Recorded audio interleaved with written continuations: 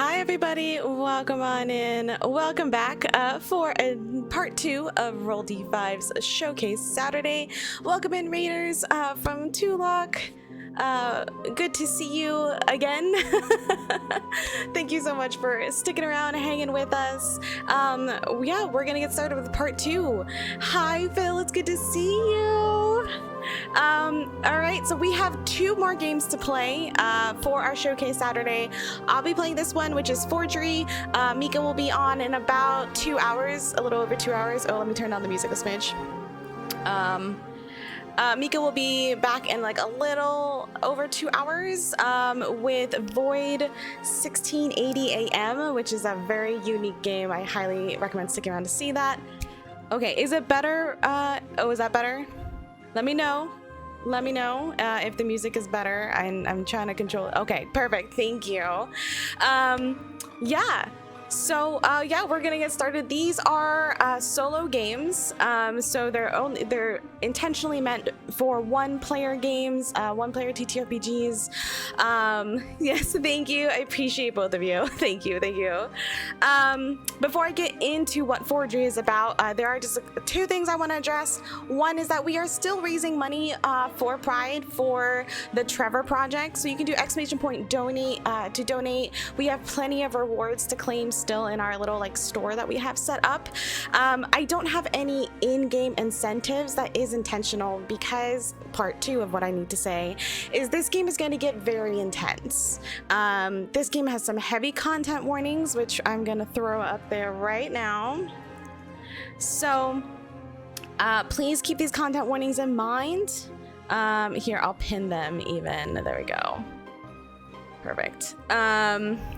So we do have content warnings for divorce, manipulative, romantic, or friendly relationships, being involved in a crime, paranormal horror, alcohol and drug use, crab mentality, professional jealousy, lateral violence, gore, self-mutilation, body horror, sex, including bondage related and demon fucking, obsessive thoughts towards your character, or other forms of parasocial relationships. So your safety does come first. If any of these are like, nope, that's okay. Feel free to step away for a couple hours while I play this game, and we'll pick it up with Mika later on. I have consented to all of these content warnings. I have my own safety here as well. Thank you so much, Nat. I appreciate it. You looked lovely earlier playing Dragon Dowser. So yes, so just keep those content warnings in mind for this stream. But yeah, let's dive into a little bit about Forgery. Beautiful game. First off, I do want to say that it is a beautiful game. I highly recommend everyone pick this up. If this is your vibe, pick it up 100%. Thank you. I thought it was fitting for this game. All right, so Forgery is what we're going to be playing. Again, content warnings. Essentially, we are going to be making art. So this game has, here, I'll show you it right now. This game has a really unique thing here. Hello? Oh no, is the camera frozen? It's frozen! Hello? Oh no. Oh no. Okay, hold on, give it a second. Give it a second. Let it warm up. It needs to come back. It needs to think about what it did wrong. You know. Okay. Let's do that. Okay, all right, perfect. I got it back. We're back. Woo! Yes, so this game has a unique thing, part of it, where there's a paint by numbers painting or picture that comes with the game docs that you can print out. I have actually traced that. Do not trace art, okay? Unless you're using it only for practice, don't trace art. But I did have to trace this one because I did want to paint it with watercolors. So this is watercolor paper. I have traced all of the lines, marked all of the number spots. So there's a paint by number aspect to this game that we're gonna get into. This is our little demon buddy. Isn't it great? So yeah, so that's what we're gonna be in for. Isn't it great? I love it. Really quick, I am gonna make this, I am gonna make the text a little bit bigger, but I do just want to shout out all of the people that are on this page. Banana Chan, Austin Taylor, Alex Ekman Long, Matthias Bonici, Ruby Living, Karen 12s, Tori Ken Pedersen, Kirk Rawson, and Ross Chung. I'm so sorry if I got any of those wrong. I'm very bad with names, but all of these people here have made something that is absolutely incredible and that I have personally never experienced before, so highly recommend. Let me go ahead and bump this text up a bit for y'all. It's more game time. Welcome back in. It's so good to see you. We're picking it up again. All right, so let's get down here. Also, the artwork in this book, can we just appreciate this artwork that's happening right now in this book? It is beautiful. And this is an art themed based game, but this artwork is amazing. I know, I love it all. All right, so introduction. It's 2023 in New York City. You graduated from art school with dead prospects and too much talent. Nobody wants to hire a painter who doesn't have extraordinarily rich parents. The art gallery scene in New York City only takes the wealthiest, most well-connected people. Unfortunately, you're a nobody. Sure, you aced all your classes and you have a great eye, but it's hard to make it into Artform magazine. Instead, you found contract work and replicating famous paintings and selling them online, which is actually legal as long as you specify its reproduction. The pay hasn't been great until you receive your latest commission. Oh gosh, sorry. Forgery is a story of a down-on-their-luck art forger named Tempest, who receives a new commission to recreate a painting that they discover is cursed over time. It is a solo tabletop role-playing game where the player, me, or you, will be coloring in a paint-by-numbers image. The colors that you choose determine the outcome of the story. This is amazing. I'm so excited for this game. I'm so excited, y'all. All right. Some media touchstones that they did bring up, if any of these float your boat, definitely your game. Videodrome, Ghost, Devil's Advocate, which I actually just rented and watched the first hour of as I was waiting to go live. Slither, Black Swan, and The Untamed. There we go. There are a little bit of comedic touchstones too, like Search Party, Ingrid Goes West, or Not Okay. So there are a little bit of that, but there are also like horror elements. Thank you, I appreciate it. We went over our content warnings. Those are there in chat for you if you do need them. They're also along the bottom of the screen. I have consented to all of these content warnings. I'm practicing my own safety here as well. I encourage you to practice your own safety as well as the viewer at home. Let's see. So you just need a book. We need a journal, a pencil, an eraser, and painting or coloring pens. I have watercolor paints. Okay, so yes, we know we're going to be playing a Tempest. We're going to be journaling thoughts. We're going to be picking, there's going to be choices where I have to pick what colors to paint our little demon buddy. So, those choices will have outcomes. So yes, I'm so excited for this. Okay, come on.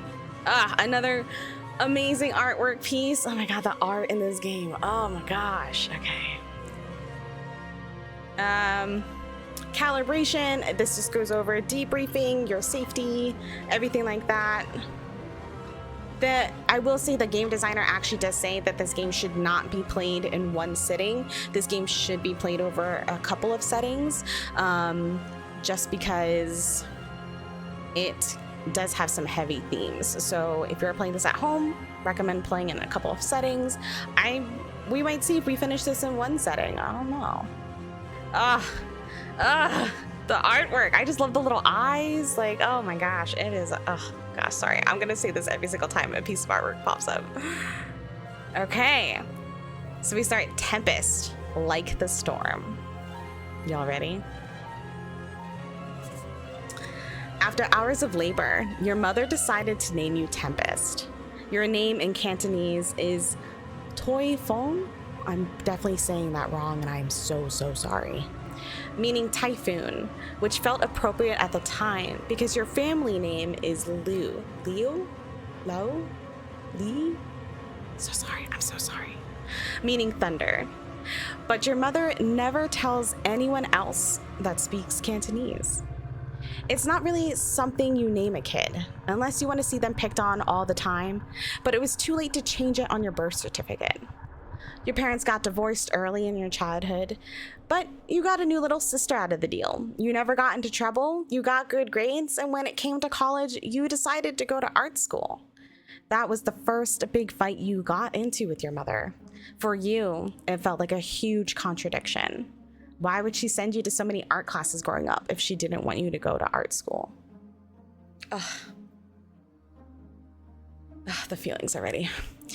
Your senior year of university felt hopeful. You might have been able to have your work shown at Art Basel. One by one, you saw your wealthy classmates graduate and get shown at art galleries all around the world. Networking connections fell through for you, and fast forward 8 years, you're now a professional art forger with an Etsy account and everything.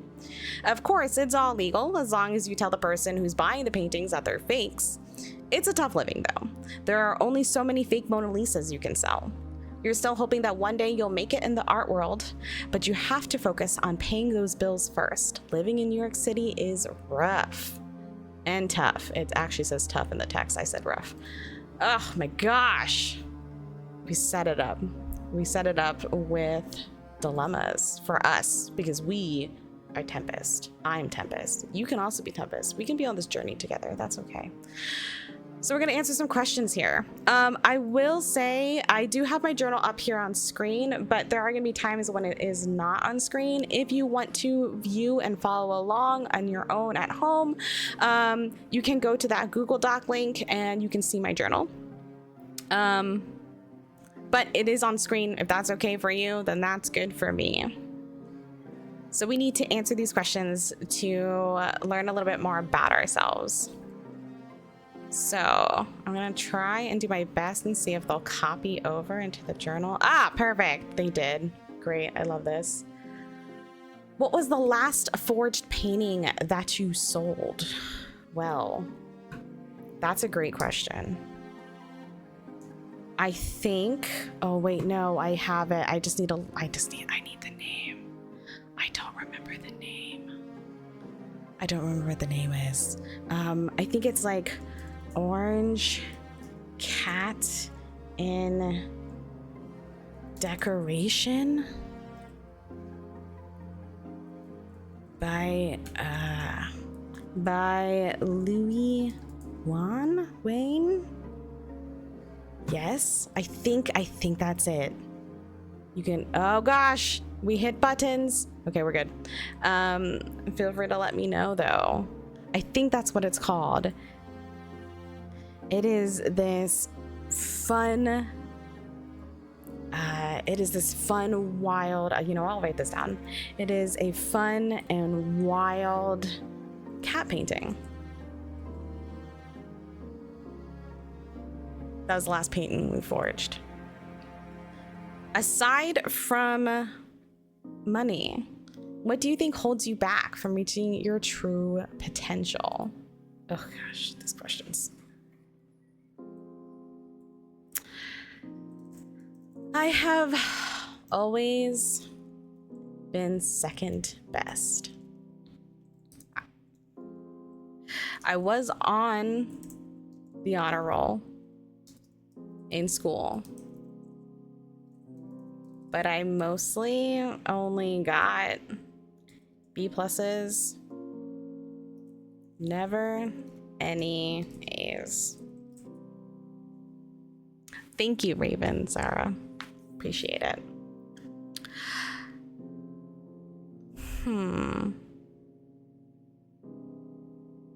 I just don't think I have it in me.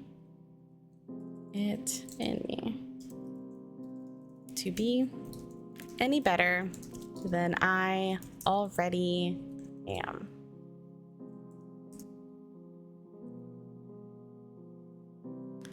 Oh gosh. Okay, there we go.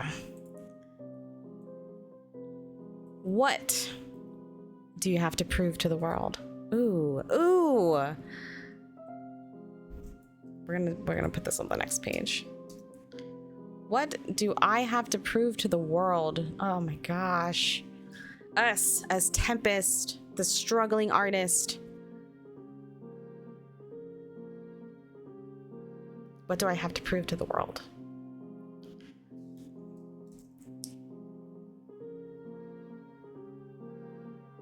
I want to prove to the world that success has nothing to do with money, that there is an audience for all that you create. If you make it, someone out there wants it. So our first 3 questions. Those are the first 3 questions, y'all. We're Tempest. This is how we feel, okay? If there's something that we can make and people want it, then that is good. That's what we want.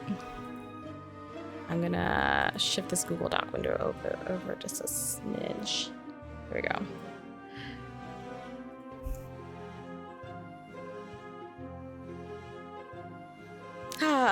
Okay.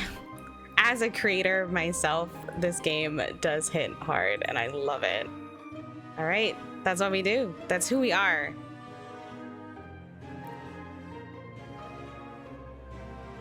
Oh my God, the artwork, more artwork. I just love these like reoccurring eyes. And I just noticed this. All of these reoccurring eyes. Ugh, so good. The gallery. Oh gosh, too much. It's a Monday. You transferred 3 subway lines to get to the art gallery, where they're hosting a group show with one of your pieces. You pass the movers, filling up boxes with packing materials, carefully transferring paintings and sculptures into crates. Maybe yours sold as well. If that series of photo prints of people sitting on a cake bare ass sold, then you're definitely got something out of this, right? Right? You walk around a corner, expecting to see an empty space where your painting was hung. Your heart drops when you see that it is still there. Gosh. Oh gosh, that's not what I meant to do. Oh gosh, stop it. What is your piece about? My piece. This is not a forged piece. This is something that I have created. I have spent my hours making. What is my piece about? My piece is about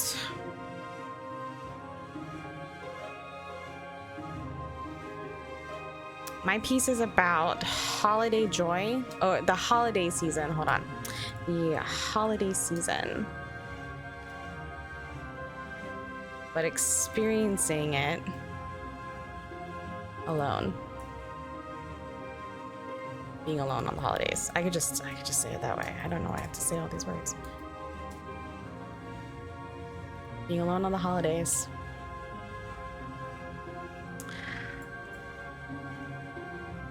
Why do you think your piece is still there?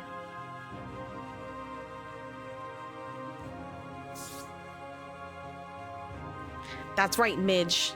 That's right. Why do I think my piece is still there? I think people don't like to admit that they feel alone sometimes. I think that's why it's still there. This painting expresses loneliness, and people don't want a reminder of that. Yeah. As you stand there, contemplating the reasons why it might why it might be too intense, not intense enough, too unrelatable, not relatable enough. The gallery manager taps your shoulder, startling you mid-thought. Oh, good. I don't even know. Oh, yes, it is a she. It is a femme. Oh, good. I don't have to tell you. Unfortunately, it didn't quite cut it this time around. I guess our clients just weren't looking for whatever your painting was. She clears her throat as she loudly taps out an email on her phone. What kind of monster doesn't silence their phone? You think to yourself. It doesn't matter. That's a rhetorical question. You don't have to answer that. You try to defend yourself, explaining the concept behind the painting. But she's not listening. She's still crafting her email. Look, your piece just wasn't for everyone. Excuse me, while what I meant to say was fine art isn't really for everyone. You have a good eye. Maybe this just isn't your thing. Have you thought about graphic design or something? Hey. Alina spins her head to the sound of something hitting the linoleum floor. One of the movers accidentally dropped the cake butt print. A client paid enough to cover 3 months of your salary for that. Be fucking careful. A ball of needles forms in your throat as you watch Alina and the movers gather around the cake butt print. You clench your hands, thin your lips, trying to hold back the frustration. You can't let anyone see you like this. You grab your painting from the wall and run out the front door before anyone sees you crying. What do you wish could have done? What do you wish you could have done differently? What do I wish I could have done differently? What do I wish I could have done differently?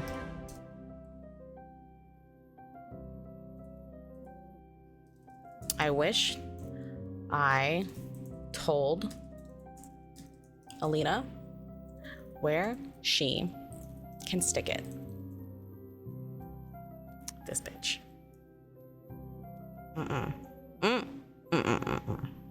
That's what I wish I could have done differently. Oh, also, I wish I could have burned that cake butt print.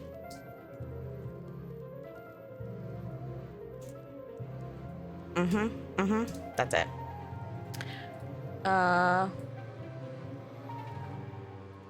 Oh, hold on. All needs you ran out the door before anyone sees you crying. No, this is the next page. Okay. Ooh, now we get secondary characters. What does the wall of text messages that you send your best friend Cody say? Smash the painting overhead. Exactly. Exactly. OMG. What a bitch. This is a mature stream.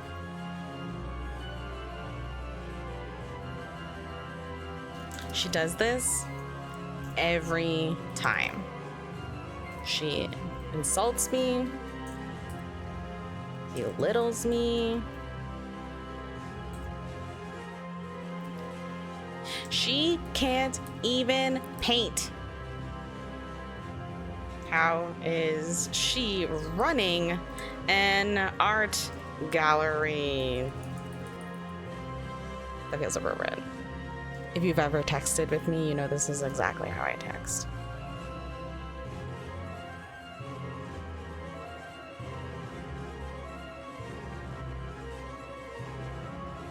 Oh my gosh.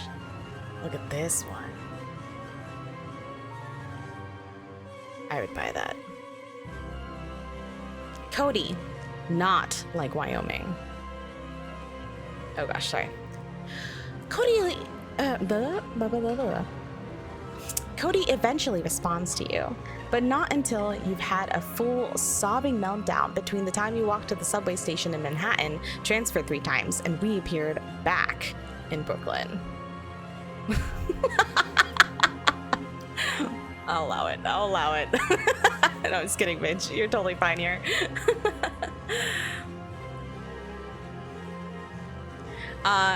It's a really long commute. It's a very long commute. For some reason, anytime you're crying in Manhattan, people think that the best thing to do is to wolf whistle at you. The other time you get wolf whistled at is when you're carrying groceries. You blame yourself for doing grocery shopping in Manhattan when you live in Brooklyn. There's only one store that carries that specific brand of vinegar that you love, though, and you'd swim through wolf whistling sharks any day just to get there. That's commitment. That is true love right there. Midge, you're totally fine. You're totally fine, Midge. Cody left you a voice message in response to your text. Hey, got all your messages. That super sucks. But as a consolation prize, I did get us tickets to go see that massive installation you've been wanting to check out. Immersive installation you've been wanting to check out. I don't care for it, but I know you want to go. Meet me there at 9 p.m. for the last show.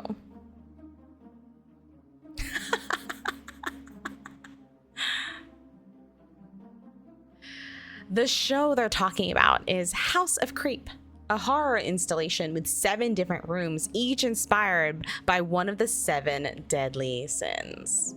That actually sounds kind of dope. Also, it sounds exactly like the type of thing they would have in New York. Why did you want to go to the show?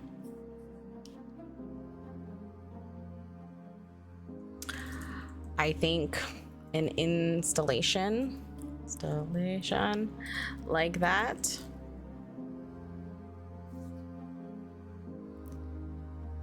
I think an installation like that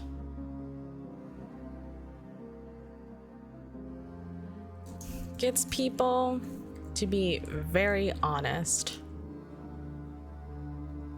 When you are in there, you feel like you can stop hiding and just be. I don't know what that says about me, but that's what it says about Tempest, that's for sure.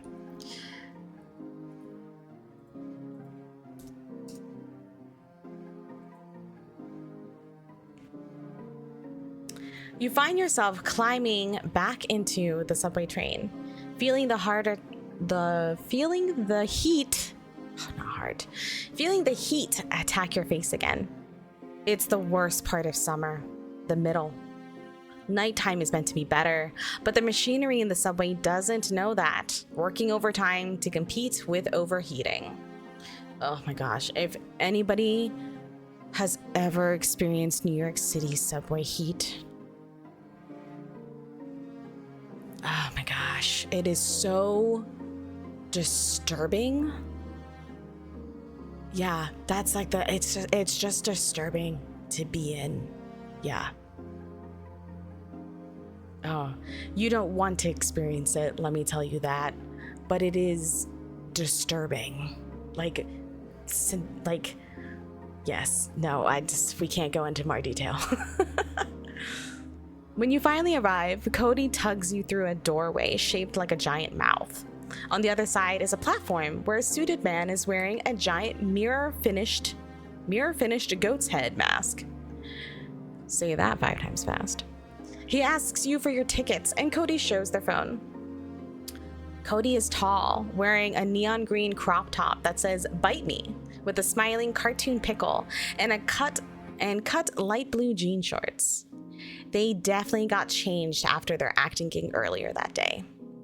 You know this because you've seen them berated at a rehearsal once when the director of the play told them they don't get paid to wear anything other than black, to which Cody responded, "Where exactly is my paycheck?"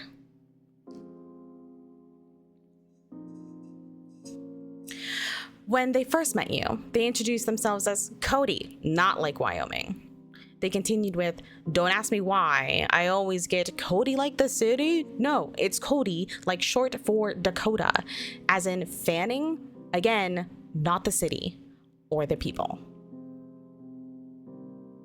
How did you meet Cody? How did we meet Cody? I think Cody's been a longtime friend I would say we met one day on the quad. I was trying to draw a tree for class. And Cody was trying to rehearse a monologue for their class.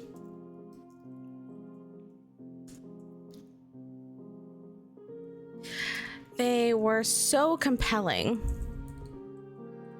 that I had to put down my pencil and listen. When they were done, I applauded and they were surprised.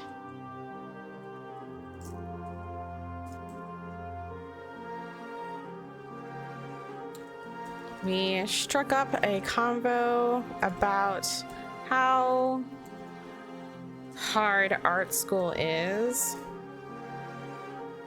and have been best friends since.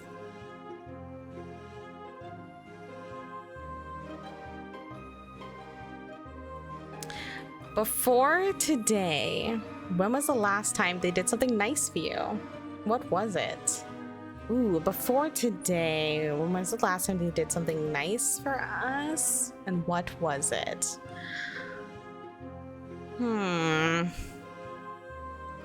It was 3 months ago.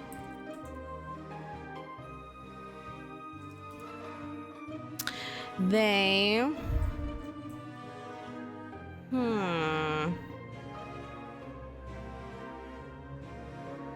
3 months ago. Oh, they helped me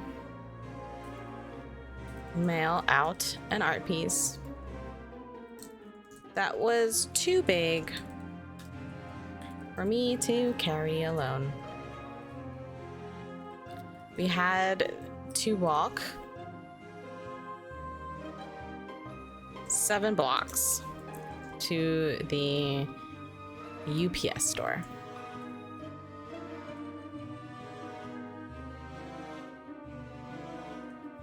In the rain. Okay, perfect. Just in the rain, it just felt right.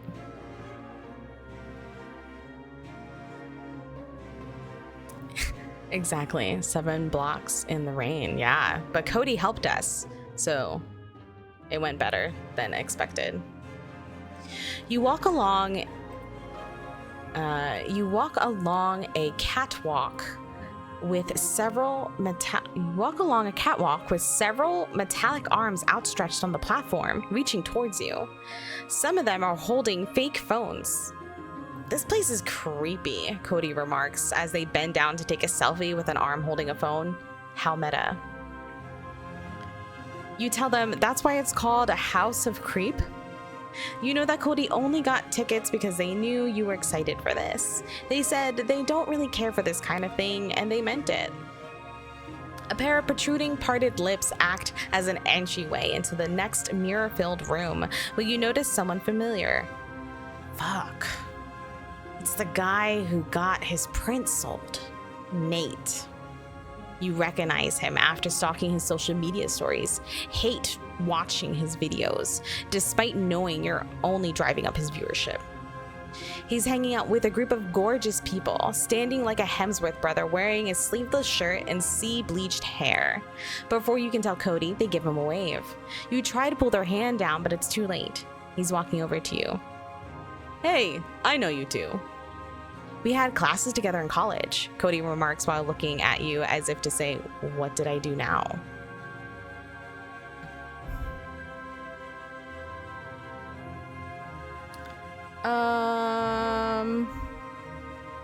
Let's see. We are going to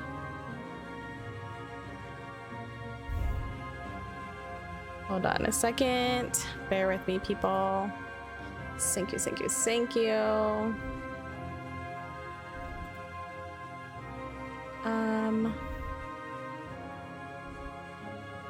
There we go. That's what I meant to do. Okay, perfect. Yeah, no. Okay. Sorry, but we don't like links in our chat, just so everybody knows. Please don't just put random links in chat. Thank you. I believe in you. Thank you. Yes. Thank you, everybody, for that. Yeah. Cody, what the heck? Cody? Not Nate. We hate Nate. Yes. Oh, right, yeah. Painting. I always sucked at that course. Nate looks over to you. Hey, weren't you at the art show a while ago? You put together every ounce of confidence into your voice to tell him that you were showing there. You explain your piece's concept, but before you can finish, you hear Nate's posse yelling for him to hurry up.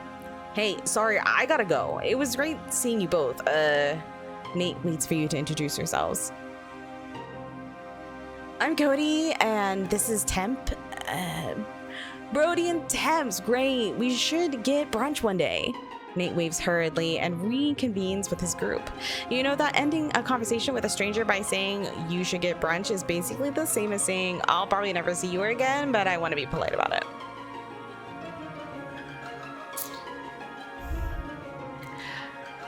Oh, thanks, Midge. I think we're okay for right now. But I'll keep it in mind, Midge. I'll keep it in mind. Thank you. I appreciate you.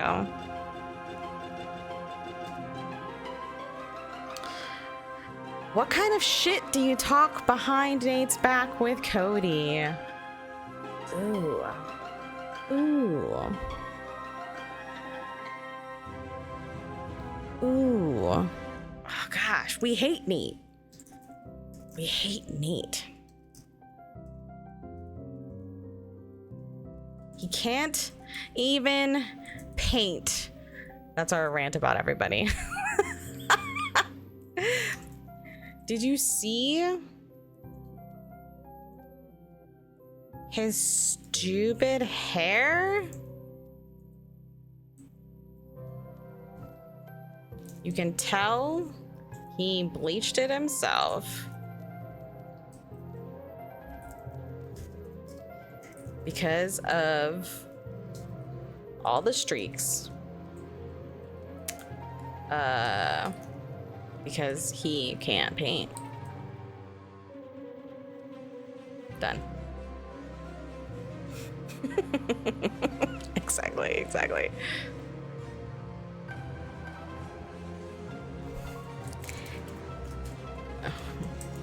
Cake, butt, prince. Lowest of art. I don't know. It just felt right to type it all in all caps. You know. Why do you feel intimidated by Nate? Thanks, game.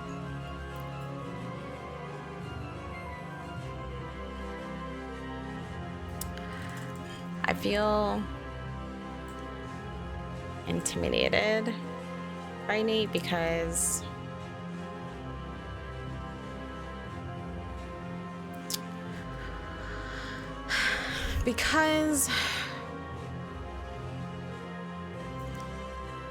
he really does have a good eye and takes great photos.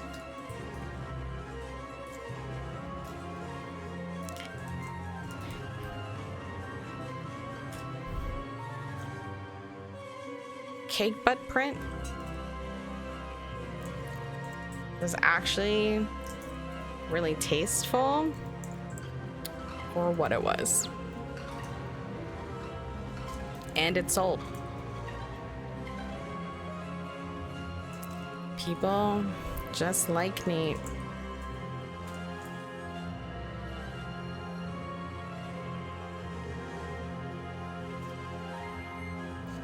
Nate. Gosh. Hate Nate. I think we're coming to another chapter. Yes, we are. Here we go. Our next art piece.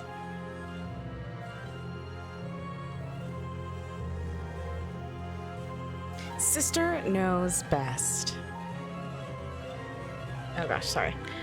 It's been a couple of days of moping before your sister Kara finally forces you out of your overpriced Brooklyn hovel and out into unlimited mimosa brunch. Actual brunch. Though she's younger than you, she always seems to have her life put together. Shit, she's even paying for brunch. And you're not gonna say no to that. I like your painting. Even if I didn't really get it, Kaz sips her mimosa gingerly. You know what she's about to say next. I know you hate me asking this, but why don't you consider working in my office? I could refer you to HR. There's a creative department that does PowerPoints. I know it's not very creative, but the pay is super good. Okay, maybe not super good, but you'll get benefits at least. Kara works at a high-end consulting firm doing... You're not sure what they're consult on, but you know they work with other businesses in finance, healthcare, you name it. That's always sus. That's not sus or anything like that. Gosh. Why don't you want to work for Kara's company? I don't want to be stuck behind a desk unless it's my art table.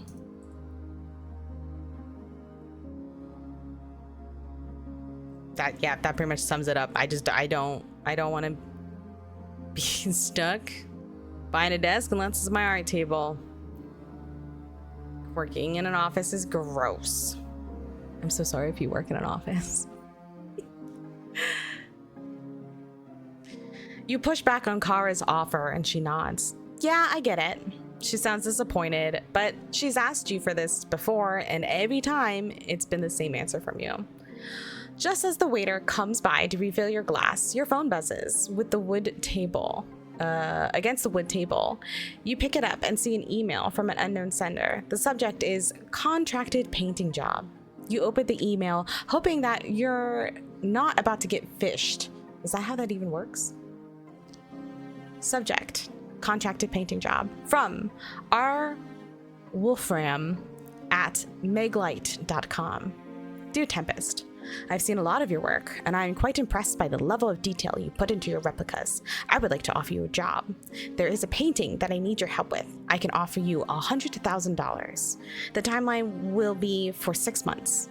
Please let me know if this is doable. I'd love to chat with you more. Let's arrange a time to meet at my office. Sincerely, Richmond. Exactly. Thank you, Midge. Kara pokes her arm lightly. Hey, are you gonna eat your avocado toast, or are you too busy looking at your himbo's Instagram? You explain to her that first off, you've moved on from hate watching Nate's Instagram, and you're into bigger and better things now. And secondly, you have a potential new client. What makes you think that this email is legitimate and not a scam?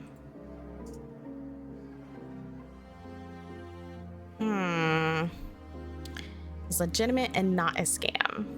It was Instagram, I know. We moved on from Nate, okay? Let it go.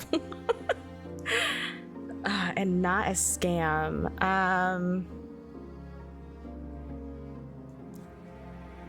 The fact that they offered a timeline and requested an in-person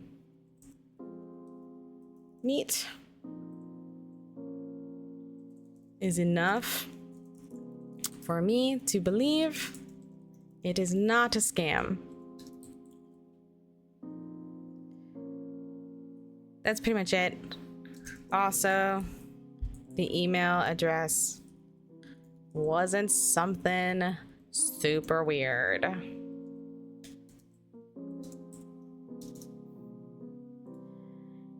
In the case of a scam, how are you going to convince Cody or Kara to go with you? Ooh, Cody or Kara. Honestly, well, for Cody, I would just promise to buy his drinks at the bar later that night. For Kara, I would promise to let her take me shopping. She seems like the type of person that wouldn't like my style, like my clothes, or like think I could do better. So I feel like I would let Kara take me shopping for a day. We'll stipulate that for a day. That's what we'd be willing to trade, to have them help me prove that it's not a scam, or that it is a scam. Kara raises an eyebrow. Whenever you decide to go, I'll be too busy at the office. Besides, I'm sure Cody would love to go to this with you. You throw a sugar packet at her, joking about what a great sister she is. She laughs before a realization seems to sweep over her face. Oh, but I think we might have a project with Megalight soon. Can you please keep me in the loop with this? Keep me in the loop? Does she talk corporate out loud all the time? How did I just start noticing this? You think to yourself.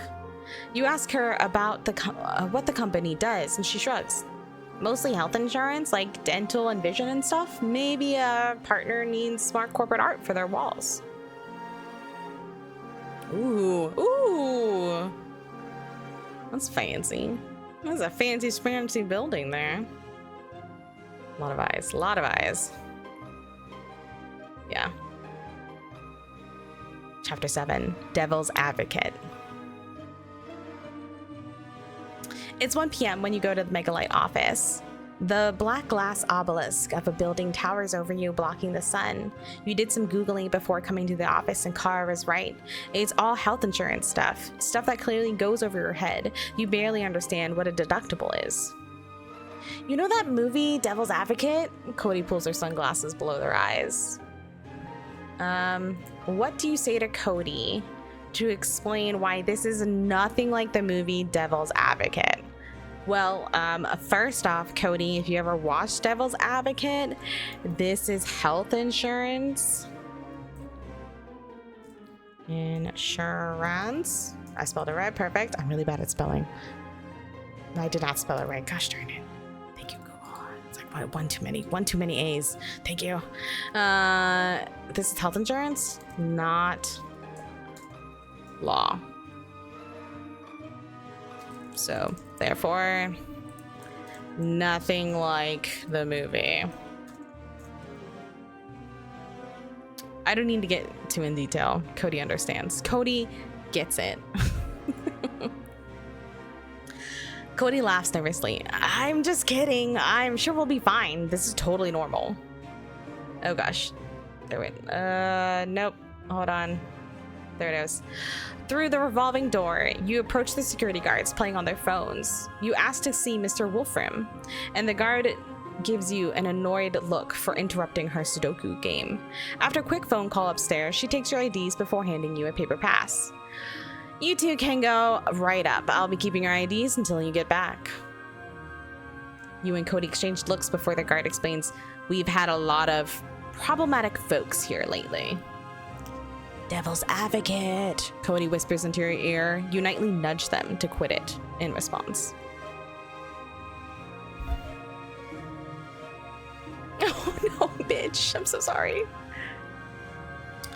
The guard points you down a hallway and goes back to her Sudoku game. You enter the sleek chrome elevator where you have some time to panic with Cody. Panic? Yes, I almost said picnic for some reason. What if we don't get our IDs back? Cody whispers. And what if they're going to take us and kill us and sell our body parts on the black market? Did you say this is a health insurance company? What if they're going to gorge us on our insurance rates? Blackmail us with our body parts so we pay for a higher deductible? I'm an actor. I can't afford any of this. What do you say to calm Cody down? Cody's getting on my nerves. Cody's getting on my nerves. We are here for business. I already explained to Cody how this is not like devil's advocate. Let it go, Cody. I am sure we are fine. Trust me, if anyone has seen you party in college, they do not want your body parts.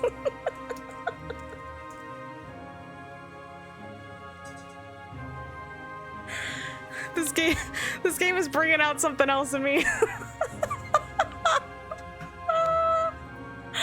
Oh, okay. I mean, am I wrong? Oh gosh. Right, Repo, the giant opera. This game could take a pivot.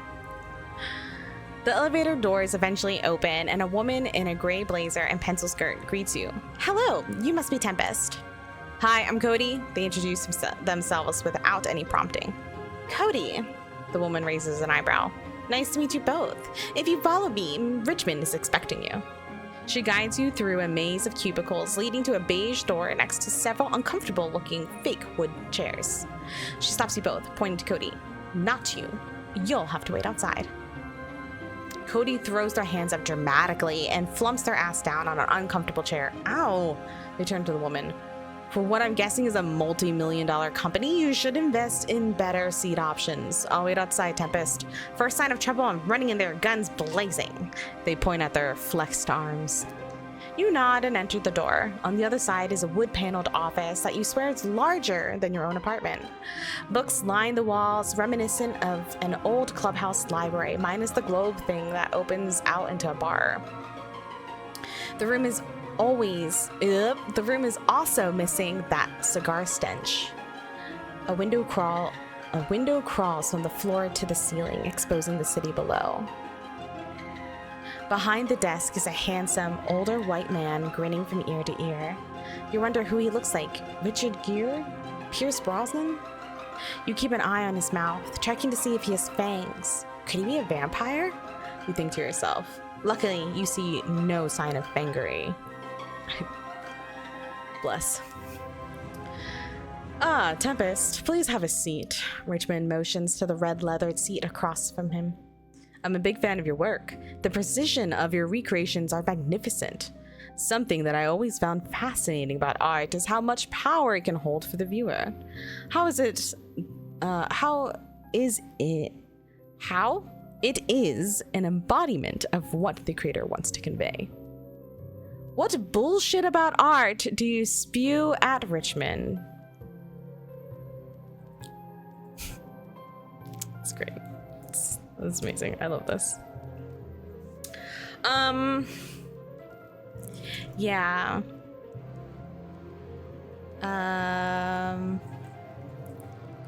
Yeah.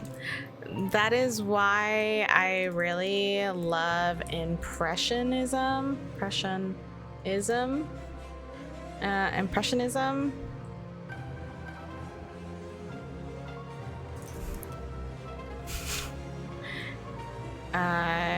It's almost like looking through the artist's eyes, seeing the world exactly how they saw it.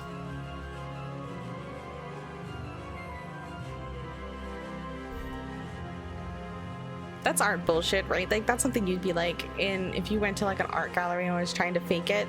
You'd be like, yes, this impressionism. You can really see how like the water glints off the flowers and how that muddles the colors. Yeah, that's exactly what I think about.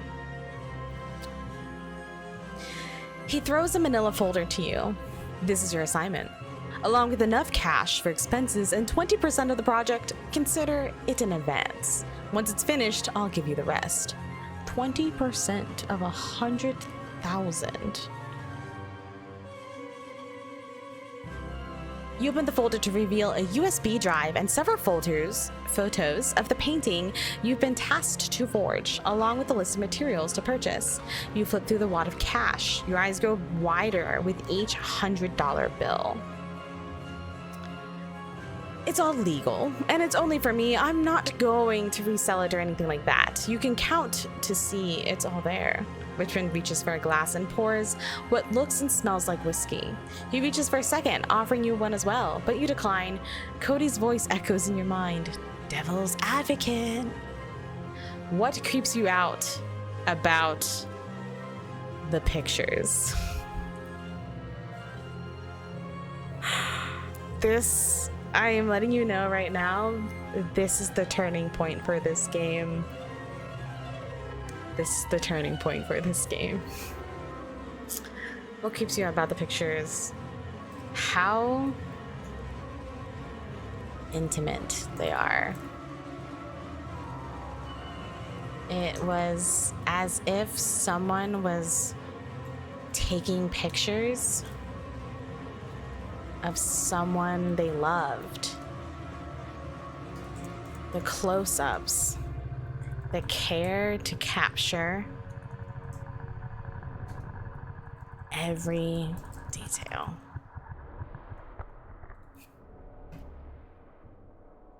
Do we have a deal? You shake Richmond's hand, and he takes a sip of his glass, grinning smugly. Perfect. You have 6 months. I'll be checking in on your progress from now and then. We got our assignment, everybody.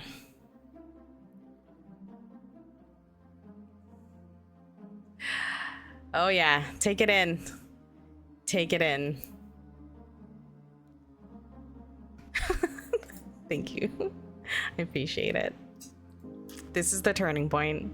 Just so you know, review those content warnings now. Forever hold your peace. Imprimatua?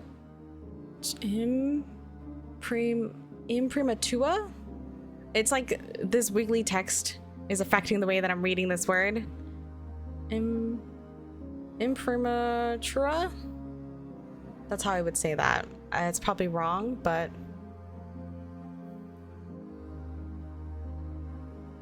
Yes, that is what it is. Thank you. Imprimatura. That's definitely... I feel like that's definitely not how it's pronounced. I'm so sorry. You're in your apartment, standing in front of a blank canvas, almost as tall as you are. Your new oil paints are scattered around you within arm's reach. Luckily, you had Cody help you with the shopping. After telling them what had happened and showing them the thick wad of cash, their worries subsided, and in its stead, anticipation for you to pay for dinner. On the USB drive, you found more pictures. Are we down to the last hour? I think we're down to the last hour. We only have 2 hours to play this game. Oh my gosh. Some close-ups, some of the piece hung on a wall. Unfortunately, it's hard for you to tell what the colors should be, given the photo's color grading. You're going to have to ballpark this. You prop a window open and pour some turpentine into a takeout container. You briefly enjoy the toxic smells wafting into the room before putting a mask over your face. In painting, impentua is an initial stain of color painted on a ground. It provides a painter with a transparent toned gray ground, which will allow light falling into the painting to reflect through the paint layers. The term itself stems from Italian and literally means the first paint layer. Thank you, I appreciate the definition. We're learning something new today. Toxic smell. It reminds you of when you were 16, learning how to paint. Back then, you never wore a mask because no one knew any better. You were sent to a tutor by your mother, who needed to find a distraction for you while she was at work. She was always worried that you'd run in with a bad crowd or get into drugs or worse, date. She sent you to the infamous art forger Zhao Wao Shen instead. Did you enjoy your lessons with Wai Zhen? Did I enjoy these lessons? Yes. They were an escape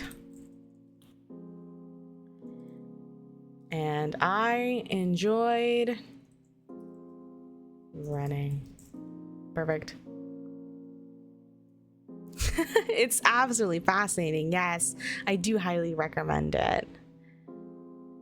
Oh. They were on escape. Okay. What was your favorite thing or person to paint? I loved painting. So sorry, somebody's blasting their music from the car right outside my window. Apologies. I loved painting Why Chen's cat. I'm so sorry. I'm pronouncing all of these names wrong. I'm so sorry. I apologize to everyone. What was your favorite thing or... Oh no, we already answered that one. Ha ha ha ha. Joke's on me. We liked painting the cat. It was around the fall time and you received a letter from Y Chen. An apology saying that he would be going on a very long trip to Taiwan and you were one of his star pupils. You didn't think much of it at first. You probably resumed your lessons again eventually, but it wasn't long before you found a news article about a gallery owner getting arrested and an illegal art forger on the run. Oh my gosh. How did you deal with losing one of your favorite teachers? We do what we have been taught, what we have learned. We learned it watching you. Thank you, Danielle.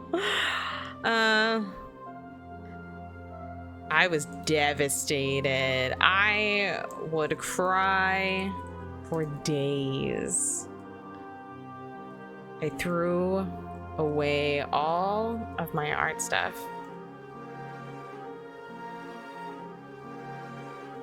I didn't want to paint ever again.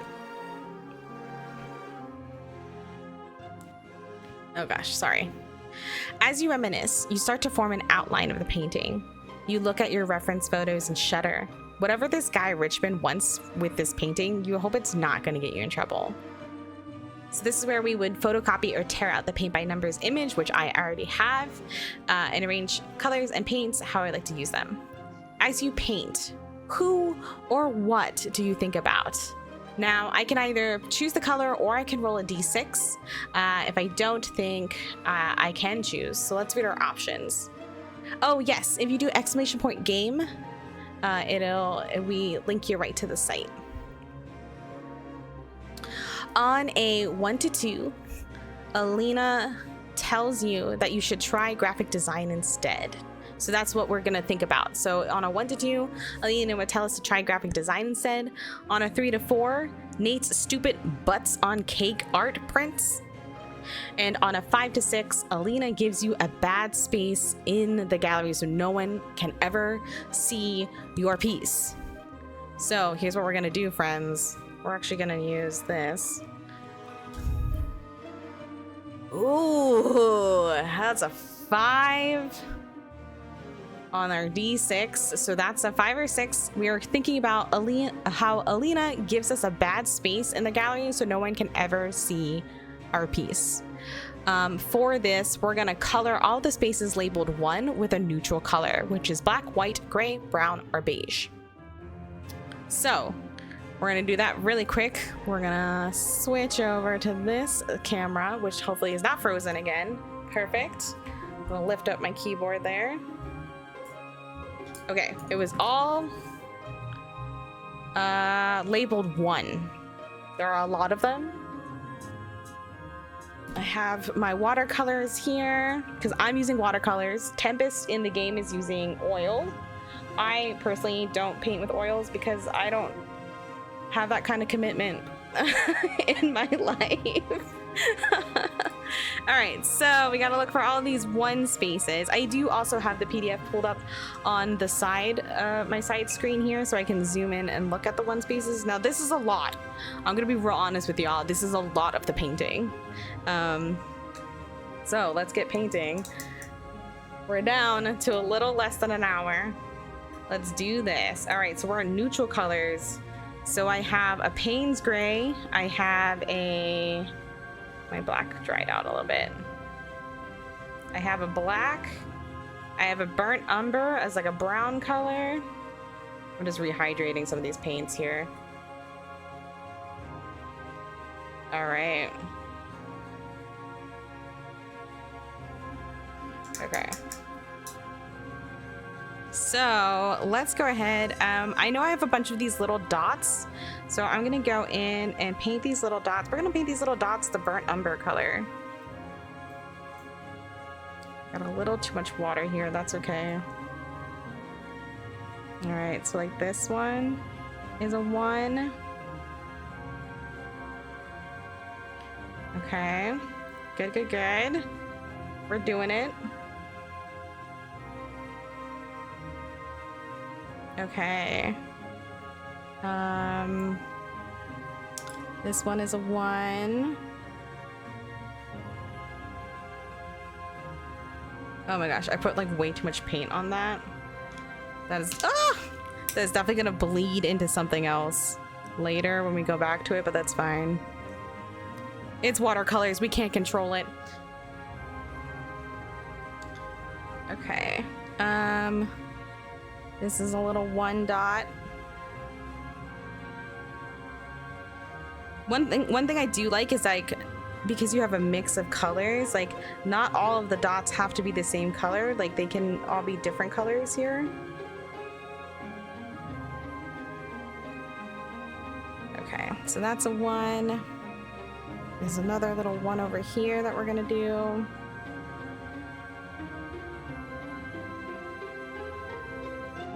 Okay, that's a 1.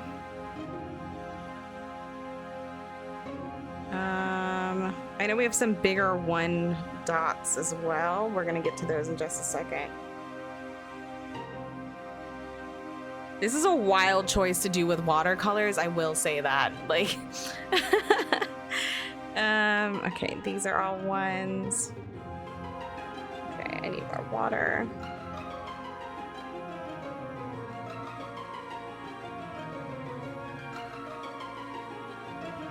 This is a 1.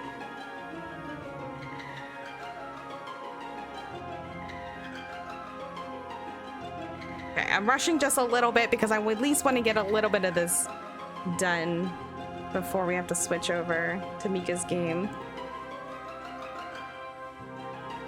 Okay, that's a 1. Okay, all right, so we're done with that color. I'm gonna pick up a slightly bigger brush. And we're gonna do... Let's use some of our Payne's Gray. I really love Payne's Gray as a color, I'll be really honest. I'm a little bit of a glutton for Payne's Gray.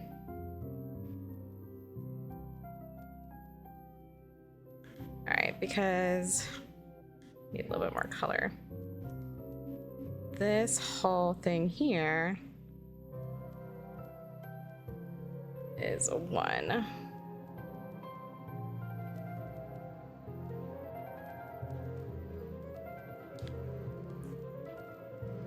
So I did like walk through the book a little bit just so that I could get a handle on what the content warnings were. And it was really interesting. I don't know, it's like really interesting that I got neutrals as the first one. I love that, but it's just like really interesting to me. Painting with neutrals is always good, but also it's really interesting because like this is majority like the background. Midge, you can do watercolors if your hands shake, because with watercolors, well, I mean, I'm not going to tell you how to live your life, but with the watercolors, like it's not about precision. I mean, obviously for this one, it's a little bit about precision because we do have some lines and stuff, but one of the parts of watercolors is like you let the colors bleed together. So it's like controlled chaos. It's controlled mess that you got to get into there.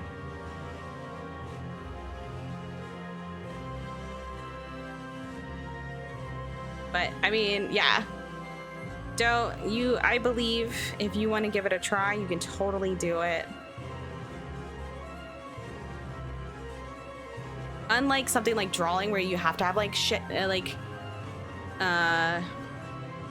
like drawing, like you want like more steady hands so you can make those fine lines. Watercolor is blobs of color. So.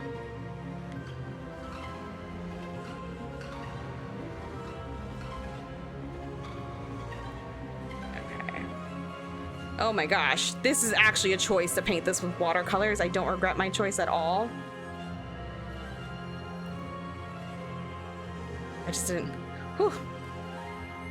Alright, let's just get this in here. I could definitely see this game taking like an entire afternoon. Like if you're gonna sit here and color or paint this like very carefully, this would definitely take like an entire afternoon.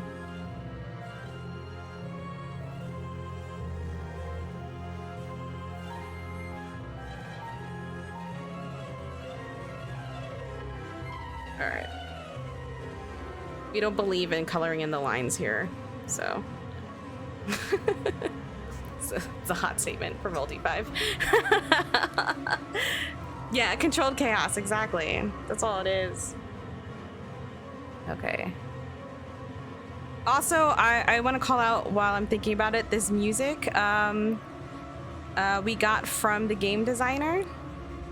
So if you're enjoying it, it's definitely like the official OST for the game. It's very beautiful. It's very spooky.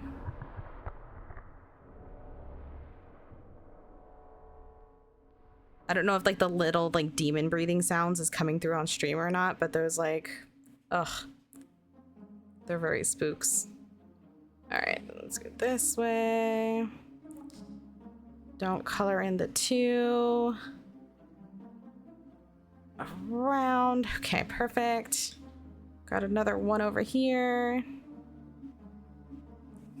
I'm so intrigued on how this picture is gonna look and like the final product of this picture, you know? Like, I'm just like very intrigued by it. You know, our water. There we go.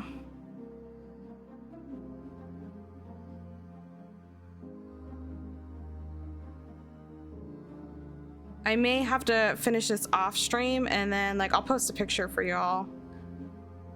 I'll have Roll-D5 post a picture of what the final product looks like.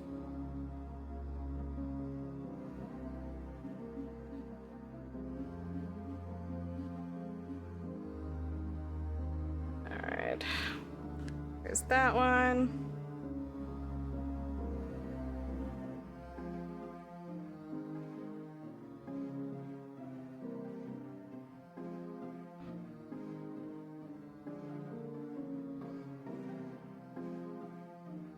Oh my gosh, I definitely went all over out of the lines over there. It's all good, it happens. So yeah, exactly. Yeah, no, you're not imagining it. It is written into like the end of the OST track, the demon growls. Okay. Gosh. Oh, that's a different one. Okay, so that's a one, but that's a one. So we're gonna make that one a different color. Oh! No one saw that. It's fine. Okay. Oh god, no, that's black. The wrong color. Okay. Get this over here. That's like way too much paint for that. Smidge. Here we go. Spread it out over all of these. Okay. Oh, okay, so this one, oh no. Okay. Well, that's okay. They might be different like gradients of the color because I'm using like different water. That's one thing I love about watercolors is like the colors mix on the page, but also like sometimes you get different gradients because of like the water, how much water you're using. Alrighty. All right, let's finish up the rest of the ones on this page. Technically, I'm supposed to have white. White is a little difficult with watercolors, but let's do that. Nat. It's a demon. We're painting a demon, and Nat 20 is like, nah, this is actually really comforting. All right, fun fact, y'all. You know this demon's eyes? The demon's eyes are also white. They're a number 1 technically. So we're gonna throw down some white paint. Okay, we got white demon eyes. It's fine. All right, this is a white gouache, so I'm hoping that it stands up a little bit better against the other watercolors, that they don't bleed together too much. All right, so that's a white. This is white.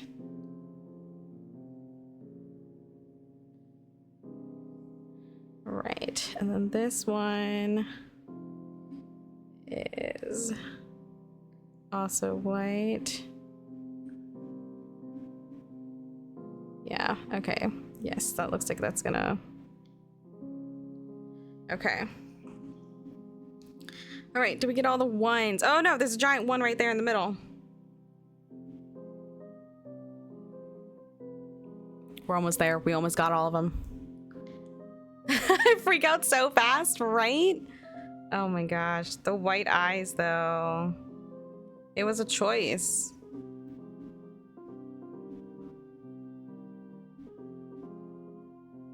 Okay. Let's bring the color in through here. I know it looks like I'm not painting anything. I can see the white. It might be a little difficult for y'all to see the white, but it'll come out once more colors get put on the page. Okay, so that's all of the ones there. The wings don't have any ones on them. Oh, there's a one. Okay.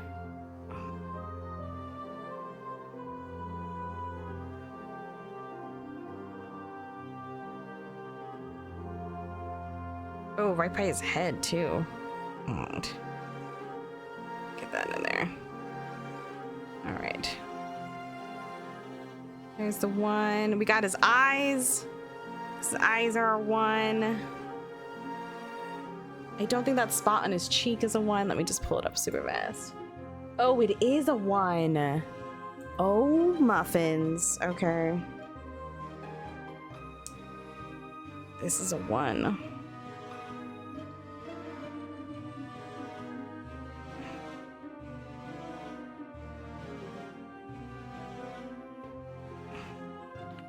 I should really go back to my smaller brush, but you can't stop me. You can't tell me how to paint art.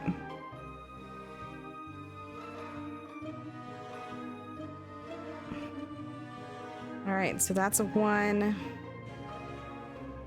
There's some of these numbers are like super tiny too, so like they're actually pretty difficult to see. Okay. That's a one. This is a one.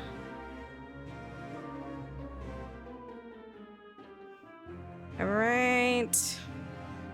Any other ones? Any other ones? No, this one's already painted in. This one's painted in. Okay, we got all of them. We got all of the ones. This is our neutral colors that we have going on so far in all of the one spaces. Clean up my paintbrush.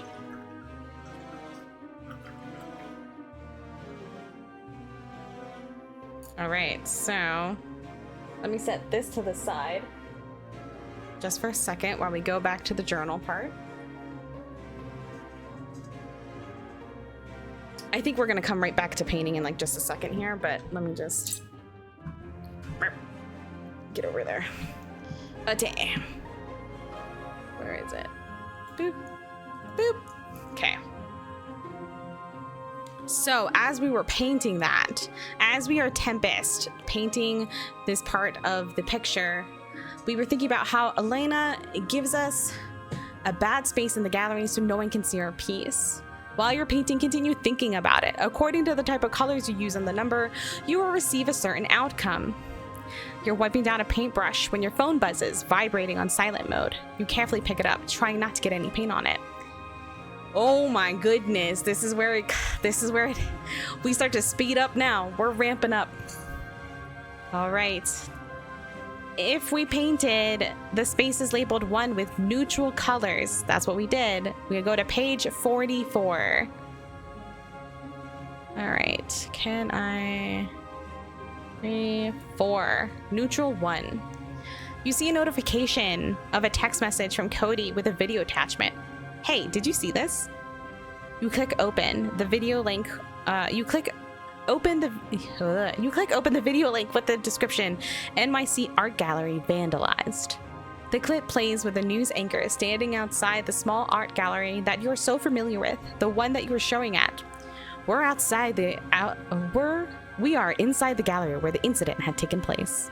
Several paintings look like they were ripped off the walls. A sculpture has been toppled over, leaving a trail of broken scarlet glass scattered across the floor. Alina is crying. I don't understand who would do such a thing. I just wanted to sell art. They're obviously jealous of the work that I put into curating this space.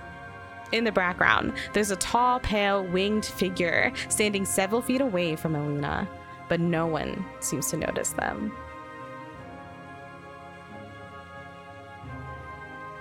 Turn to chapter 11.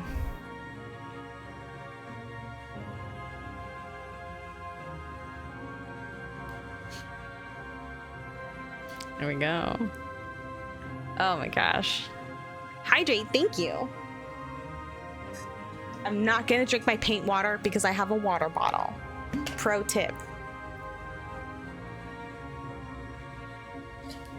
Don't drink your paint water. Get a water bottle instead.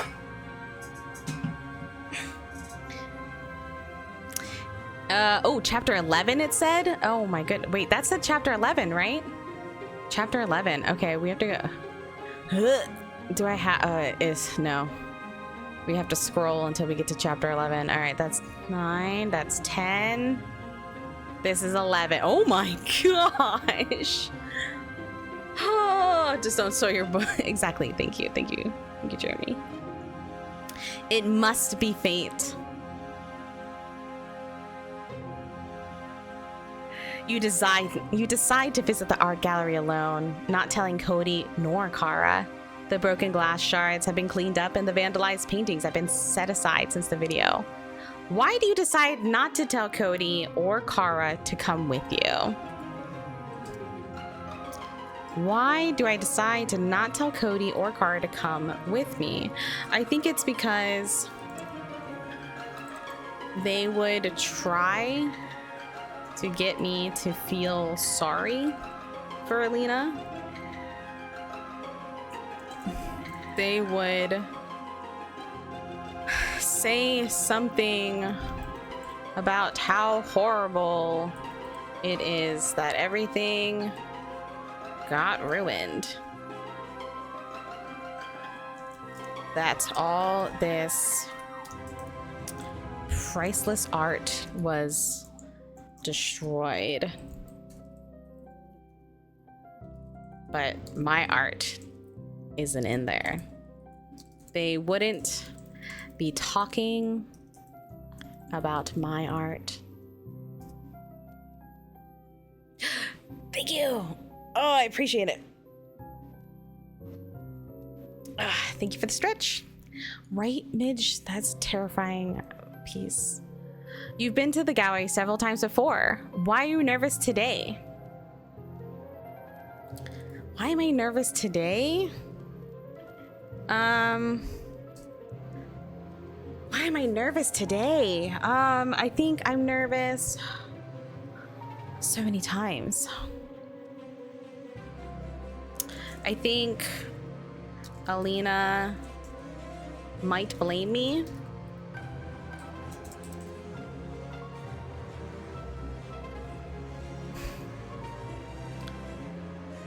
I'm the only artist that has shown here and not sold something. Alina might think I'm upset enough to ruin it.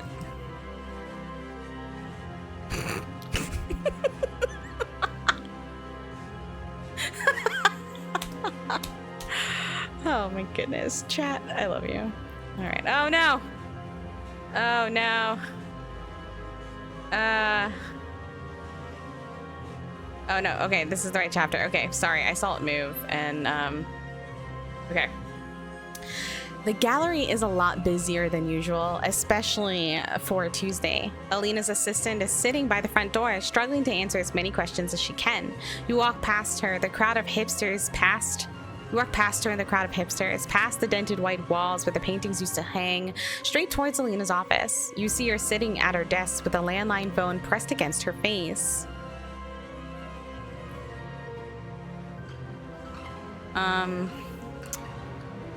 Held up by her shoulder as she's typing long sentences on her laptop. She looks like she's about to scold you and her face melts into realization. You. Alina hangs up the phone and stops typing mid-sentence. The intensity in her voice makes you wish that you had brought Cody with you. Your feet start moving you backwards out of the doorway when she smiles. Tempest! I've been trying to reach you and here you are, right in front of me. It must be fate. You tried to tell her you didn't know she was trying to get to you until you look at your phone. 13 missed calls from Alina over the past half hour. Did I go a little overboard? Time doesn't slow down for geniuses, and you have it. I don't know why I didn't see it before. I guess something came over me and made me realize that I need to have you showing again. Alina pouts and starts talking in an annoying baby voice. Will you take me back? Heck, I won't even take a percentage. You hesitate, shocked that she would offer that. You tell her that you need to ask her a few questions first before you can accept her offer, and she agrees. Oh my gosh.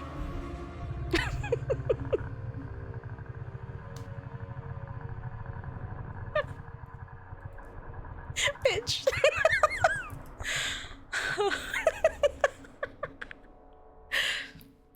Oh my gosh. Okay. Y'all, we got it in the content warnings, okay? We know it's coming. Possibly. Maybe. We'll see. Why is she offering this? What does she know about the vandalism? I figure you might ask that, and honestly, I think your work is incredible. At least that one piece we had here is. I just can't stop thinking about it, and I sincerely believe that if it were in a better spot in the gallery, it would get sold. That's my fault. I want to make it up to you. As for the vandalism, I know you may be worried that your stuff would get ruined as if there's another event like this again, so I'm hoping that this agreement would put your mind at ease, because it will sell. I'm sure of it. It's not a bad deal. What are the chances that it would happen again? You got nothing to lose, and you have enough money from the gig. Reminded of the job, you ask her if she saw anyone at the gallery, specifically a pale, naked man with big bat wings. I'm sorry, what? Elena doesn't seem to be faking her surprise. I don't think I've seen any performance art like that. You dismiss yourself and tell her that you forgot, and to forget what you said.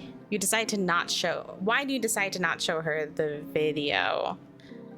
Obviously, it's faked footage. Cody put it there as a joke. So we're not going to show it to her because it's a joke. You realize this now. You exit the gallery with a new business possibility and more questions. What are you confused about?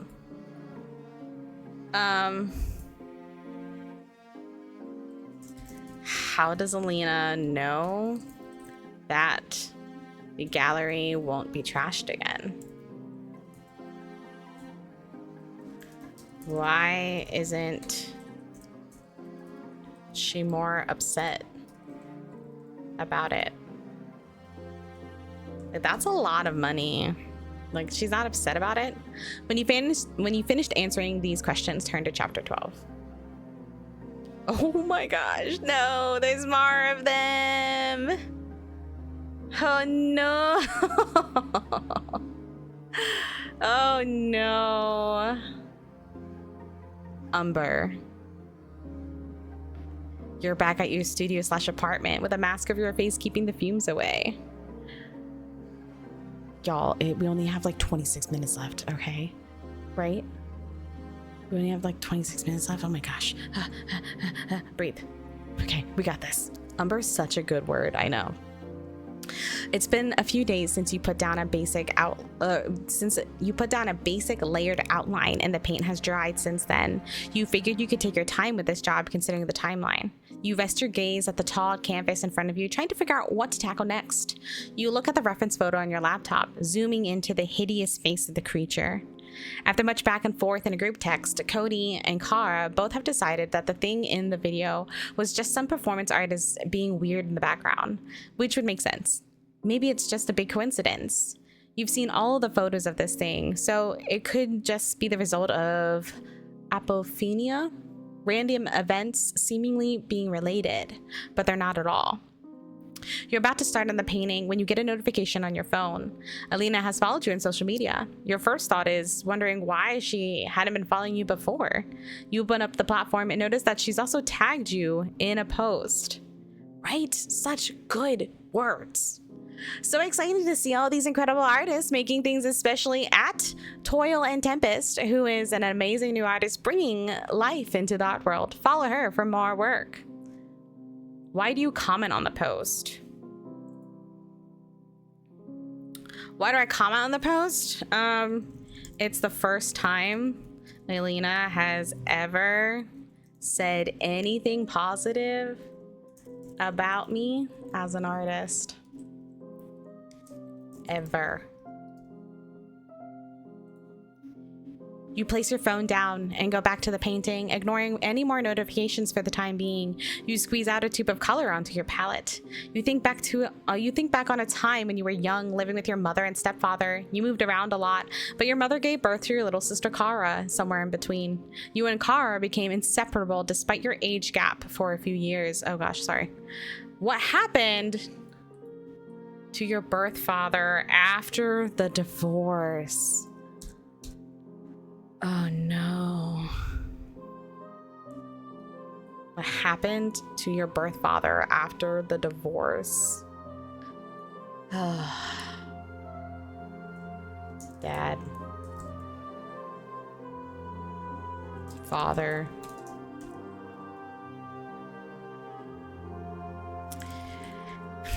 He moved out of the country.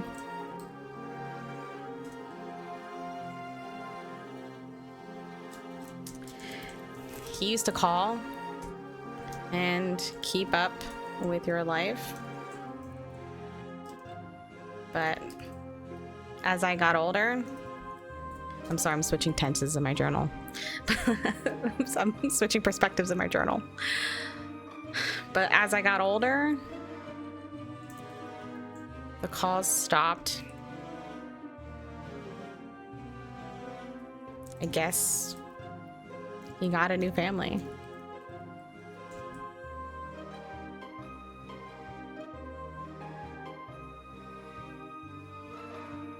What was your childhood like? Ooh. What childhood?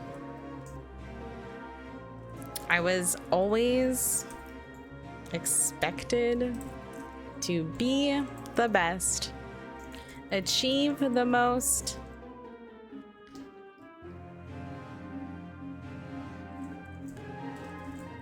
I was never given time to just be a kid, watch cartoons, eat really sugary foods. It was always practice or homework to keep being the best.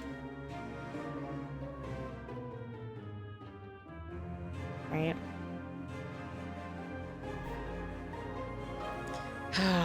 Yeah, just gotta let that sink in. You remember needing to downsize a few times from all the moving, throwing out a few of the canvases and paints.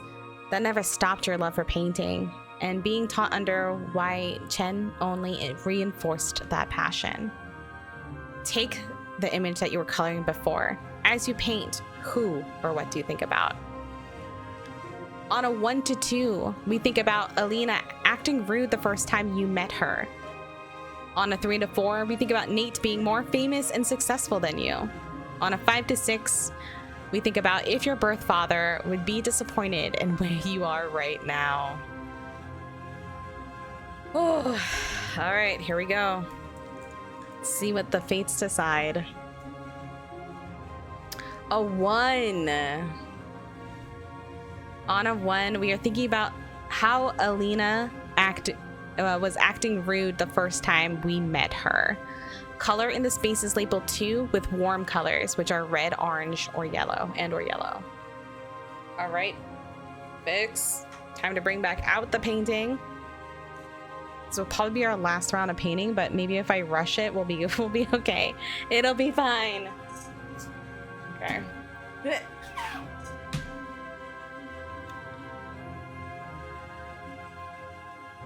Okay. Boop, boop. There we are. Warm colors. Okay. This is my warm color palette. I only own like 2 yellows. I only own like 1 red, and I own like a, I don't even remember what color that is. Red, orange. Oh, this is like an orange. It looks brown now, but it is an orange. I don't own a lot. Look, my favorite color is blue, and my art palette shows that. It really does show that. Okay, let's just get some water on these bad boys.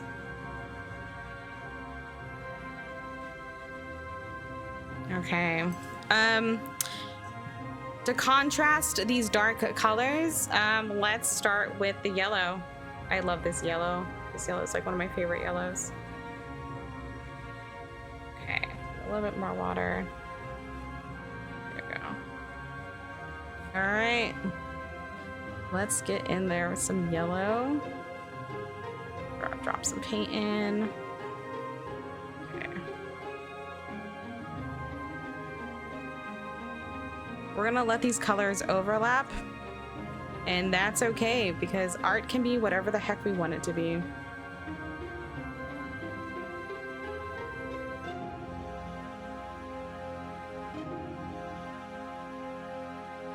All right, paint this in.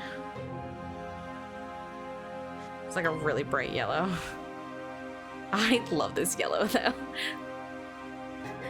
Happy little demon squiggles. Happy little demon squiggles.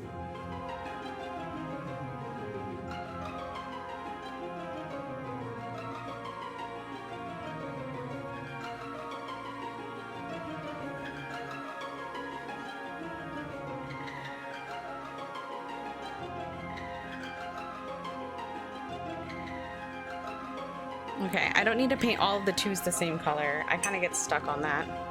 Okay, let's move over. Let's move over here.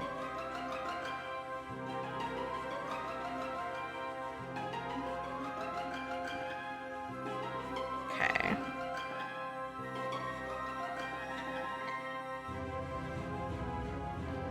Put this in. We'll grab color here.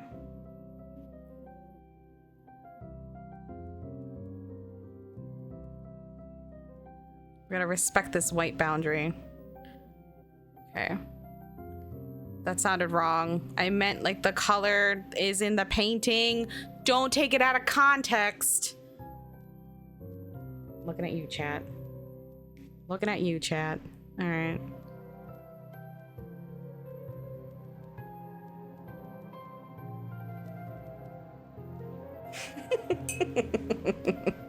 Thank you all for being the joking kind. I appreciate you.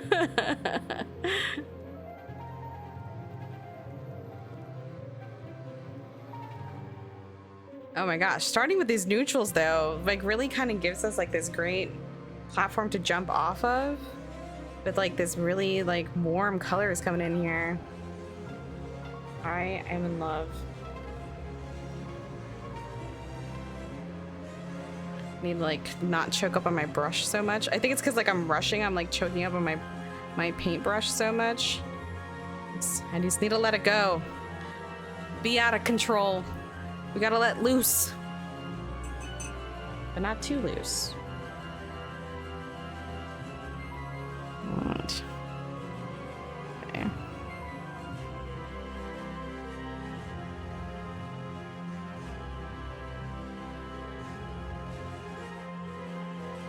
Okay, we'll paint this too down here, the yellow. All right. All right, let's switch colors. Let's go. Yeah, let's get the red in here. This red is intense. I will tell you that. This red is intense. But that's good. That's what we're aiming for. All right, so this whole like upper section is red. Or is a 2, so just gonna paint that in there. I don't know, can you see that? Yeah, you can. Okay, perfect.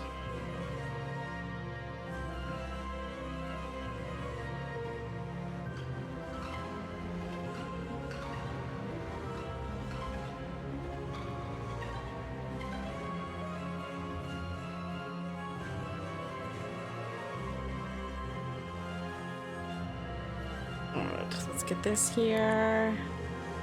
Let's get down here. Let's line that.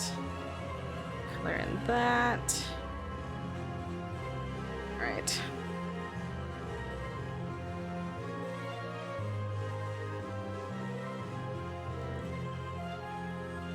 Get this colored in. Okay.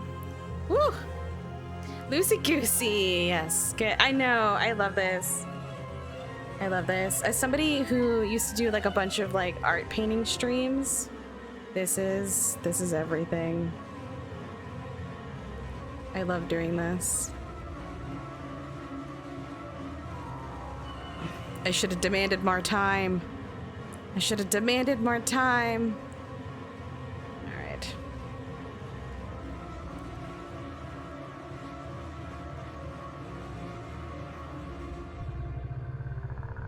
Okay. Okay. Let me clean this up just a smidge. Okay. All right. It doesn't need to be perfect. We just gotta go. We gotta finish. We gotta get this done. Hey, yeah.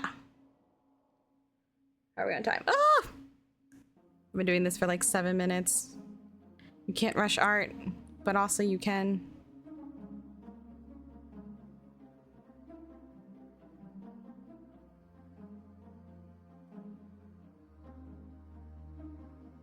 Okay, that's a 2. It's a 2 down here. It's 2 little 2 down there. Okay, good. We're gonna move on to our next warm color.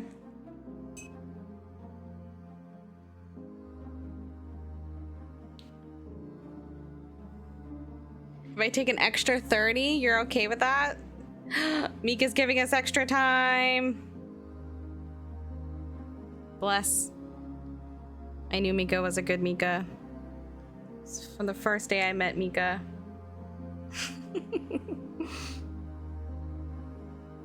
Oh no. I did not respect the white boundary. Oh no. So sad. I'm so sorry. I don't mean to turn this into a dialogue. It just happened, okay? Alright. Alright, so that's a 2. There's more 2s over here.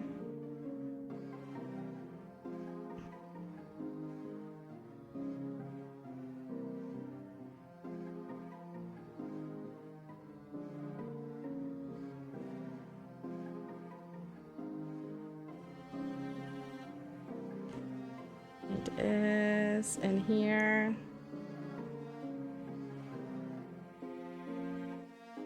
Need this in here. I should switch to the smaller brush. It's fine. Ugh. Okay.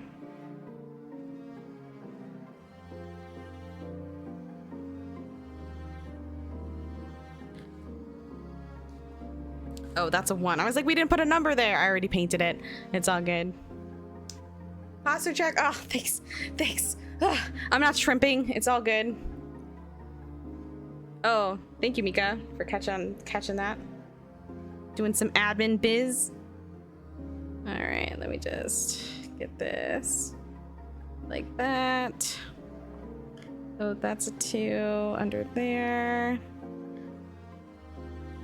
This is a 2. Oh my goodness, that's a whole 2? That's a whole 2 down there. Let me just... Oh yeah, that was nice. That was a nice color distribution right there.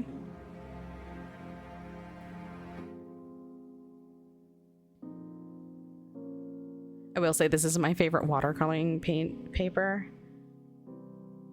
It was just like the easiest paper to do this drawing on.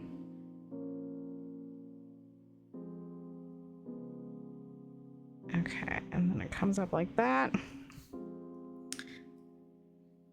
And this is all the 2. Oh goodness.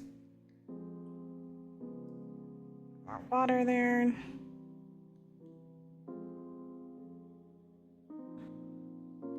This is a 2. This is a 2. Okay. Did we get all of the 2s? Oh, nope. We missed a 2.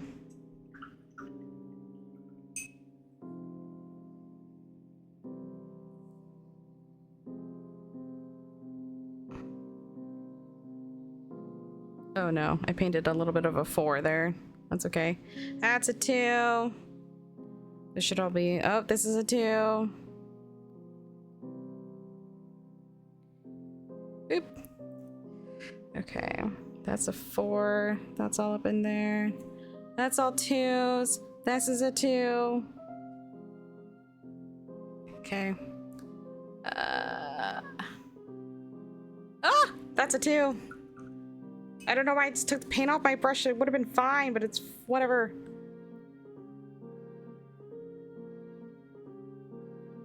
Perfect. Oh my gosh, look at this come together. Long sleeves, please. There's 2 under his arm. No, I think we're good. I think we got that one. Oh my gosh, that's a whole 2 on the ground. Oh my gosh. Did I just pick up a different color than I was painting with? Probably. It's fine. Don't worry about it. It's okay. Oh my gosh. This yellow is so pigmented. I love it. Okay. Oh my gosh. There's so many numbers. There's really not. Okay. I think that's it. I think that's good. Oh no, that's a 2. Hiya! That's a 4. Okay, that's it. We did it. Oh my gosh, look at that. Look at these colors. Oh my gosh. Okay. Clean the paintbrush. Clean the paintbrush. Put this to the side. Put this to the side. Go back to journaling. Alright, Mika said that we could take a little bit extra time, so we are gonna use some of that little bit of extra time. Thank you, Mika. Appreciate it. We're gonna go a little bit over, so we can get to the meat and bones of the story. While you're painting, continue thinking about it. According to the type of colors, blah, blah, blah, we receive a certain outcome. We place the paintbrush down, happy with our progress. We eject the USB drive and open up a new browser window to check our social media. Ugh, it's always a mistake. If you painted the spaces labeled 2 with warm colors, go to page 66. Should be right here. This should be page 66. Perfect. Warm 2. Alina has tagged you in a post. You tap on it to see that she's tagged you as one of her favorite people to work with. Every chance I get, I love working with Tempest. And of course, she's our top seller. She's amazing and talented and can't wait to work with her again. Confused, since you technically only have worked with her once, you tap through your inbox to find that she's also sent you an email. Hi, Tempest. Guess what? Your painting sold. See what a little bit of positivity and patience and an amazing gallery manager can do? Message me back when you can. Kiss, kiss, Alina. It's the kiss, kiss for me. Honestly, like that's what does it.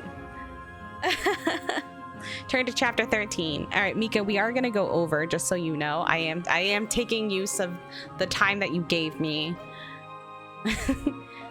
Because you're the best. Smooches! Okay. When am I going? Chapter 13? Is this chapter 13? Oh no. Are they fish? I think it's supposed to be fish, but I can't really tell. Seal the deal. Okay. It's later than you usually want to go to dinner, but Alina has already made reservations. Oh, thank you. Go, Mika, go. She has booked a table for you at the type of restaurant that you would typically never find yourself in, called the Omni Cafe. Unlike the name, it's not a cafe, but a dimly lit, cavernous restaurant with a giant 8-foot-tall Buddha statue in the center, surrounded by a moat of koi fish. You are seated at a booth to the far right of the Buddha against the wall. The only sources of light are the tea candle between you and Alina and a lone sconce mounted above your head. You take a sip of floral tea and stare at the menu of cuisine from the entire continent of Asia fused with other countries. $20 spring rolls paired with marinara sauce.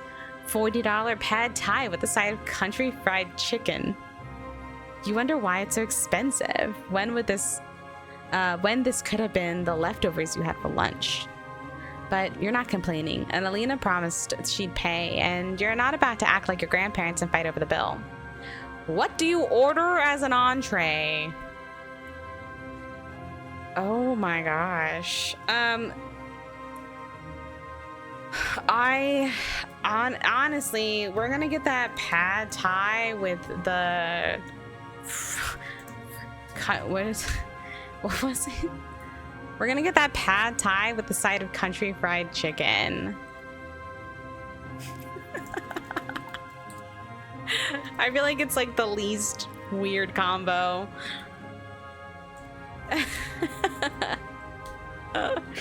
It's also $40 and we're not paying for it, so meh. Congratulations on your first sale. And Alina lifts her half-full cocktail glass over to you.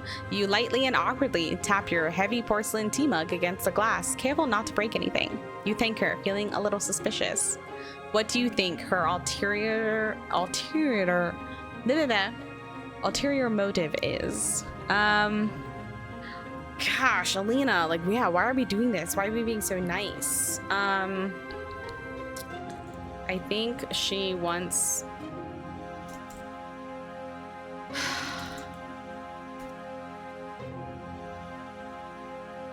I think she's making fun of me. Or she is in love with me. Hard to tell sometimes.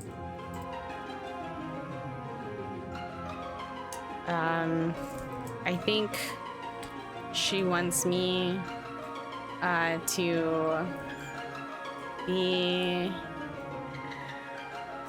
embarrassed. I can't spell. Did I spell that right? Oh my gosh. Did I spell that right? Anyway, in front of a whole crowd of people. You probably think this is a little weird that I suddenly changed my mind about your work, and look at where it got you. I was wrong about you, and I hope you can forgive me. She seems genuine this time. Besides, she didn't take a cut from the painting, so maybe she truly means it. The thing is that I want you to have your own solo show. I think you have potential. Of course, this time I'll need to take a cut, but hope everything has proven to you that we can work together. What makes you hesitant but want to move forward anyway?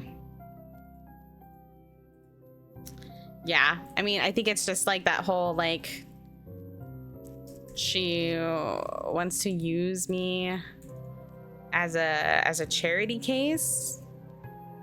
But it might be good exposure, so I'll do it.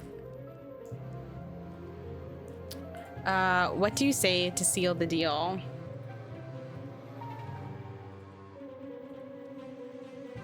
Sure, Alina. When is a good time to have a show?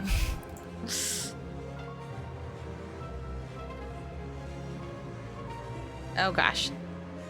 Alina gives you a funny look before saying, perfect, so let's get those details ready. I'll let my assistant know. Oh, our appetizers are here. The cheeseburger dumplings are to die for. When you've finished answering the questions, turn to chapter 16. That's 14. That's 15. Oh my goodness. What is happening? I don't want to know. Oh my gosh. Okay. Oh my gosh. 16. Grayscale. I'm just reminding everyone of our content warnings, okay? Reminding you of the content warnings. It's wonderful. Richmond clasps his hands together. You think to yourself that he has a Mr. Burns vibe, but you quickly try to shake the impression off. He places a hand on your shoulder, his eyes still on the tall canvas. You have done very well so far. I'll be back to check in on your progress. What do you say to Richmond? What do you want to say to Richmond, but you don't have the nerve just yet? What do I want to say to Richmond? You don't even know good or no.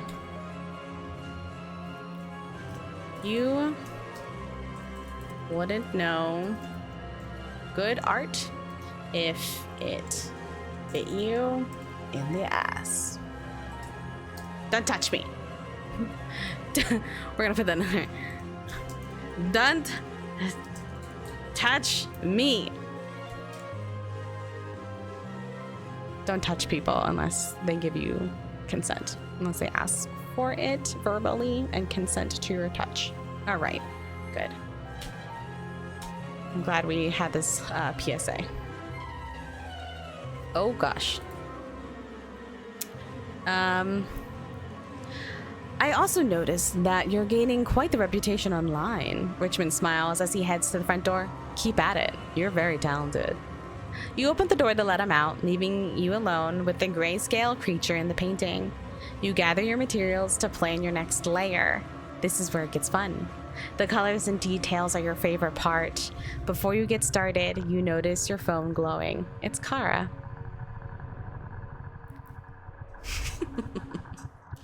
Hey, remember when you said your client is from Miglite? I did some digging, and because we might have them as a client soon too. Like having the business as a client, not Richmond specifically. Anyway, I was in a meeting with some of the people at their office and I overheard them talking shit about Richmond. It sounds like people kind of hate him. Like he's not good at his job or something because he has a drinking problem. Just thought I'd warn you. Also, their ID policy is weird. You respond back quickly with a thanks for the info and neatly place your paints in order when the raspy voice fills the room. Glad he's gone. Startled, you knock your pile of tubed paint off the table and look around the room, expecting someone to be there. Fuck, where are they? Over here. The voice directs you to the painting, and you notice that the demon is looking directly at you. Their eyes follow you as you move left to right and back again. It must be an illusion. Or you're getting overworked. You have been painting a lot more than usual lately. Just saying, content warnings. We're at the turning point, okay? Content warnings. You have me to thank for gaining popularity. The winged naked man smirks. I hope you like all the presents I left you. The success that I have granted you. I just wanted to give you something back for bringing me back into this world. You must be wondering who I am. I am, in some ways, a god. And I can fulfill your desires. But I don't have a name. Maybe you can give me one? What name do you give the creature? What name do we give the creature? What name do we give the creature? Oh my gosh.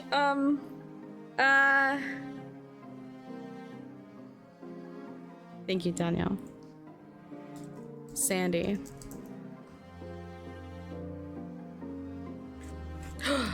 Frank Sandy. It's the name of our creature. Thank you, chat. Like James Bond. Whatever you say. I'm here to help you, but I need you to complete me before I can help you reach your full potential. Take the image that you were coloring on before and paint. On a 1 to 2, what it means to make an impression on the world. On a 3 to 4, what it means to be rich. On a 5 to 6, what it means to be famous and popular. All right. I think if we speed run this, we can get this mostly painted. We'll get it mostly painted. Well, because this is probably all the 3s. Okay. We are at a turning point. Content warnings. We have named our demon in the painting who is now talking to us and promised to give us all of our desires. We've named them Frank Sandy. That is their name. All right. Let's do this last roll. A 2. On a 1 to 2, we're thinking about what it means to make an impression on the world, which honestly I think is very fitting for Tempest. We would color all the spaces labeled 3 with warm colors. Ooh, another warm colored one. Okay, all right. It's all the 3s. Okay, we can definitely get this done. We can definitely do this together. We'll do this very, very quickly. And then this will be our last thing that we do. And then we're gonna have to, I'm gonna have to finish off stream. I'm sorry, y'all, we can't finish this game on stream, which is good because the developer does tell us not to finish it in one sitting. It actually is recommended, don't finish it in one sitting. So that feels good to me. This is what we have so far. This is our Frank Sandy. And we're doing warm colors for the 3 space. Let me just double check. Yes, the 3 space. Hi, Frank Sandy. All right, 3s are some of his body, but also a lot of the wings. All right, so let's start with our red here.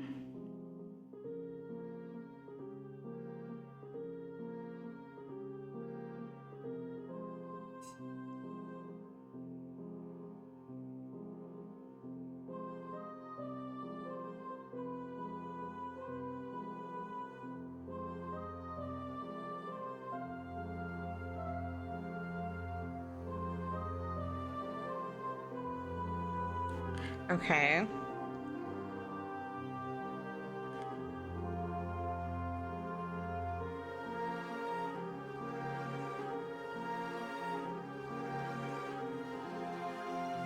This music is like so good. It's so good.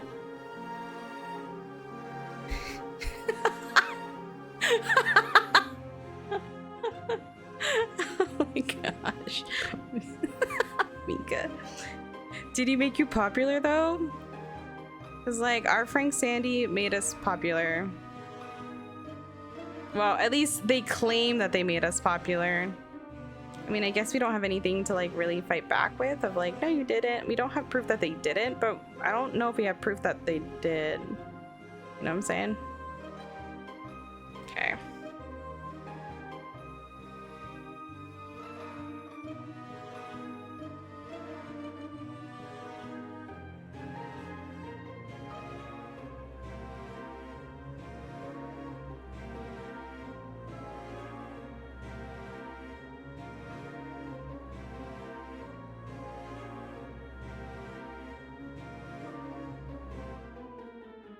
Okay. Oh, this is a 3. Let's paint this one. The red. Whew.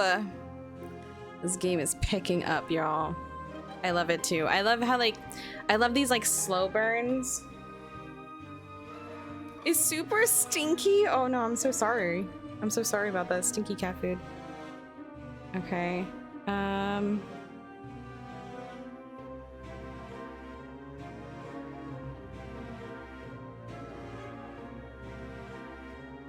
Yeah, this game definitely has like a really good slow burn, and I'm into it. Oh no, I don't want that one. I want this one to be red. Paint that one. We'll paint all of these like little ribs in here. All of these little ribs also have colors that I am supposed to paint. I just want to know how they came up with this. Like, where'd... Oh no. Oh, okay. This is a 3 on our what has been called a naked demon man. Thank you, game. This is fine. This is fine. Okay. Alrighty. I gotta rehydrate this. This one dried out super fast. Okay. There we go.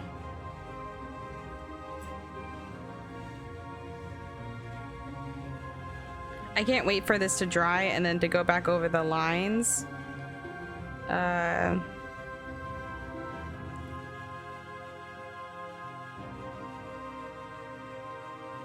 So that it, like, it pops. I'm so excited to do that.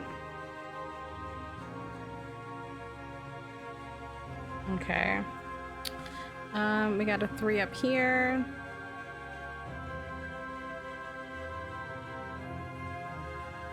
Got a 3 up in here.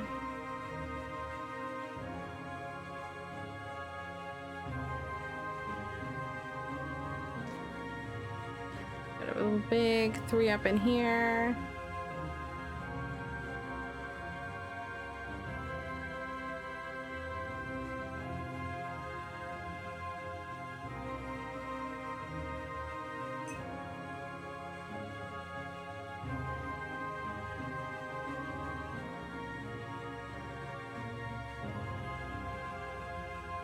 Okay.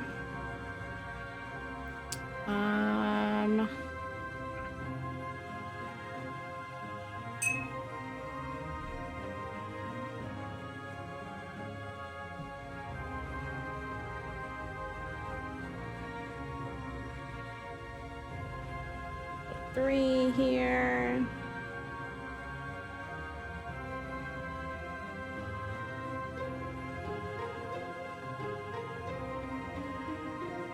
All right, here we go. A 3 over here.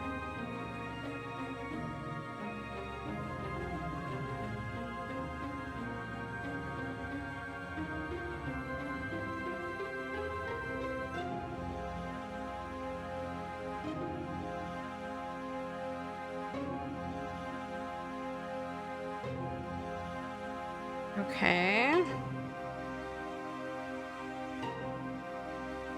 This is a 3. This is a 3.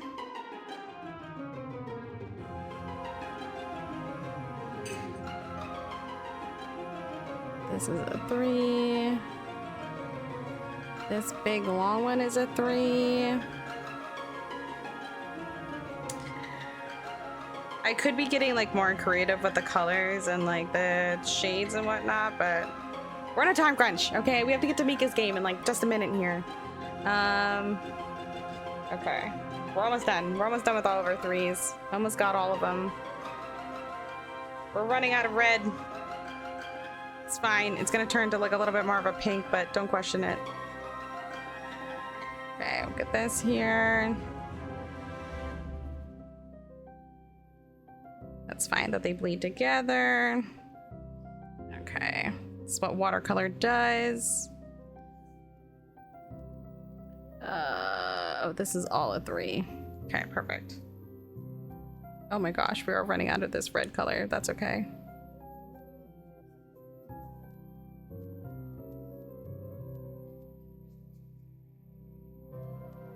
Yes, just blend all of these colors at the bottom together. That's true watercolor right there.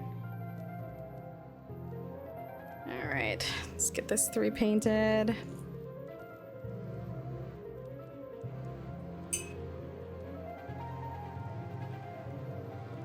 I got a 3 that is the heel there. Okay. I got a 3 there. Okay. 4 4 4s, 5 5 5s, 3 here. We're gonna make this like more like a red orange.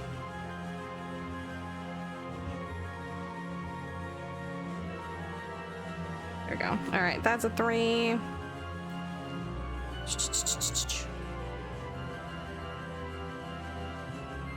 I think we did it. Y'all, this is it. It's coming together. Oh yeah. I really hope we get some cool colors in here, but who knows? With his white eyes, remember his eyes are white, y'all.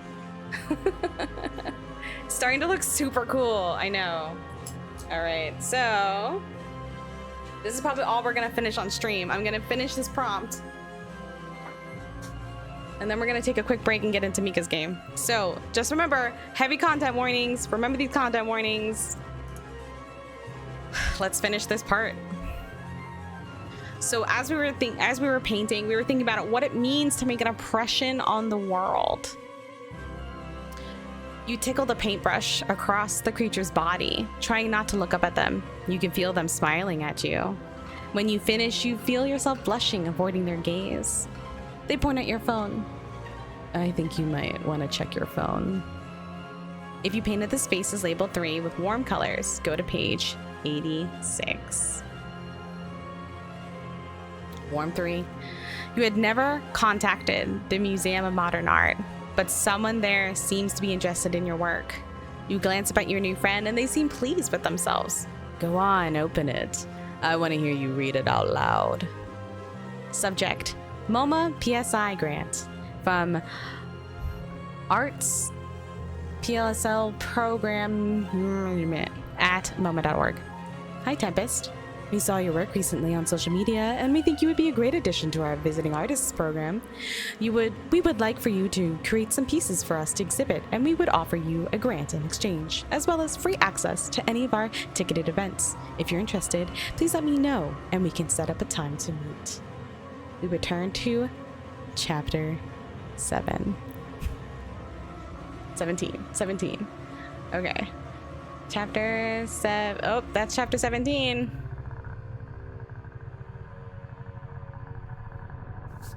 Y'all.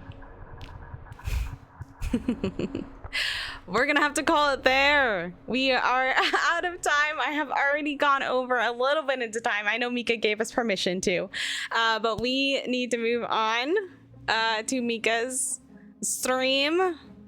We'll leave you with this hot image. Chapter 17 was called A New Family. Ooh, new family. All right, y'all. So remember, this game is up for a crit award, as well as Rolly 5 is also up for a crit award. But if you really, really, really like this game, feel free to check it out and get yourself a copy so that you can play it, so that you can paint it, you can give it to somebody who loves to paint and everything and all of the above. Otherwise, give it a view there on the Crit Award page. This is in the solo TTRPG category. If you've loved what we've done so far, if you've loved what we created so far, I am gonna have to finish this one off stream and it's so sad, but I will make sure to post a picture somewhere about our beautiful demon Frank Sandy. We got a lot of warm colors. I really hope that my next pools are cool colors, because I feel like that would be a good pop there. But this is where I'm gonna have to leave you. I'm gonna have to leave you with an unfinished Frank Sandy. I hope you enjoyed it. Oh gosh. I hope you enjoyed it. I had such a great time. Yeah, thank you. It was so much fun being here with you all tonight. Stick around. In probably about like 15-ish minutes, we'll be live with Mika, who is playing. I definitely always pronounce it wrong, but is it Void? Hold on. Hold, please. Void 1680 AM, which is a really fantastic game. I'm very interested to see what it's about. I've been working some tech stuff with Mika there. Yeah, so I'm excited for us to check that out and see that together. And yeah, so stick around, get up, do some shakes, shake it off. You know, we had some heavy content warnings, we had some heavy themes that we answered here today. Yeah, we'll see more of those later off stream. And get yourself a snack, drink some water, pet your pets, take your meds if you need them. And yeah, we'll see you in about like 15-ish minutes. Okay, thank you everybody. I had such a blast. I'll see you next time. Bye-bye.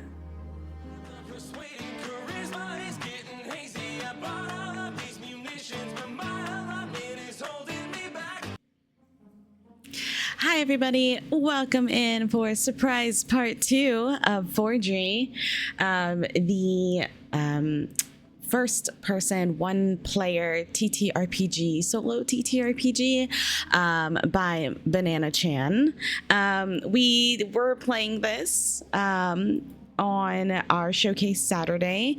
So that was a couple of weeks ago now. That was June 29th on our showcase Saturday, where the Roll T5 team members sat down and we played through the solo TTRPGs that were nominated for the Crit Awards. Nominations have now closed. It's about a month until we find out who the finalists and winners of awards are.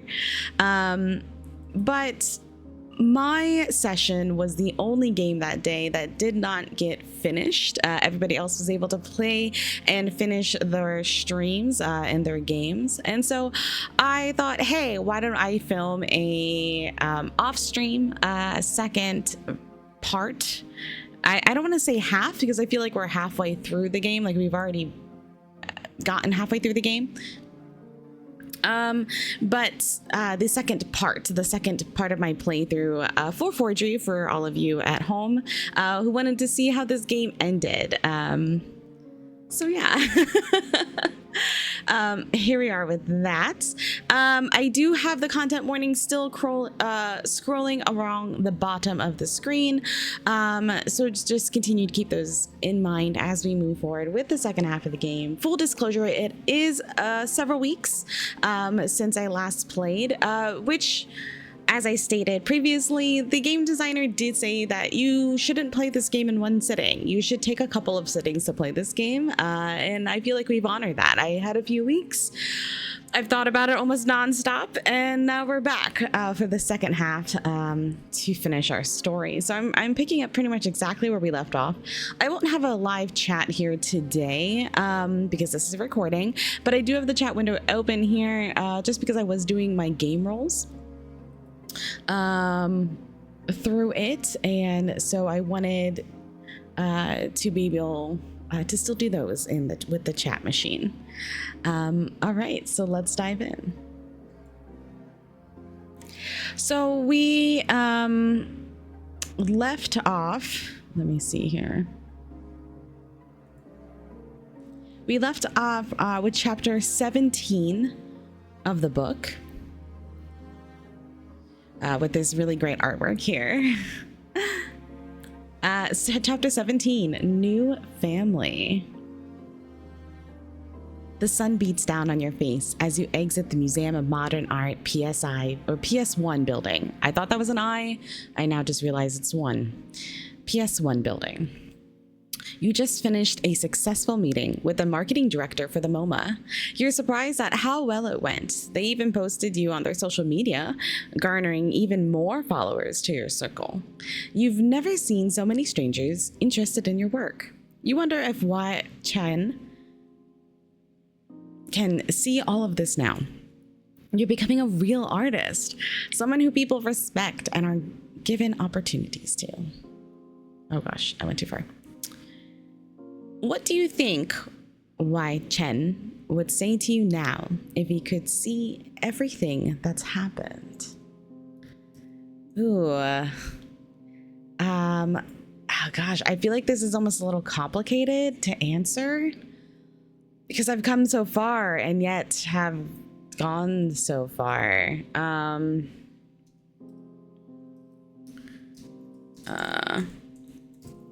Oh, I was just copy and pasting the questions. I was for a minute, I forgot how I was doing that. Okay, copy, paste.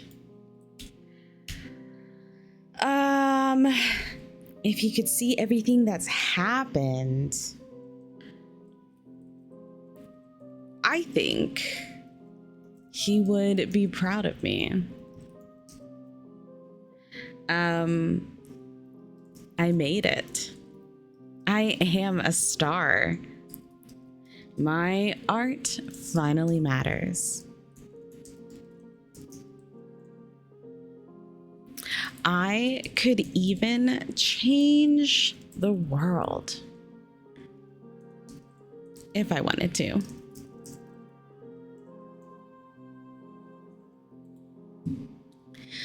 Looking at your phone, you realize that you've missed several calls from your sister Kara. Shit, you were supposed to have lunch with her today. That was an hour ago. You call her back and she immediately picks up the phone after one ring. Where the fuck have you been? I got us a table at La Rue. Do you know how hard it is to get a table at La Rue during this time? I had to eat by myself. I looked like I got stood up. I swear the waitstaff was laughing at me. What do you say to her as an apology or an excuse?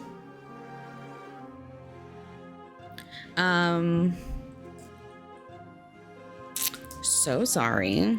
Also, this was like the sister that didn't want us to do art.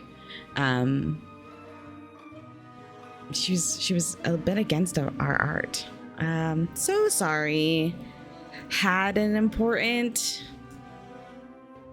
art meeting. Just the MoMA wanting to meet with me. Casual flex. I guess that's fine. She backs down a little. But you owe me big time. Seriously, what's going on with you? You're never this forgetful. You remind yourself of the creature in the painting. You hear their voice hiss in your ear. She won't ever understand. She wants you to make PowerPoints all day in her stupid little corporate office. What makes you think the creature is right? That she won't understand? No, like this Frank Sandy, as we named our creature, is absolutely right because she has only ever tried to convince me to give up on my art, my dream.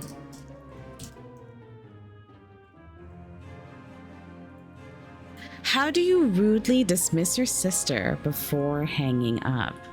I don't know what that copy. There we go.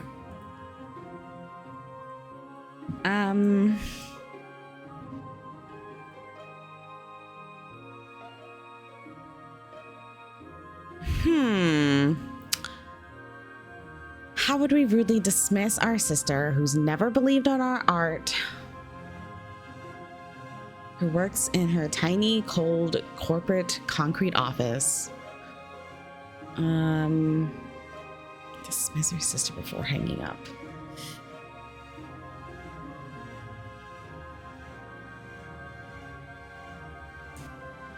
Oh gosh.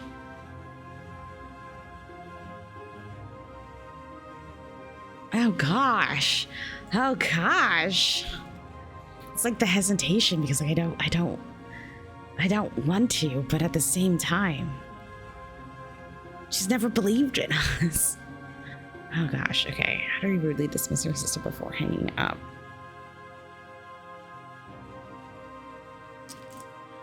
Well, at least people actually care. Oh gosh. At least people actually care. Oh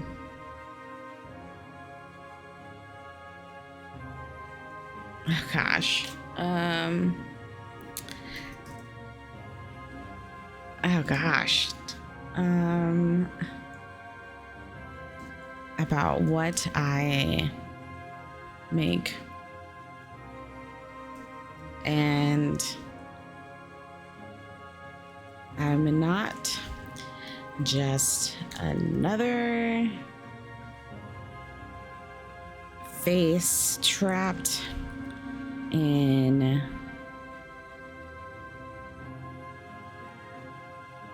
a concrete building. That's not really a burn, but also at the same time, like, I don't really feel like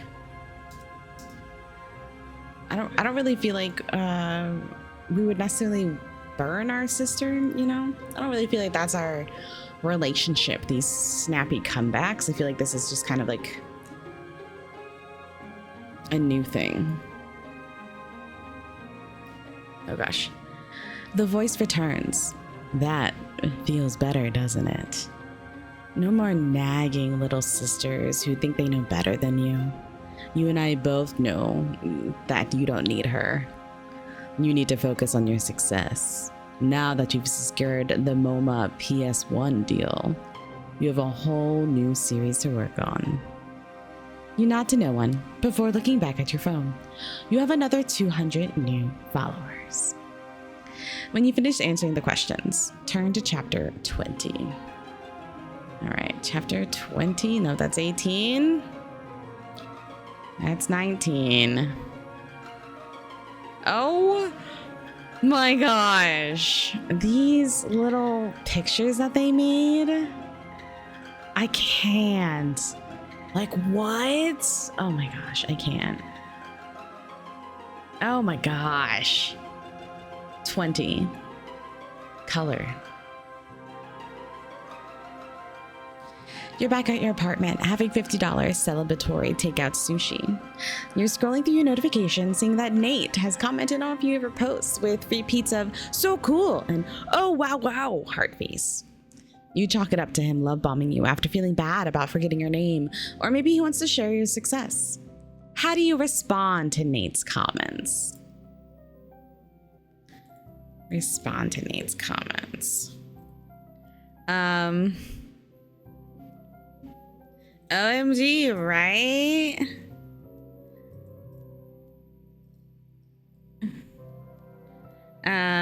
No, you. AOY. I just feel like that's as like sarcastically petty as we can get.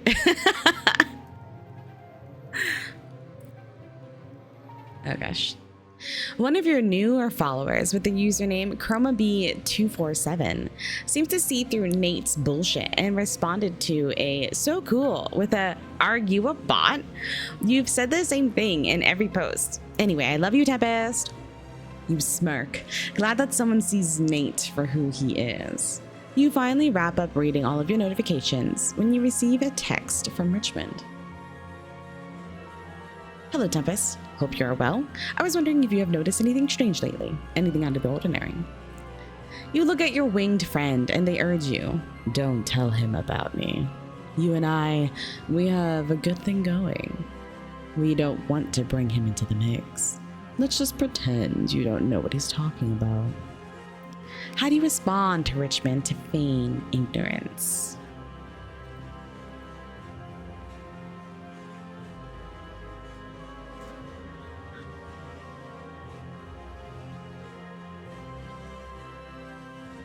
How to respond to Richmond to feign ignorance? Notice anything strange lately? Oh. You mean this weird rain we're having?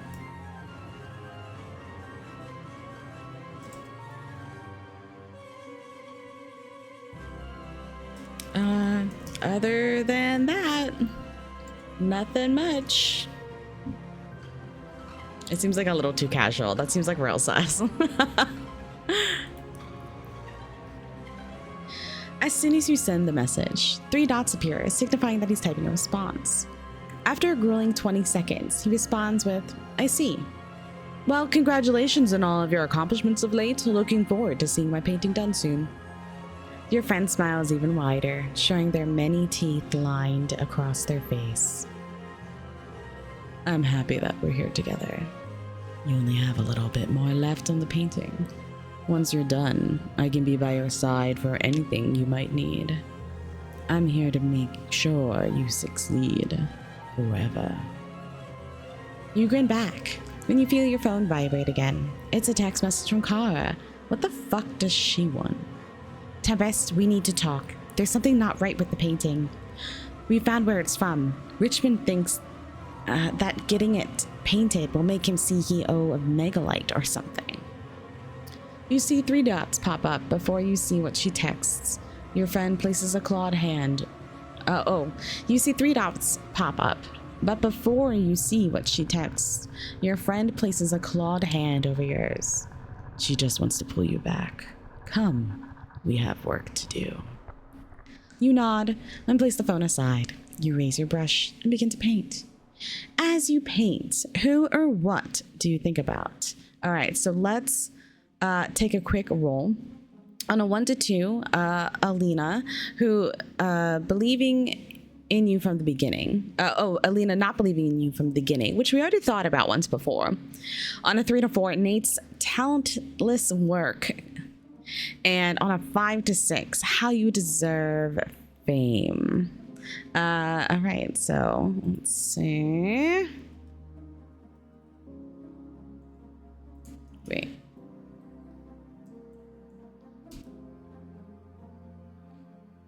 Oh no! We got another warm color spot. I'm gonna re-roll it just one more time. All of our whole playthrough has been warm colors. Not that I'm complaining. Oh, or a 5. Neutrals or warms. We literally have gotten none of the cool colors. Oh my god, this is gonna be so interesting. All right, well, let's go with the 1 or 2. Let's go with the 1 to 2. I do have to get more warm colors out. I didn't think this was gonna happen, so I didn't get any more warm colors out. All right, so on a 1 to 2, we're thinking about Alina. I'm saying this name like 3 different ways, and I apologize. Alina not believing in you from the beginning. Oh my gosh. All right, well, let's switch on over to our painting scene. I have to get more of the warm colors out. Get the painting out. Our main man. Oh no, the camera froze.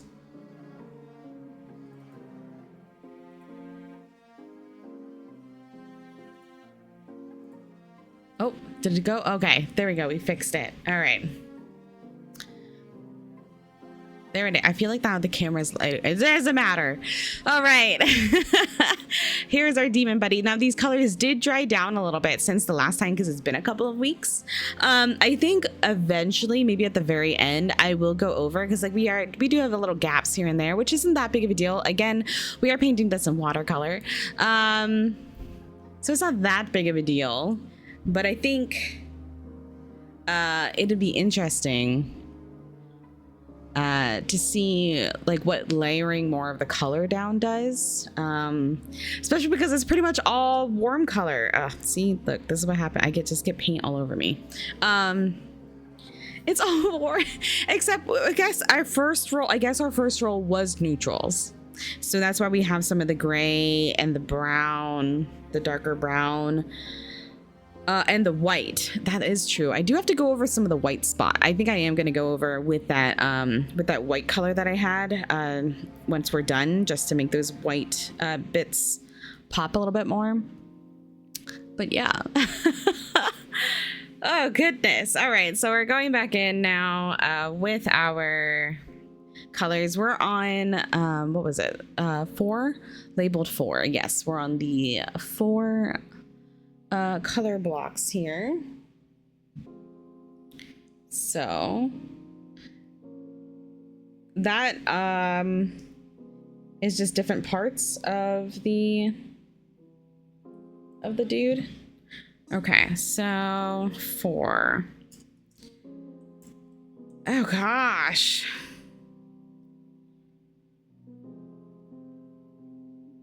All right, so I think let's do, okay, because this is 4.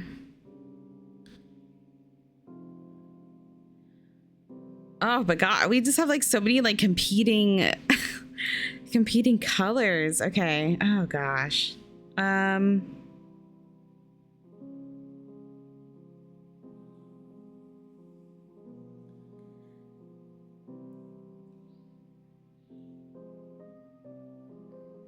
Yeah. Oh my gosh. I'm just like sitting here trying to think about like where to start. I'm just like, where should I start? Oh my gosh. Okay. I need to first add more water to my watercolors here because they activate in water, obviously, being watercolors themselves.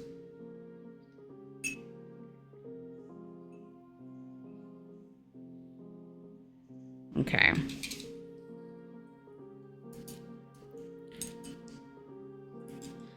Let's go ahead and,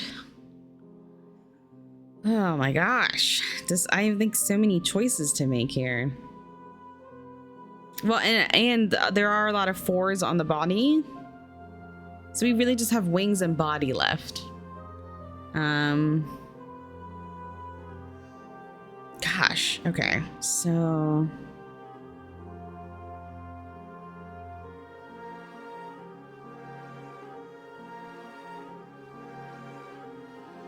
I may have to go in and try to blend a color a bit here. So let's take this red, this beautiful red color that we have. It's such a violent red too. Like, I will say that. Like, it is such like this violent red. And then let's take our burnt sienna here, which I gotta mix up because this one came out a little weird. Mix this guy up a little bit. There we go. And let's take a healthy amount of that.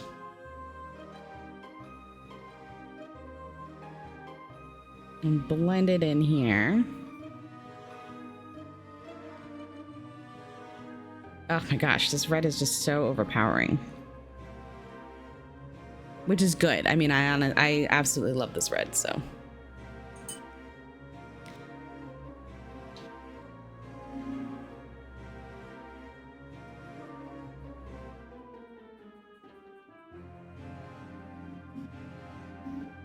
Okay, and then we'll take some of our yellow over here.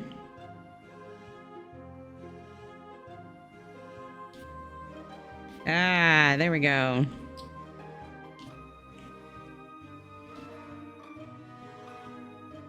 I'm just trying to make like a more of an orange color because like that's like the one color like I don't necessarily have on this palette.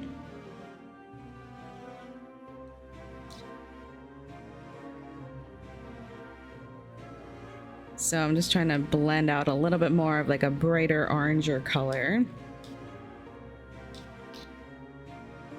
Okay, there we go. I don't know if like this camera doesn't do the best detail with color, but yes, so we made like a bright orange color. So that's what we're gonna use here.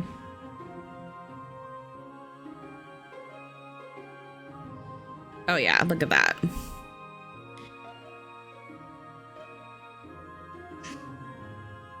It is similar and yet a little different.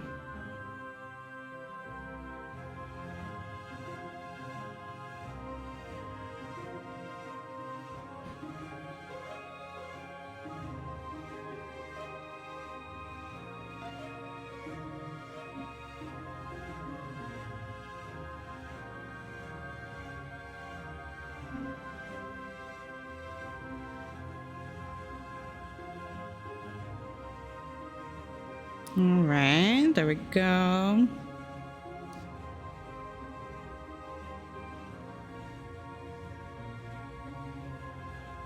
And it's so funny because like I'm not necessarily rushing today because I have a little bit of time to do this. But I just remember our conversation about like painting in the lines and I'm like, no, we don't do that here. Like what? No. Who paints in the lines? Not us. We don't paint in the lines here.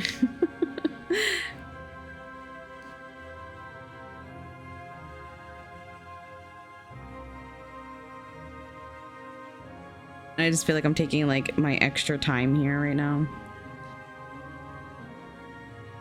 All right, there we go. Okay, good. I have a cat hair on my brush. Common in my household. All right, so that's a 5. This is another 4.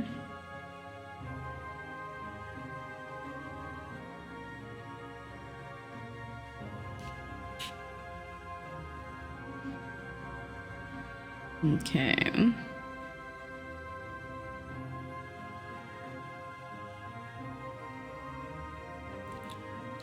I was afraid that this like orangey color wouldn't stand out too much against the red, but I think it's doing I think it's doing a pretty good job here.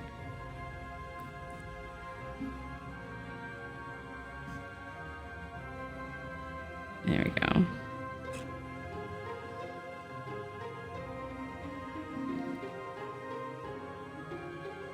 Yeah. Alrighty. Got that down there. I want to say like, so me as a painter, like I stick to like a lot more of like nature, right? And so this is my first time painting a demon. Well, I guess knowingly painting a demon, you know how demons are. So yeah, definitely my first time knowingly painting a demon.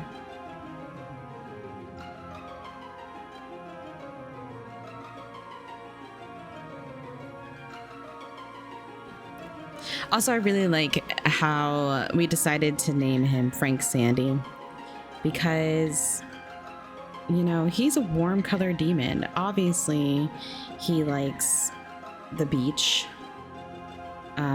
Obviously likes warm weather, desert weather, island weather. You know, Frank Sandy's all about that life.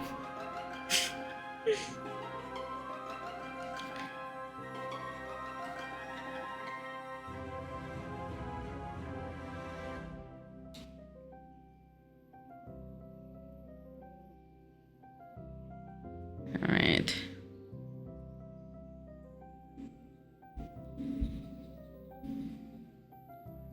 I'm actually really digging this orange color. This orange color is dope.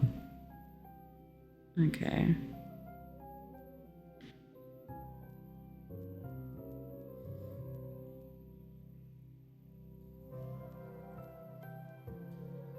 Oh yeah. Oh, this looks so good. Okay, I have to slide him back a little bit here.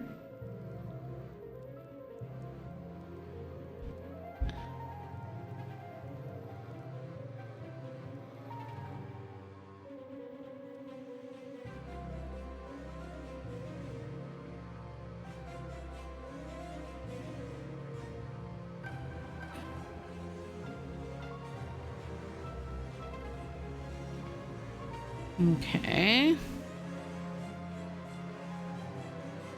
Want like a little bit more color dropped into here. There we go. There we go. Oh yeah, look at that.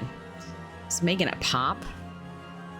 I really love some of these shapes that are also like hidden in here. Like some of these like I don't know how they came up with this drawing, but it just every time it just like enamors me.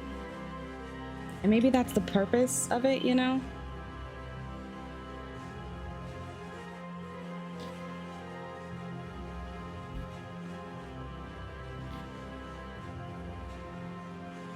It sure as heck does something. every time I look at it. All right, let's mix it up a little bit more of my orange color here. Alrighty. So we got, oh, okay, we got some like really tiny 4s in here as well. All right, so let's lay down.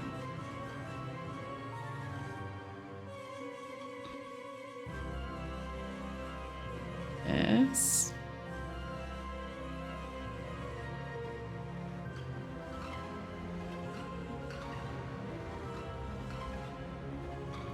I think another thing that's really neat is like, depending on your medium, depending on what you are coloring or painting in this picture with, is also going to affect how it looks and how it feels. And I just think that's kind of cool.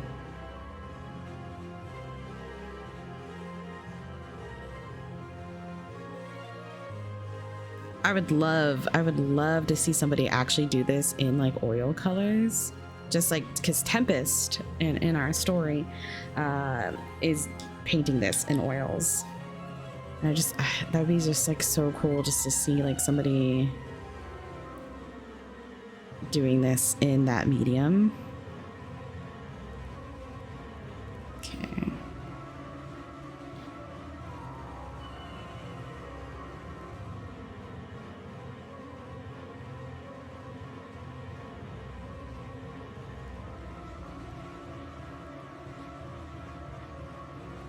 Okay.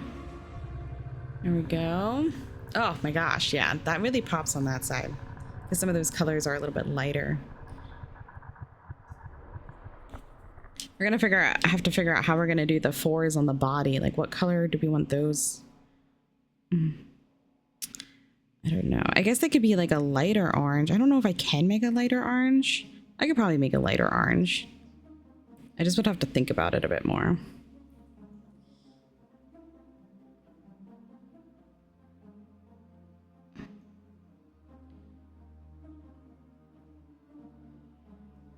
Okay, or wait, y'all. I mean, I can't ask you live because this is a recording, but do you think gold, like sparkly gold, is a warm color? Would we think sparkly gold is a warm color? Because if I count that as a warm color, I mean, it's kind of yellow. Right? Like it's bright. It reflects the light. So it's like, because I have sparkly gold gouache. Are we doing sparkly gold gouache for his body? Because I kind of like, ooh. Ooh. Okay, I'm enamored. We're doing it. I have to dig it out, but we're doing it. Because we still have his whole body to paint. All right, so we got this going on here. Okay. Then this little bit right here.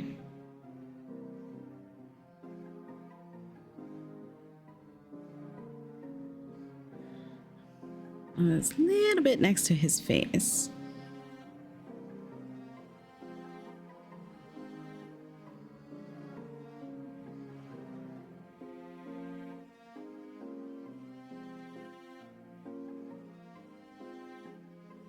This one's also a 4, so we're just gonna leave this one like that. Okay.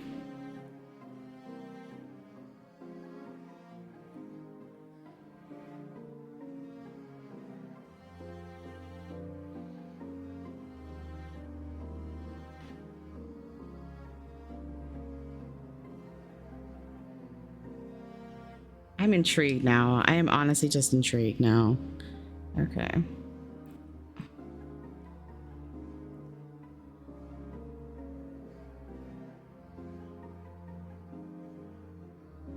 Cause like, I don't know. I feel like I feel like he could be a little sparkly. I feel like also like at this point in the story, This demon is making us famous. This demon is making us matter. I mean, no, we are by painting this demon so flawlessly. Clearly, we are the autistic genius here. So, being the artistic genius that we are,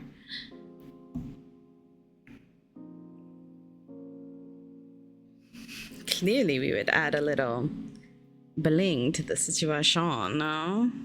All right, do we think that's part of the leg, right? Yeah, that's part of the leg. Okay. Look. We have to verify these things. Oh, I missed a little 4 up there.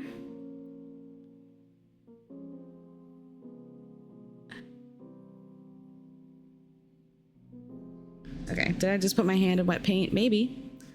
All right. Oh. Okay, no, those 4s I'm gonna do in the gold. All right. Oh, there's a 4.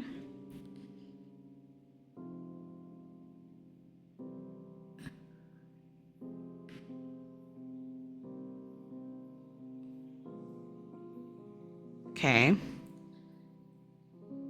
There's a tip of a 4, but I'm gonna do that in the gold as well. All right, I'm just making sure that all the 4s left are actually on his body.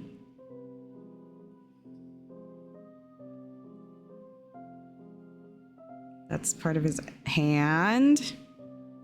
That's gold. That's his body. Okay, yes. All right. Well, I guess I'm going to grab that gouache. All right, let me go ahead and grab that really fast as I clean off my paintbrush here.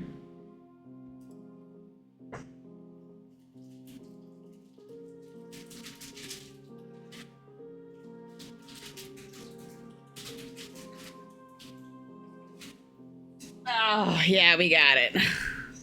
The gold gouache. Like, you would count that. Like, it has a little bit of, like, a deeper undertone. But that, you know, we're going to count this as a warm color. This gold is, like, it's...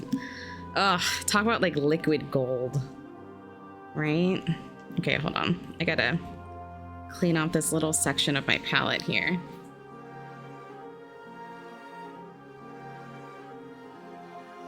Okay.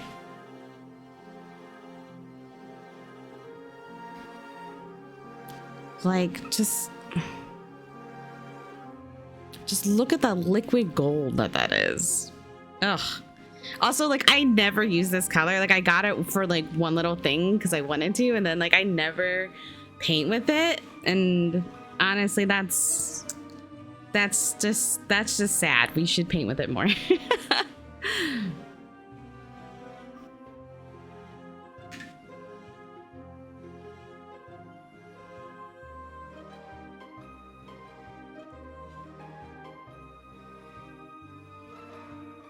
Oh my gosh, just look at that. I don't even know if this camera can pick it up really well, but like, oh, like, look at that liquid gold.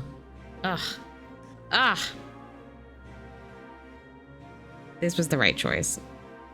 I don't care what anybody else says. This was the right choice. All right. Oh my gosh.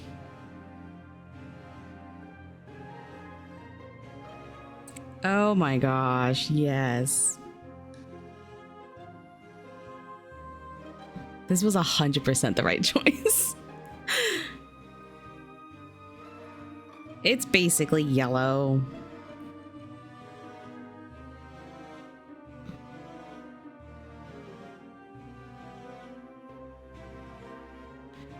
Somebody in the art world is like, gold is not a warm color. Like, gold is actually a neutral. Like, somebody out there is saying exactly that.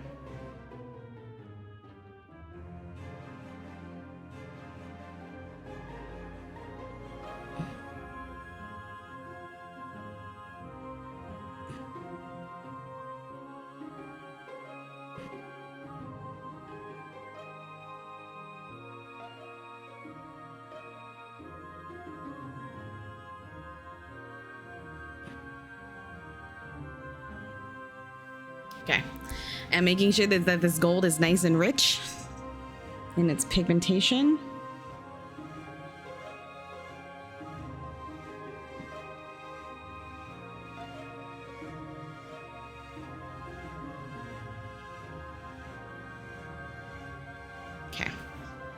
So we have gold tipped wings. This one has a little bit of gold on the bottom of the wing.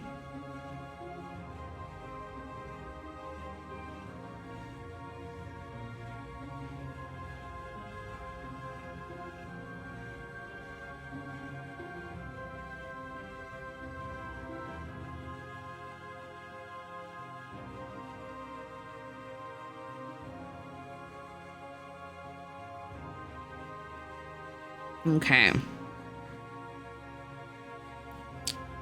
Let's get these other tiny, small details.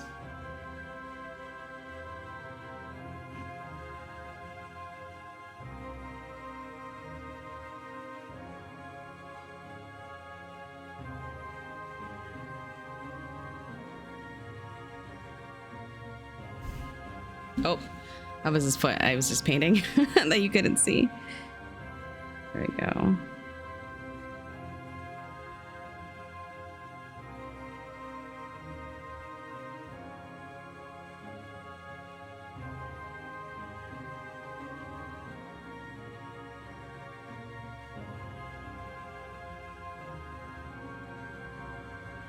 Oh, yeah. Oh, my gosh.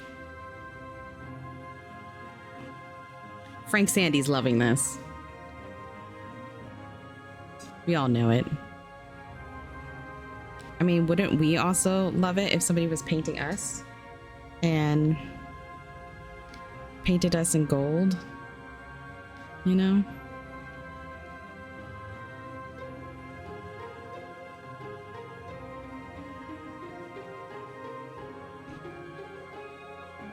Okay. Oh my God. It just looks so good.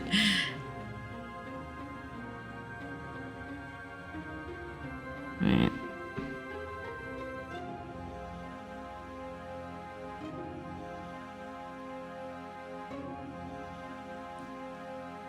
I think what's also an interesting consequence of us getting all of these like warm colors is that parts of like these shapes like blend together, right? Like his whole foot now is a few different shapes, but they're all labeled 4. So yeah, I could change up which 4 I'm using and whatnot. But I also just find it interesting to watch them like blend together like that.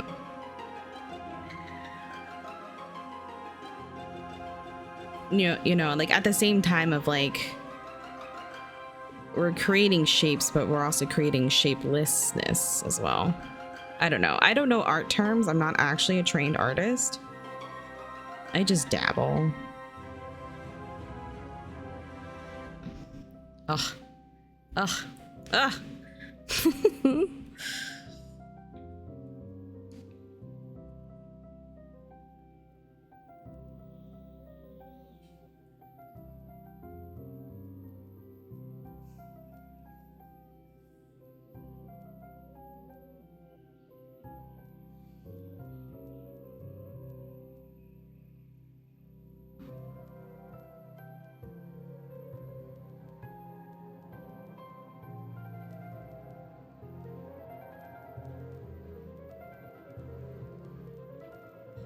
Okay.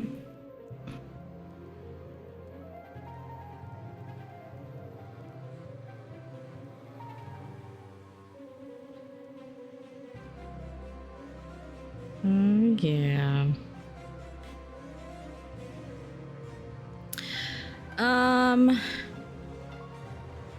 Okay, wait. Oh, okay, I have to pull up the PDF of the picture. I might have forgotten to trace a line. So, I don't remember if I was clear with this while I was on stream.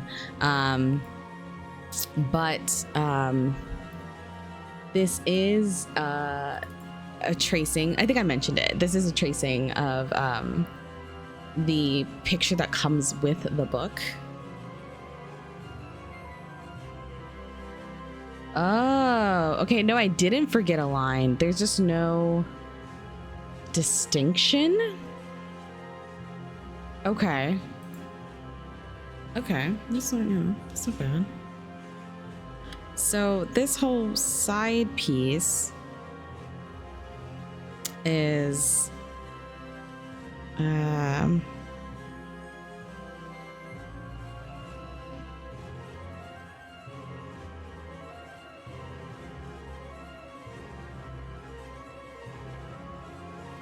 is going to be this one color, or is all labeled 4, but then it blends into the 5 over here, like there's no divider.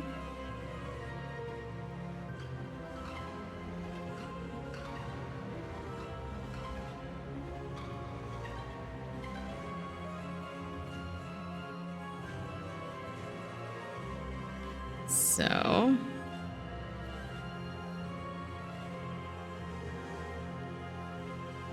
that's fine. When the time comes, we can just like blend out this goldness that's happening here. Yeah, I'll just leave that like that.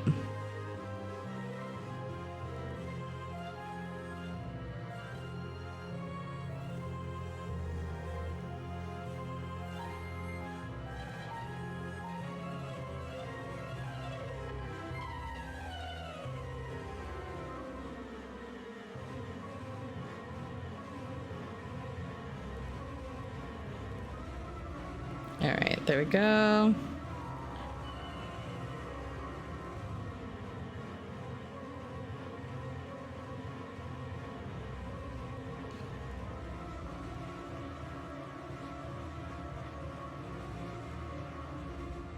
We got this little bit here.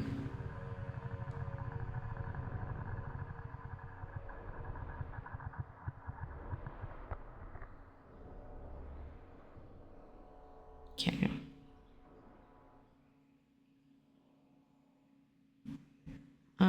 We got a little bit right there.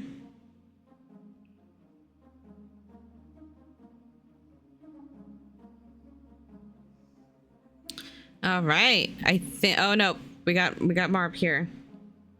All right, what if we migrated the gold color? Can I mix it? Do you think this, ugh, I've never tried to mix the gold with another color before.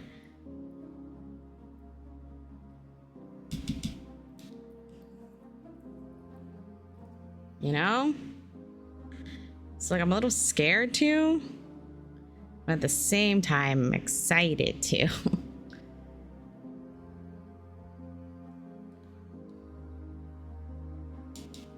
Ooh.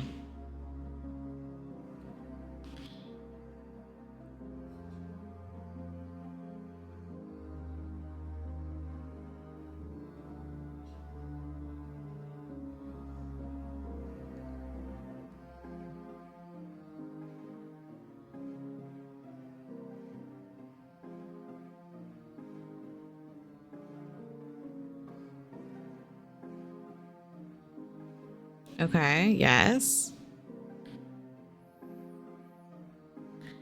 It's not as good as I thought it was gonna be. You know? I mean, it's not bad. It's just not, it's not as good as I thought it was gonna be.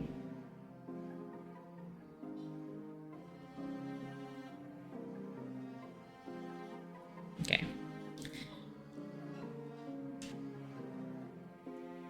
And that be how it is sometimes though, you know? You try something new and sometimes it doesn't go how you thought it was gonna go, and that's okay.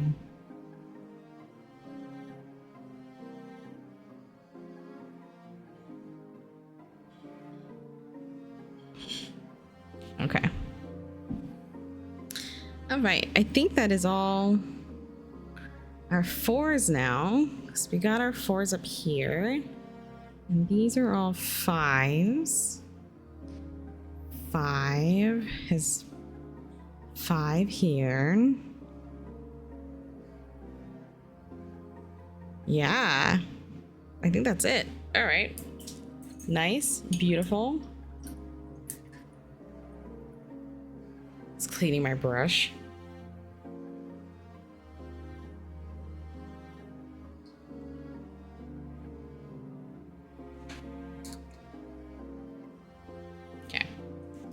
Alrighty, well. So we are right now. With his shiny goldness. Ugh. He just looks so good. Alright. Let's go ahead and move on back into journaling.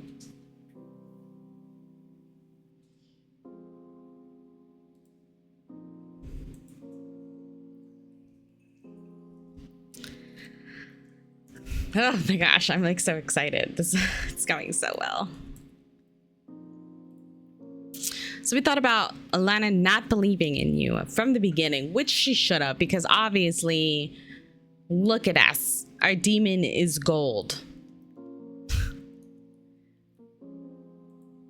It's perfect. It's beautiful in every way. You clean your hands with an old rag and step back, taking in the entirety of the painting. This has always been your favorite part of painting, getting to see how far you've come with your work. Your new friend seems happy with it too. If you painted the spaces labeled 4 with warm colors, go to page 106. It's the first one. Say my name. Your friend whispers into your ear. Write down your friend's name.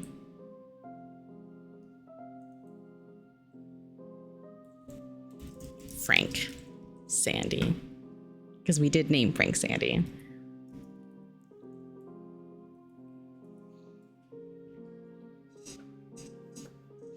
You feel their wings spread wide behind you, taking up the length of the apartment. You hear them moan in relief, stretching out the kinks in their neck, back, and arms. Thank you. It's nice to be listened to. I'm still not in this realm fully yet, but when you're finally finished, I'll be standing by your side. As a token of gratitude, I'd like to offer you another gift. Your phone vibrates against your pleather cushion of the couch. You pick it up to see Alina calling. Hello, Tempest? I need to talk to you. There's something we have to go over. Meet me at the gallery and I'll explain everything. Turn to chapter 21. Ooh. Ooh. 21. Cosmic. Ooh. Cosmic. After hanging out with Alina, your anxiety tells you to scroll through her social media pages, trying to gather clues. What did she need to tell you? Did you do or say something that made her regret working with you? You desperately scan her latest pictures and carefully worded posts, looking for a hashtag that might be out of place. You find nothing out of the ordinary, so you send Cody a message telling them about what happened, hoping that they can give you some advice, or maybe they saw something recently that you didn't catch. Your foot taps against the hardwood floors as the excruciating seconds pass until Cody responds with, "Not sure, sorry." Cody's unhelpful. The winged creature leans back in a kitchen chair and spreads their legs wide. But you should go to the gallery. I assure you, what she has to say is only going to be good for your career. You arrive back at the gallery right before they close. Most of the lights are already off. Only the spotlights shining against the art remain on. Alina's assistant has already left, but a neglected coffee cup with a lipstick stain is left behind on her desk. Usually, Alina expects her assistants to clean after themselves, holding them up to the almost germophobic standard. What makes you nervous to be here?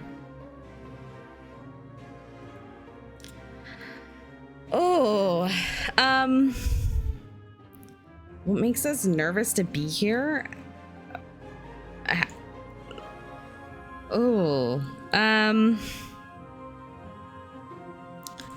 The last time we were here, the place was trashed.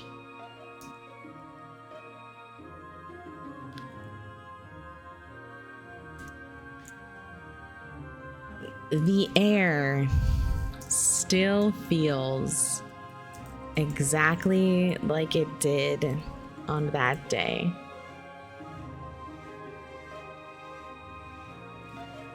There is nothing much out of the ordinary.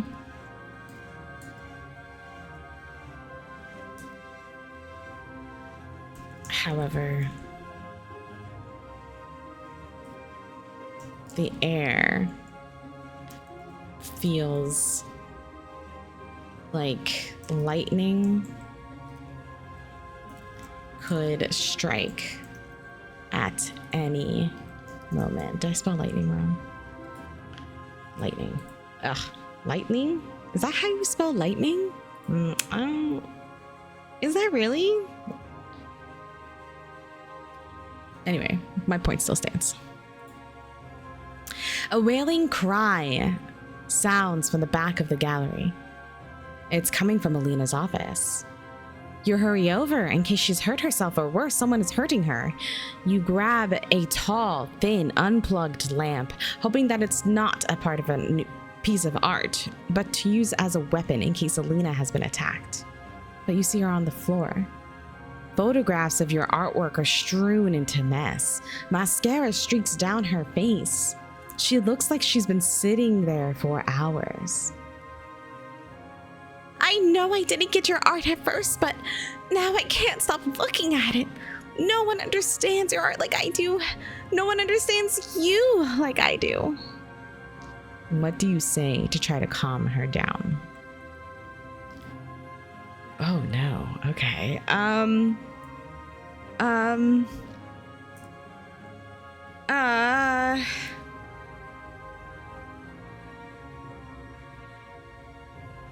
Yeah.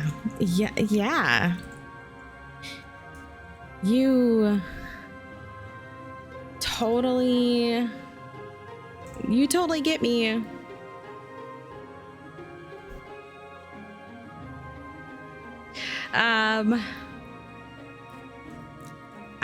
I believe that that you see now how great my art is.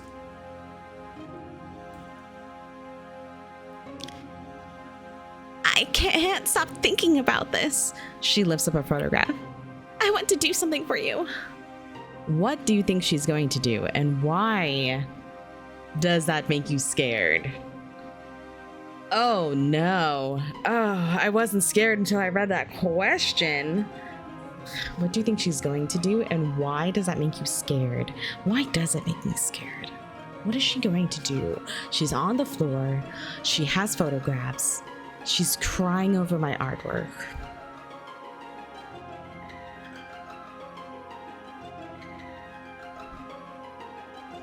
What do I think she's going to do? I think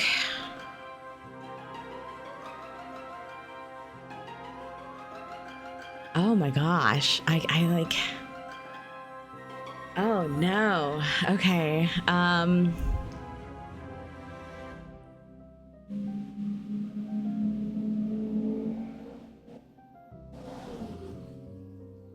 I think, okay, here's what I think. I think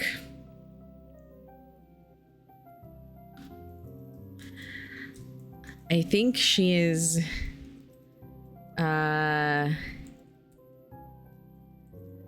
going to create some sort of social media fad about my art. This scares me. This scares me because I don't want my art stolen. I don't want people to try and mimic my art or create forgeries of it.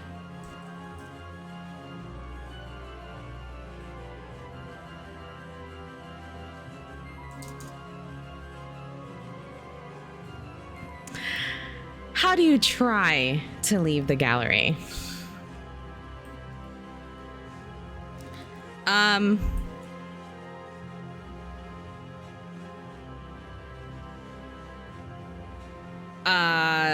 I slowly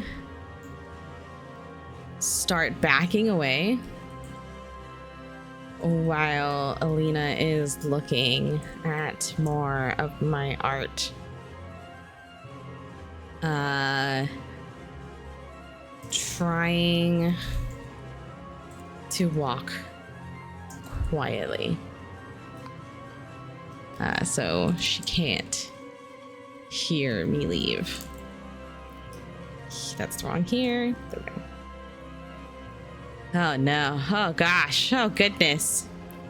Alina grabs you by the arm. Wait, just wait and see this. It'll be my performance piece dedicated to you. I don't like the performance piece part. Oh no, Okay, let's scroll to the next section. What does her saying that? Why does her saying that make you change your mind and stay? Honestly, it would make me change my mind and get out of there.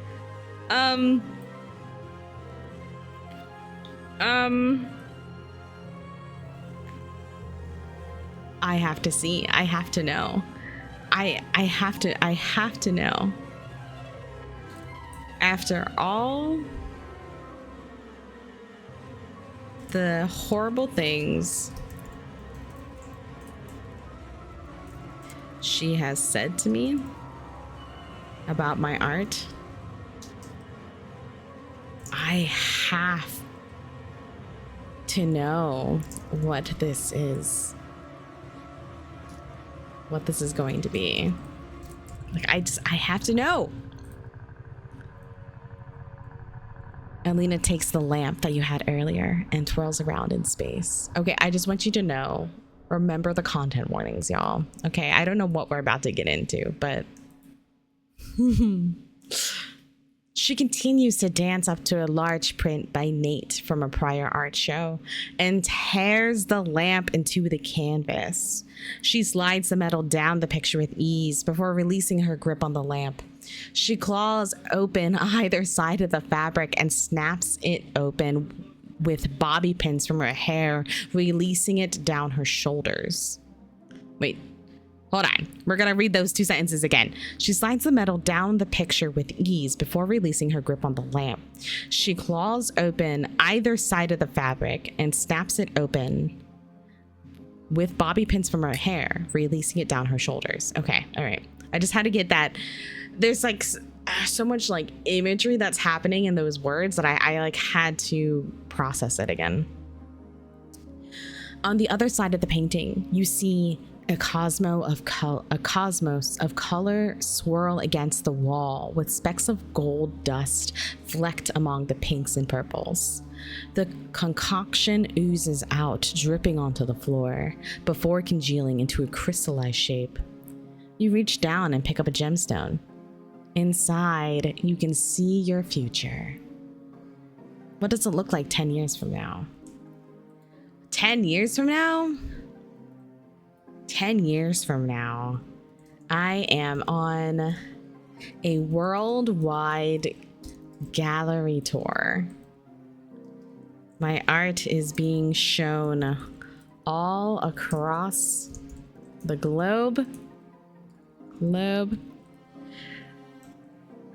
Fans stalk me everywhere I go.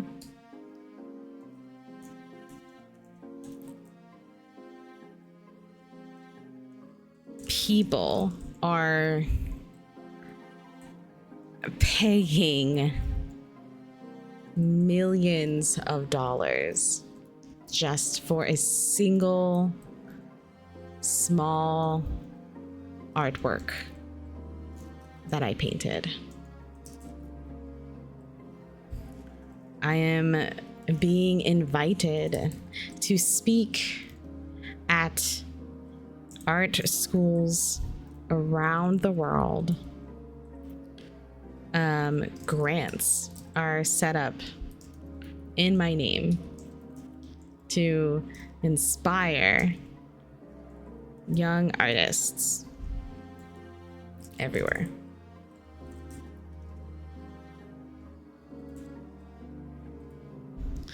It's fine. Don't worry about it. Okay. The crystals stop pouring out after a few minutes, and Alina places a hand on your shoulder. No one else gets it. Not like I get you. You're going places. Let me take you there. Let's get there together. When you finish answering the questions, turn to chapter 24. 22. 23. Oh. Oh no. Is this our painting? This is the painting. This is the paint by numbers painting that we are currently doing. This is terrifying. Oh my god. Oh my god. Oh my god. Whew. Here we are. I think this is our last, like our basically almost last chapter. Let's get into it. Okay. Oh my goodness. Okay. You know what? I'm gonna get some water first.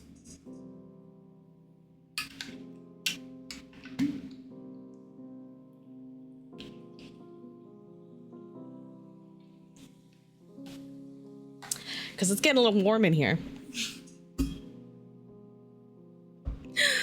Okay.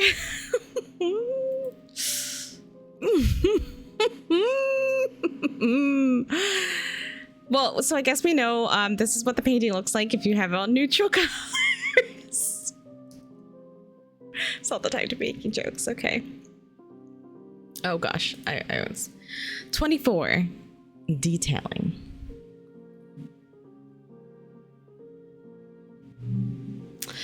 The remainder of the week was full of unanswered text messages from Cody and Kara, and strangers pouring their love into you and your work. Your following has risen astronomically.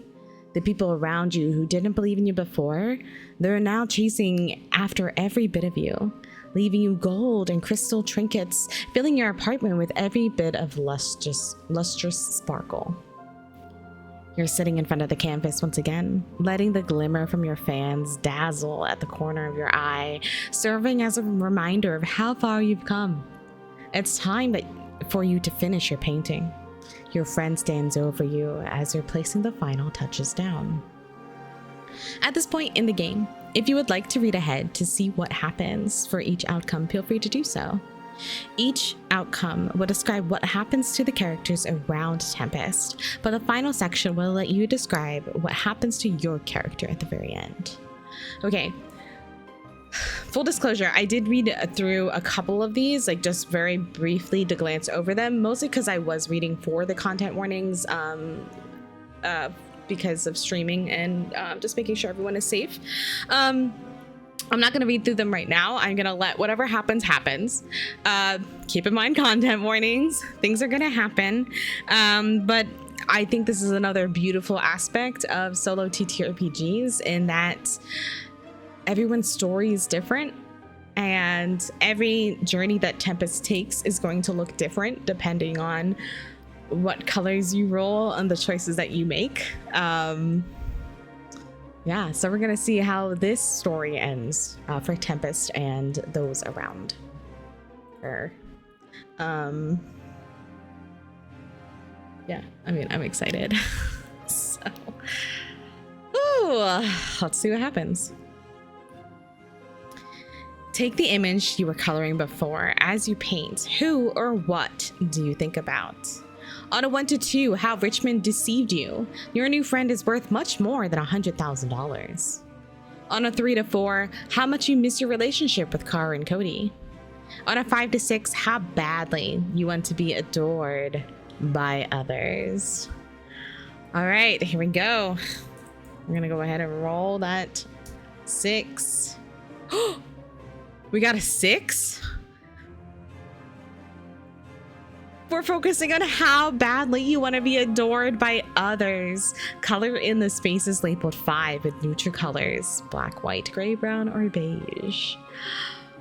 Oh my goodness.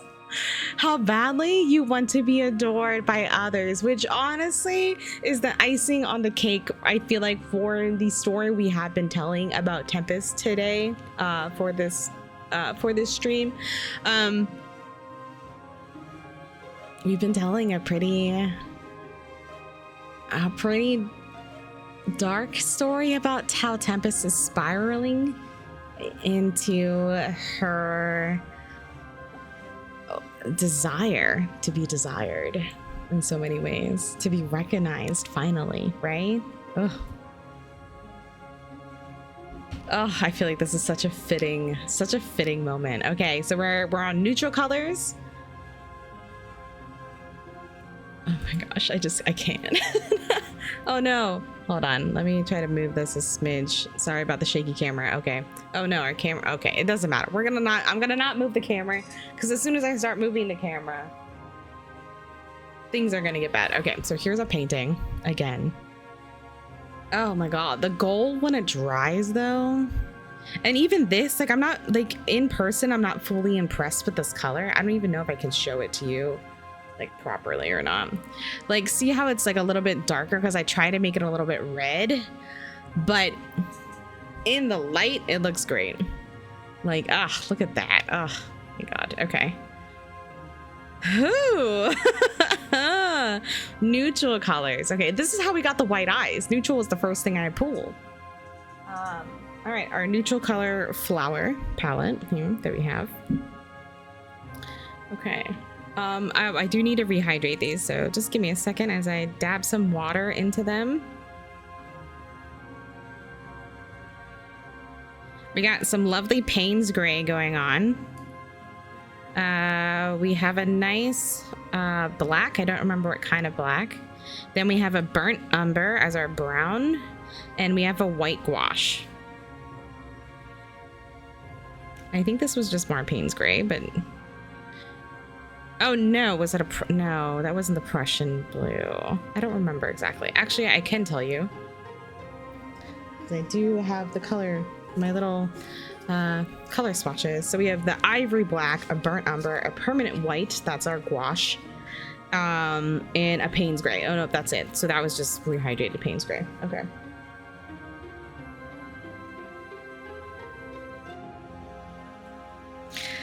Oh my gosh. Okay, well, we have some choices to make here on color options, because this is all like his body and his arms and his face.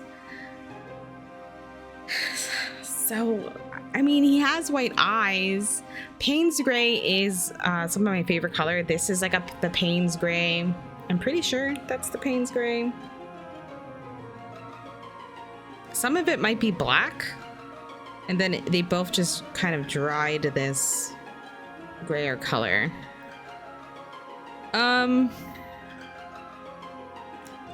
Gosh, I think maybe,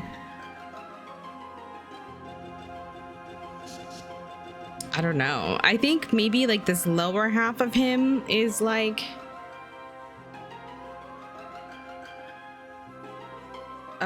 dark, or I mean, because it's so interesting because we also have white as another option again. We can always change our mind.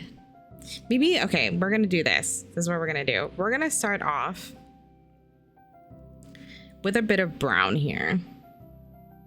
They're burnt umber on our feeties.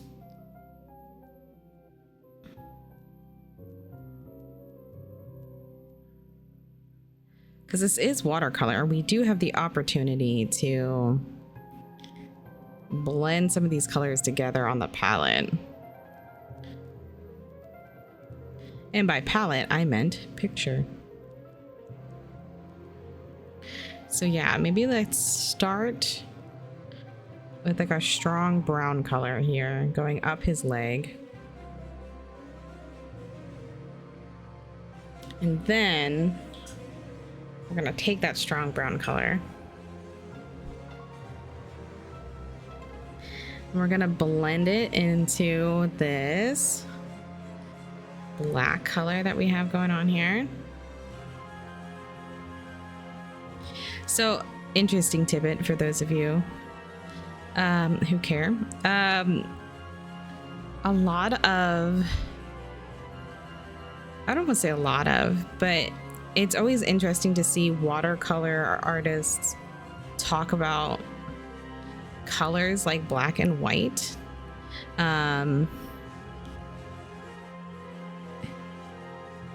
Because in watercolors, like, you have this weird blending that you do where it's almost like you're painting in the shadows, you're painting in these darker values, and you're leaving the white of the page for like your whites.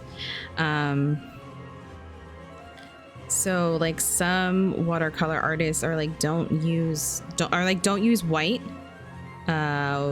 You should be preserving the white of your page as your whites.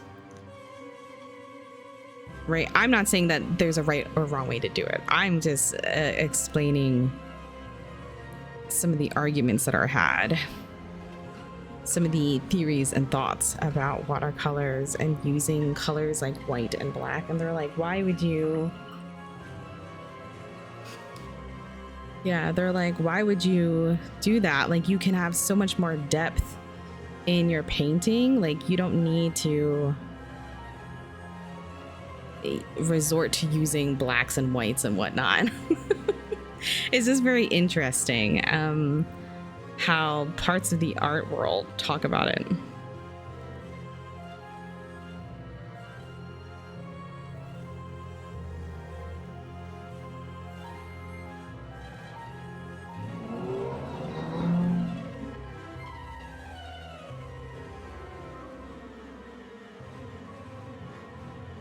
They're like, you can create so much more depth than using just a flat black. And then they'll like do like a good example of it. And I'm like, wow, that is so much better than using black.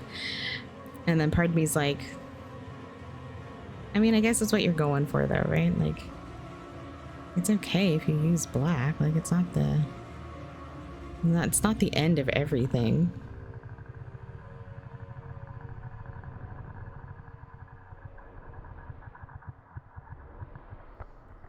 Art is what you make it. There's no right or wrong answer to art.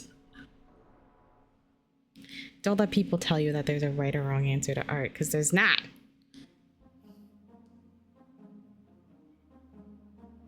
I just got that all over the gold. Gosh darn. Okay.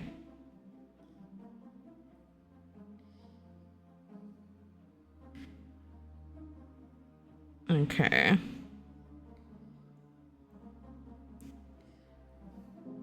I'm just reflecting on like the name of this section, which is detailing. I'm just like, yeah, honestly, like I really feel like I'm in the details now.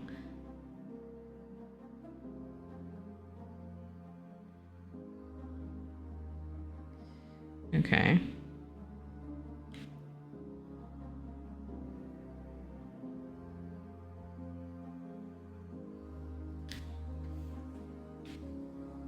All right. Very good. It's also really difficult because the body has some of the tiniest little sections that like I'm trying not to overwhelm with the dark colors that we got.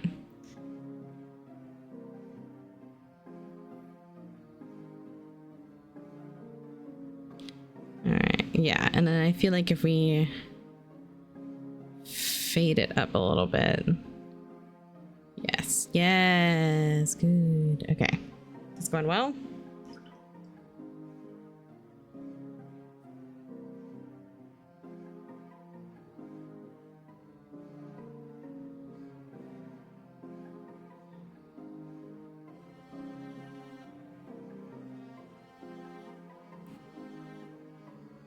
I gotta pick up some of that paint because I put a little too much paint down there.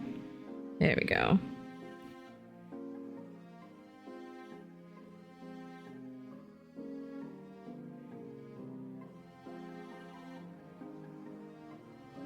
Okay.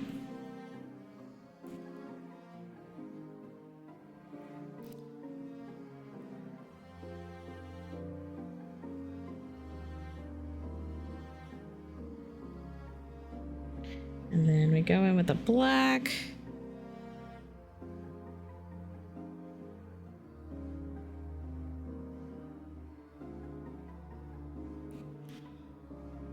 Touch the black up in there. And we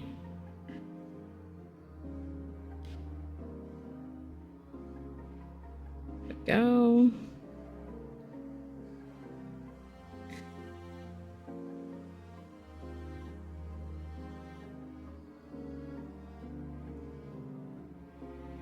All right.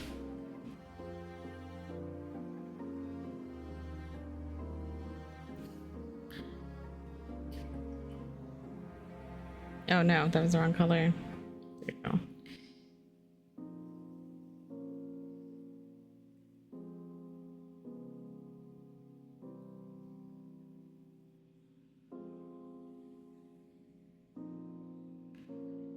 Okay. There we go.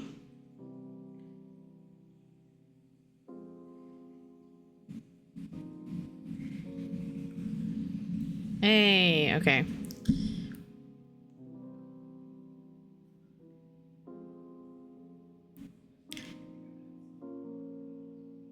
I can definitely see where we were rushing a little bit before, where like some of these colors are like all over the place, like not in a bad way.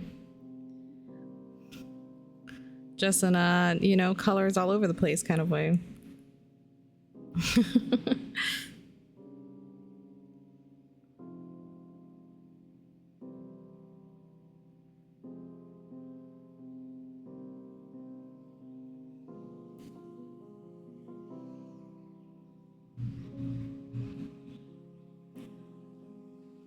Okay, there we go.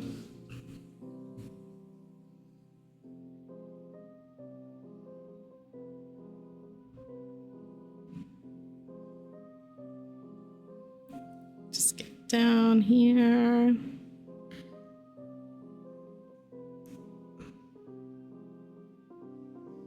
Last, there's his legs coming together. Okay. And then up into his torso.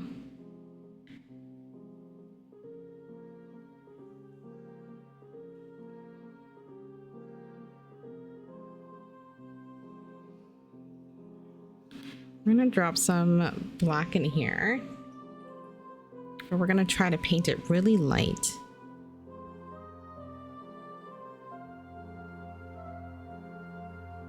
So it almost becomes like this muddled gray, which it's kind of doing. There we go. I'm just changing the value of that black to be more of a gray.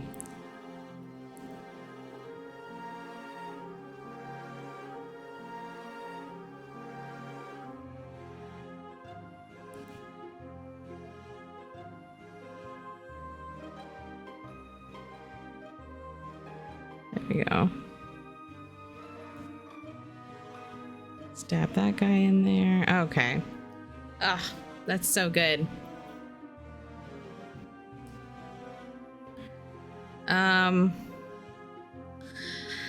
I kind of feel like, oh my gosh, we missed a we missed a 4. That's okay. Hold on, I can go back in really fast.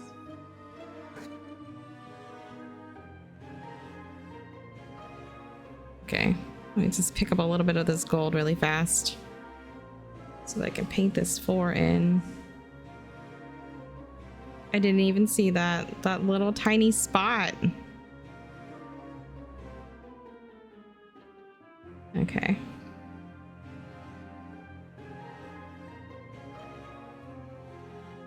Okay, there we go.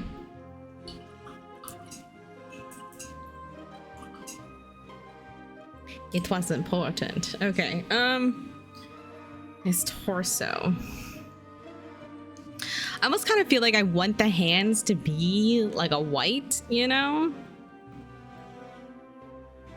So then let's keep the upper part.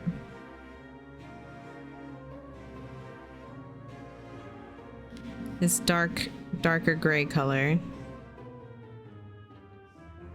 I mean, I'm also biased because I really love Payne's Gray. All right.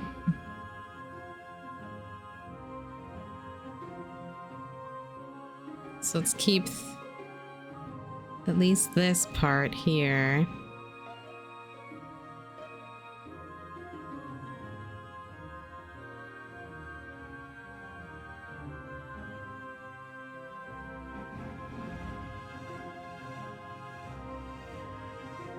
There we go. Just try to bring that color down so it looks a little cohesive there.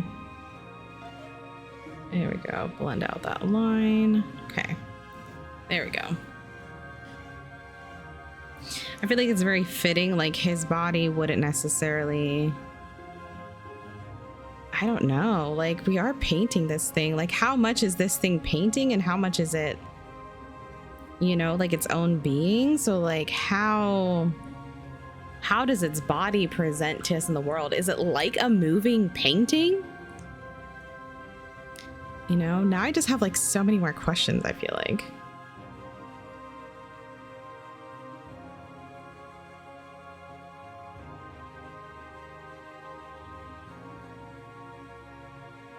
Like, do we think he's like a moving painting-esque type of vibe? I don't know. Oh my gosh, we have questions now.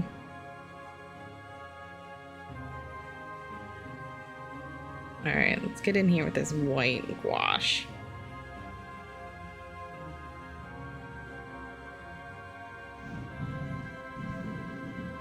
Now again, it's gonna look like I'm doing nothing to your perspective, but I am applying a nice white to this page here.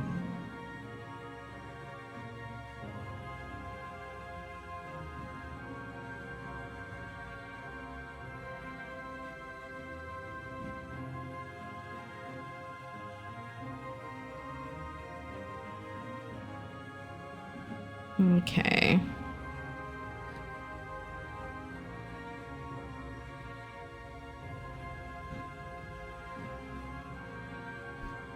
All right.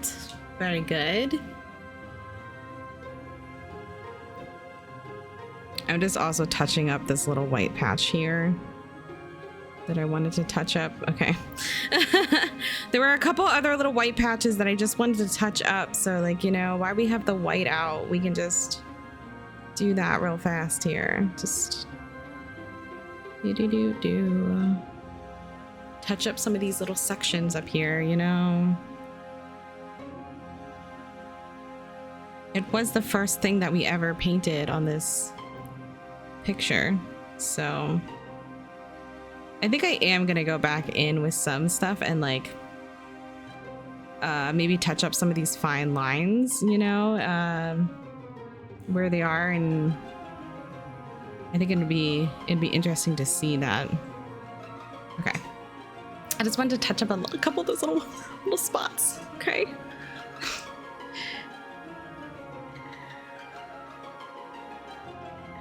Oh my gosh, we also have these like big long lines of his wings that we had to do too. Oh, this is just gonna keep getting more and more interesting. Okay. I guess why we have the white out, we could blend it into this part of his arm down here as well.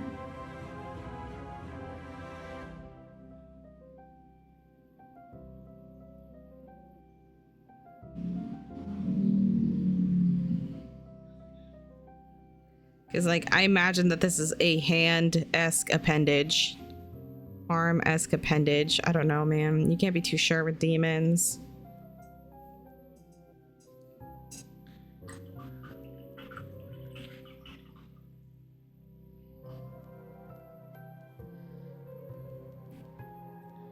And then we have like this really deep Payne's Gray again coming in here.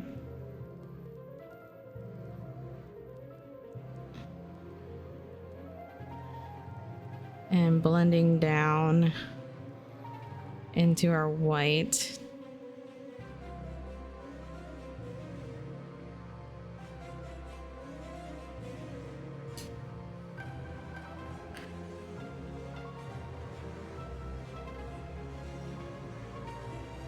Oh yeah.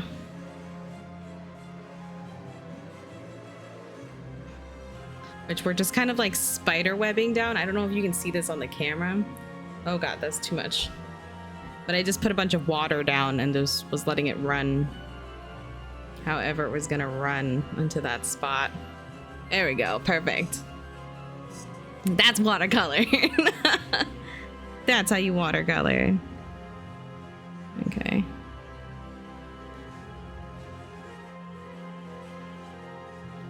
Now you're painting with water. Anyway, moving on.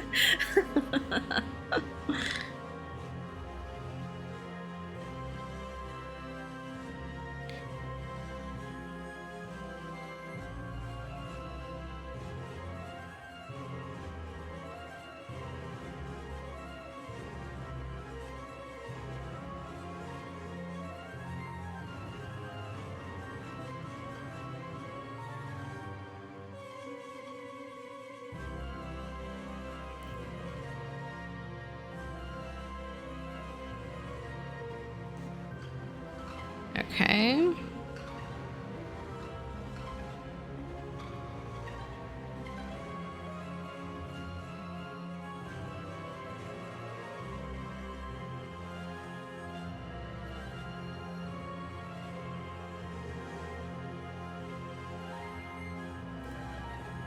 There we go.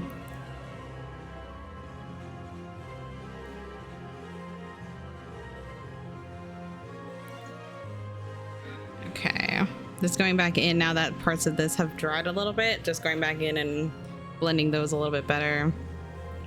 It's not necessary, you don't have to do it. I'm just doing it now. Now that we are here, we've approached our timing of painting our new best friend.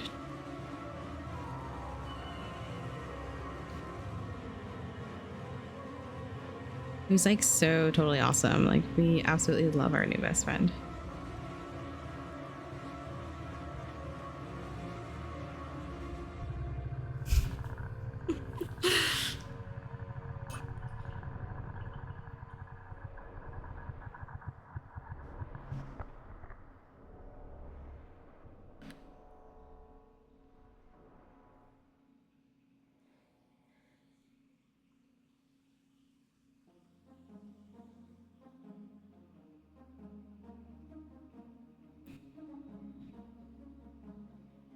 What are we thinking about? We're thinking about... Oh my gosh. I'm gonna go revisit the prompt.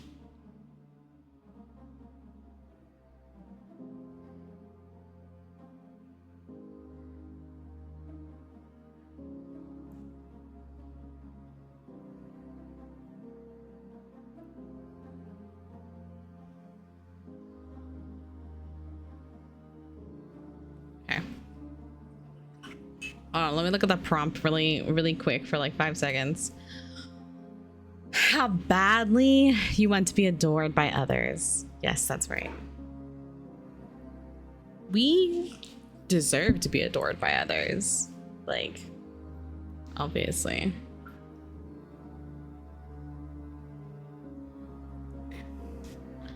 Tempest is the best. Like, there's no one that even comes close to her greatness.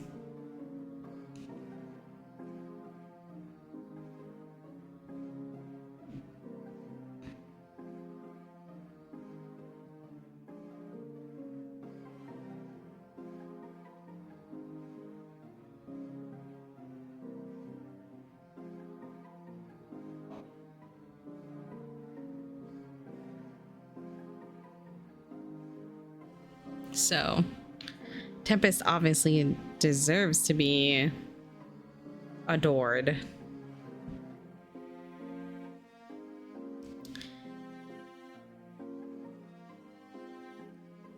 Obviously deserves the world. Because she is so great. She is amazing.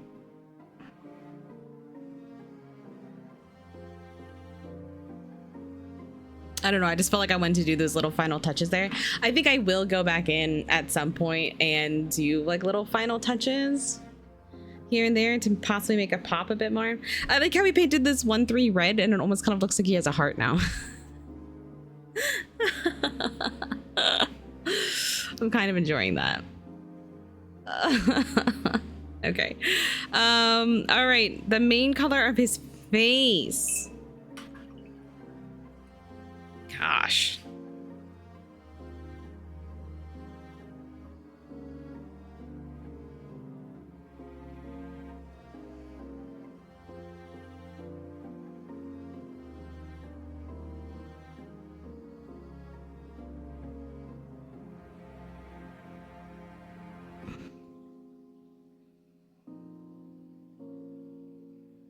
Our Frank Sandy coming to life out here.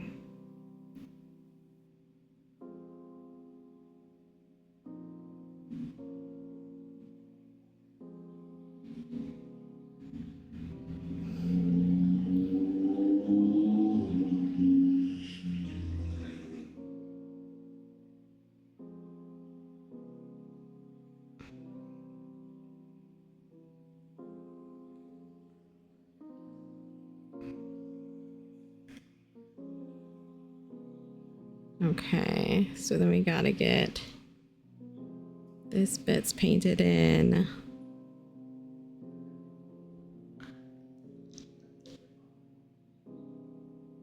He honestly looks even more terrifying right now. Because he has white eyes. That was a decision we made a very long time ago. I think that was like number one. That was like number one decision that we ever made, was that he has the white eyes.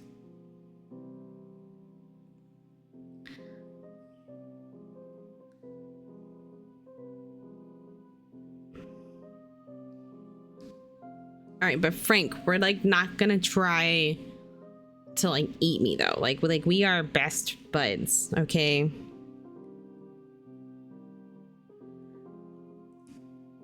Without me, you are nothing. And without you, I am also nothing. I just tried to add back in some of those facial details that were there originally in the drawing. That kind of got lost a little bit because of the such dark colors that we have going on here.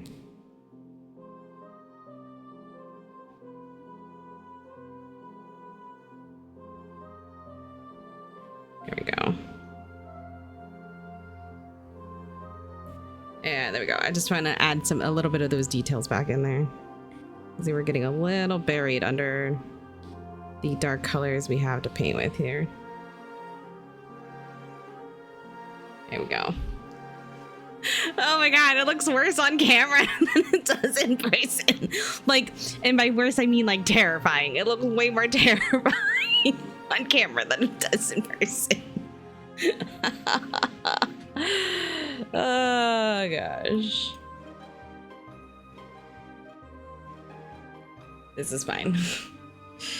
Oh my gosh.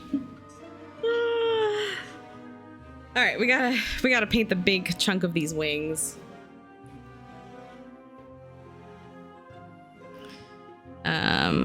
Yeah, the big chunk of these wings are all 5 here.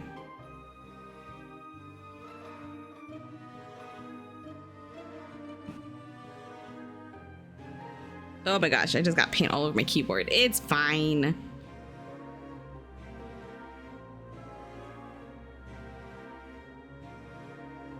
Okay.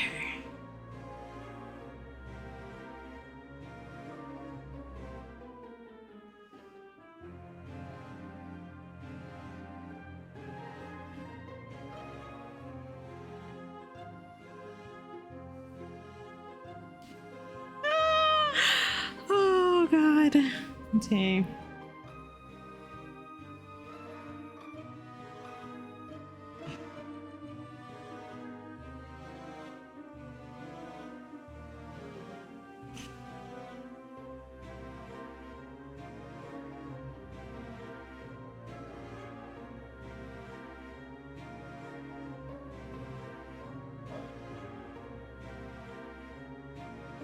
All right. Oh my gosh.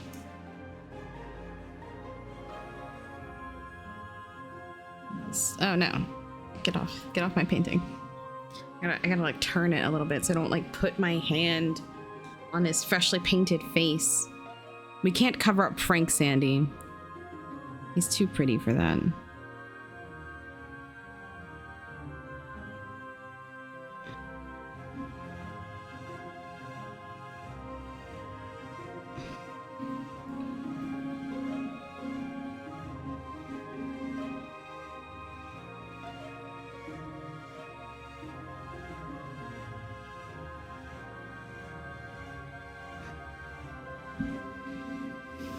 Okay.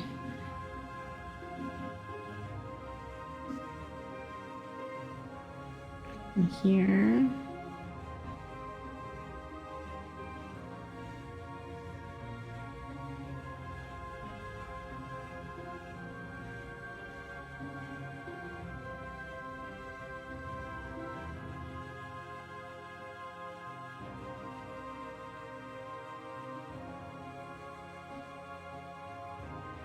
Okay. I lost sight of like where I was supposed to go with that line for a second there. We got it back. We're good. Okay. And then we gotta fill out this bit because this should be slightly wider.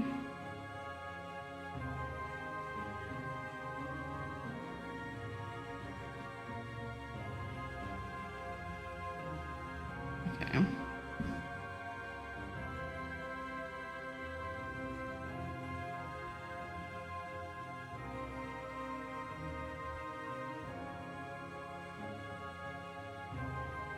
Whew. Whew. All right. Sorry, these wings are taking like a lot of concentration. So, goodness.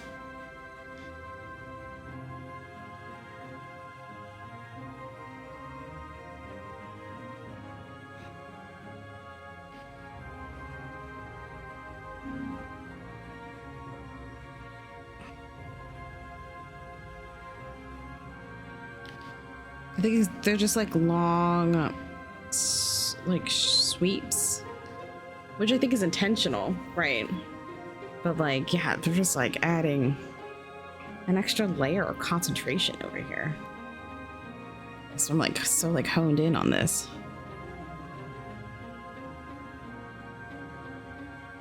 Okay. Oh my god. Oh my god. Probably should have like maybe made them brown. Nah, I feel like nah. We made the right choice. We made the right choice. No takesy backsies.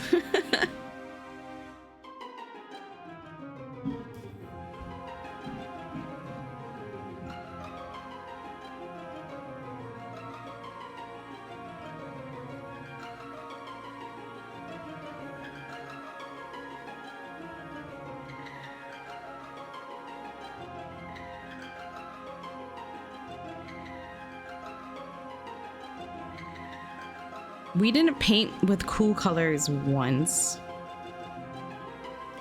This was all neutrals and warm colors.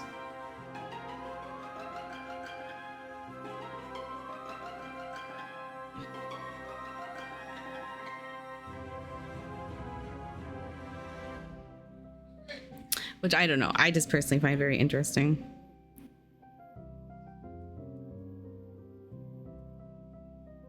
Of like, this is the canvas of Tempest's life, right? This is Tempest's story that we're painting here.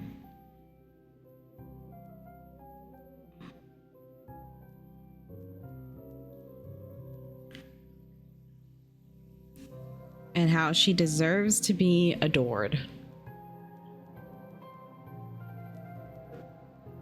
That's the wrong color. Oh well. We're committing to it.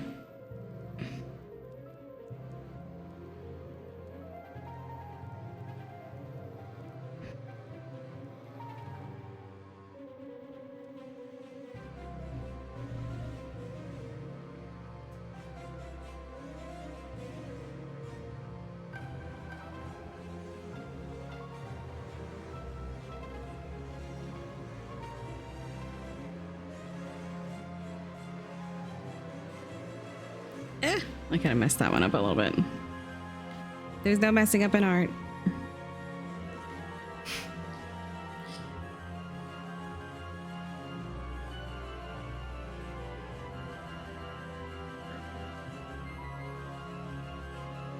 There we go.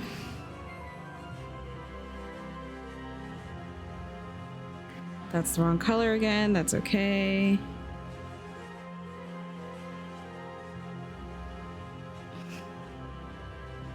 There we go.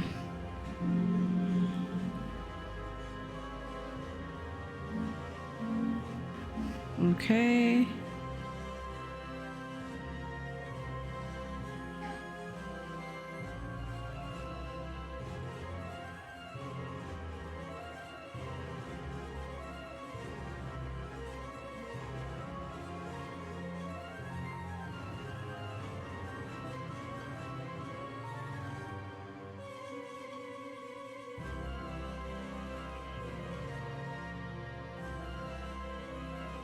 There we go. Oh my gosh, the amount of concentration that I was just experiencing right there. It was like long sweeping lines, long sweeping lines.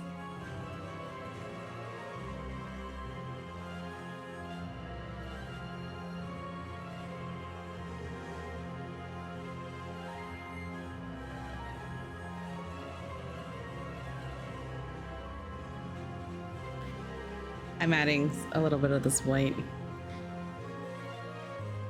Just a smidge. Here we go. Add a little depth. I gotta wait for this side to dry a little bit more before I can do that on that side. All right, what do we think? Do we think we need to like nitpick it further, or like, you know, do we feel good about this? Our demon buddy.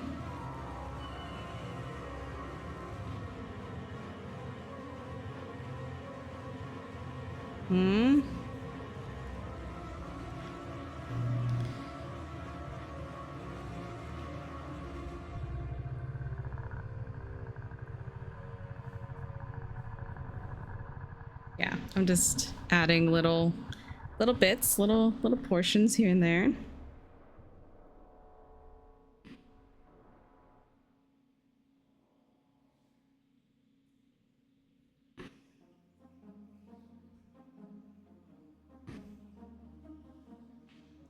Yeah. Oh my goodness.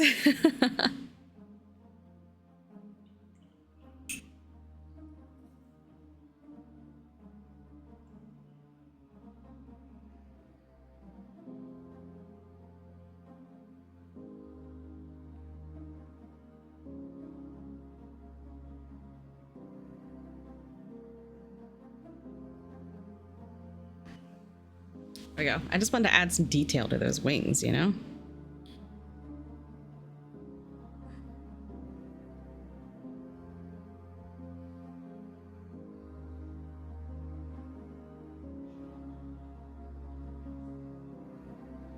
Here we go.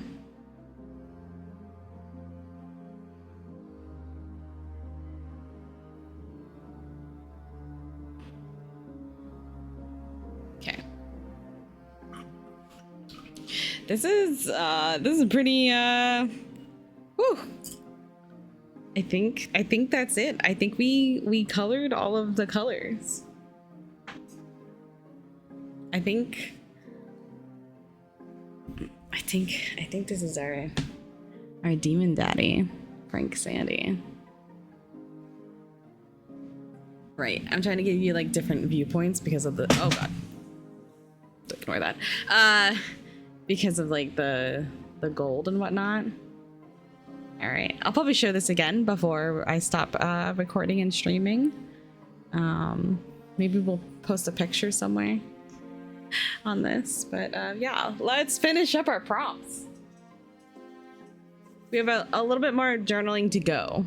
We have some questions to answer, some things to experience, some relationships to hash out.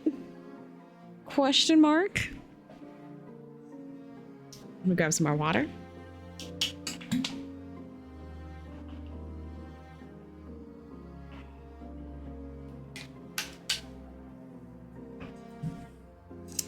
Okay. You ready to do this? Oh, goodness. Okay. Let's do this.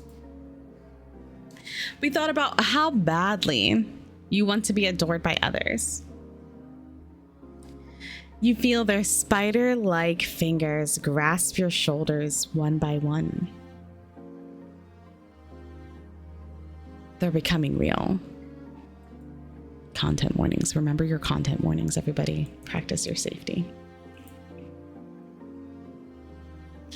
You paint the final detail and sit back into your friend's cold chest, letting their embrace envelop you. The thin skin of their wings cover your face like saran wrap, and the air releases out of your lungs. The intensity of this feeling escalates in your body as your friend's wings bind your arms and legs in place. You feel yourself being lifted up a few inches above the floor. That's quite the imagery. Describe what the pleasure feels like. Describe what the pleasure feels like. So our friend has us, Frank Sandy, embracing us in his wings, binding us, making us absolutely breathless, literally the definition of breathtaking. Describe what that pleasure feels like. This pleasure feels so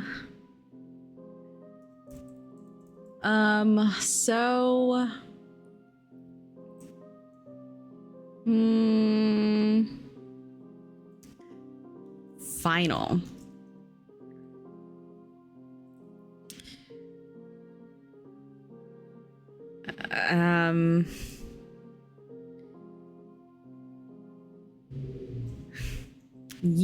Oh gosh, we're being lifted. We're also being lifted up into the air. Okay.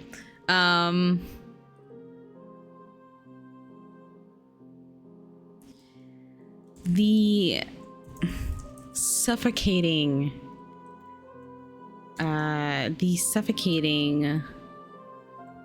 devotion of my fans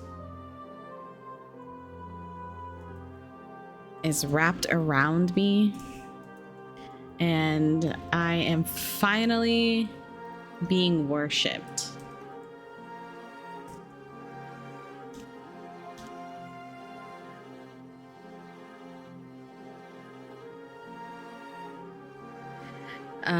Oh gosh. Oh, has wrapped. Okay, there we go. All right, no double P. Okay, there we go.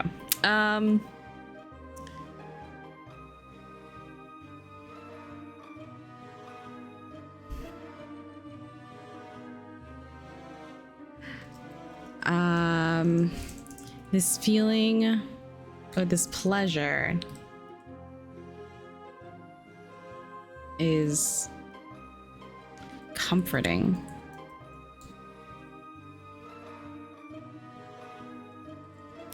Like being wrapped tight in a blanket.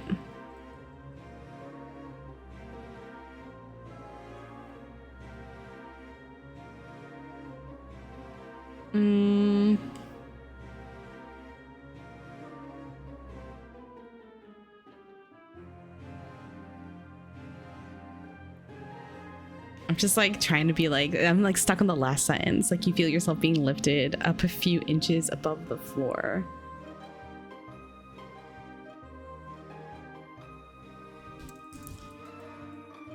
This pleasure makes me feel like I have finally left this mortal world behind.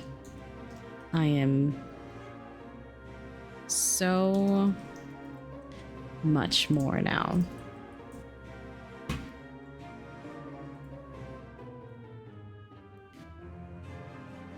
They speak, echoing within the walls of your apartment. We have formed a pact. I will give you anything your heart desires. If you decide to remove our pact, I just ask that you give the paintings to someone else. But please, don't forget what we have here. Your friend releases you just as you climax and you try to catch your breath. You look at your hands. They're coated in a thin layer of sticky, wet substance. You place your fingers in your mouth to taste it. Describe what the substance tastes like. Thank you, game. Thank you for this. Describe what the substance tastes like. Frank Sandy Demon Goop. Trademark.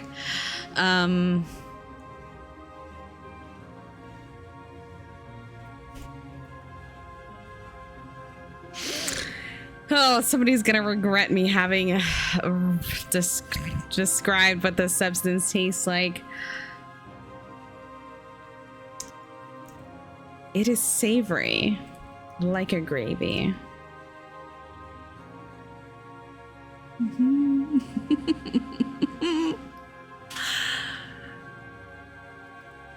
There is an earthy spice about it. Not hot, like a pepper, but rather deep and complex, like a curry.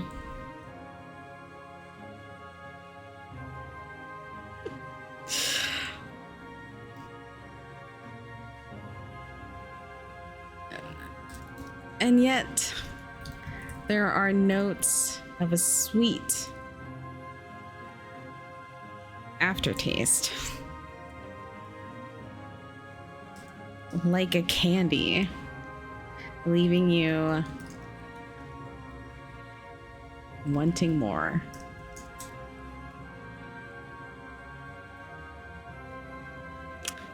You're welcome.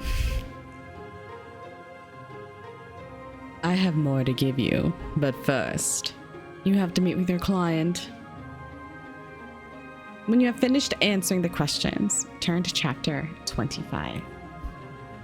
I'm so happy this happened to us here. Oh my goodness gracious. Why are there a lack of eyes here when there should be eyes? Oh my gosh. All of a sudden we have no eyes? Oh no. 25, the final boss. You carry your tall, wrapped painting on the subway, carefully making sure that you don't damage it. You could have called for a cab or had it delivered by a company, but the painting is so huge that you are worried about any tearing or scarring that might happen along the way. You try to avoid the gaze of anyone giving you a funny look on the train. Luckily, it's not too packed, but it hasn't been uncommon for someone to stop you and ask for a selfie recently. You decided not to tell anyone about this delivery. No one needs to know what you're about to do. You enter the doors of the office with Richmond's assistant helping you carry the other end of the painting. You place the canvas down in front of Richmond's desk. He waits for his assistant to leave the two of you alone as you unravel the protective paper. This is it? It's magnificent, Richmond gasps in awe. And a little creepy, huh?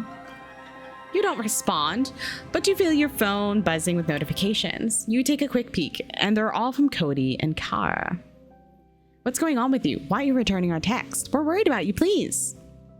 You put your phone on Do Not Disturb mode and slip it back into your pocket. Richmond goes back to his desk, digging through the paperwork to uncover an envelope with your name on it. Job well done, though. He grips into the envelope. That's what that sign, yeah. He grips onto the envelope tightly in his hand. I don't think I've been telling you the entire truth, Tempest. You see, this painting, it's meant to call upon this very creature, this demon, and I have the feeling you've already come in contact with them. Your heart races, even though you know exactly what you're about to do. Despite how far you've come, the panic still has yet to leave your system. So where are they? Richmond demands. You have no choice but to call upon your friend. Write down your friend's name.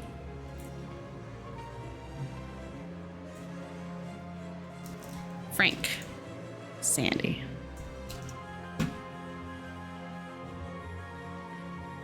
Fingers curl out of the painting as your friend pulls themselves out of the canvas, revealing their nude torso. They step into the office, placing one foot after another, leaking darkness onto the floor. They crack their necks side to side before stretching out their wings. Richmond, right? Tempest has told me about you. Richmond's mouth is agape in fear. Yes, I'm your master. Huh, master. I serve the one who released me, and that would be her. Well, technically, I paid for you to be released. Your friend skulks towards Richmond, causing him to stumble backwards onto his desk, accidentally knocking over a mug, spilling coffee all over his laptop's keyboard. If you painted the spaces labeled 5 with neutral colors, go to page 132. Okay. Oh no, this is 132. Oh god.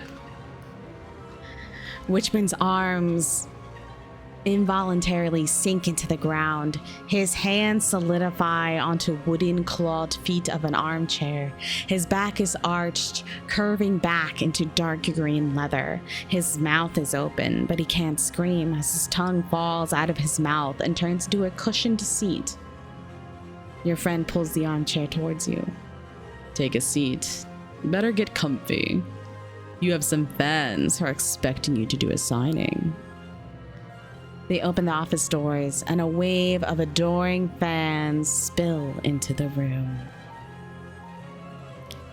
Who's the first person in line waiting for your autograph? The first person in line waiting for our autograph is Nate. Yeah, it has to be Nate. Do you eventually respond to Cody and Kara?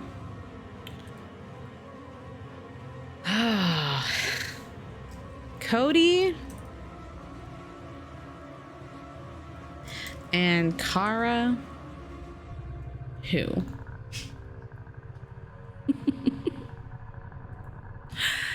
When you have finished answering the questions, turn to the final chapter. Ooh. Notice the lack of eyes? Like all of the paintings had eyes, and now it's like a lack of eyes. 26, finale. A week passes, and you're looking back on how much your life has changed. Okay, we have all of these questions to answer. Do you have a new assistant? If so, what are they like?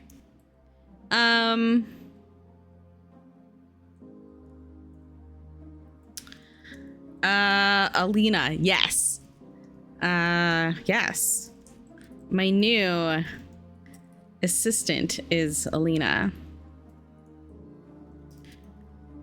She said she knew me best. And that is exactly what assistants are supposed to do.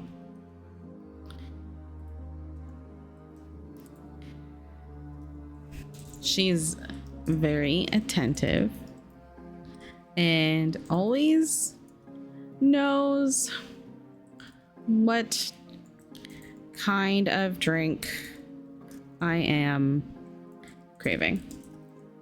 Drink / snack. Snack. What happened to Alina? She's our assistant. She works for me now. For me now. Adoring me every day. Oh gosh. What happened to Nate? What did happen to Nate? Oh, Nate. What happened to Nate? Nate got canceled.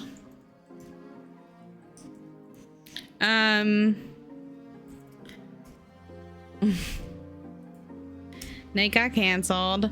My adoring fans called him out for his behaviors.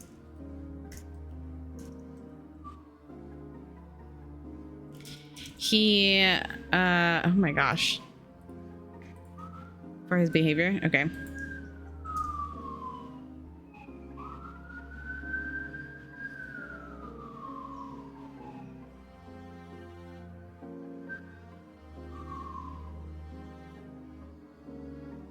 He no longer does any art. He deleted his socials. What is your relationship with Cody now?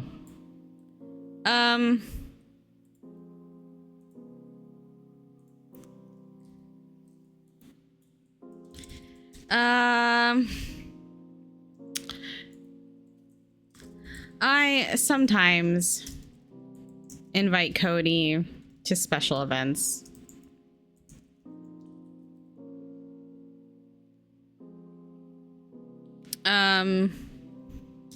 He tried to get me to tell my fans about him.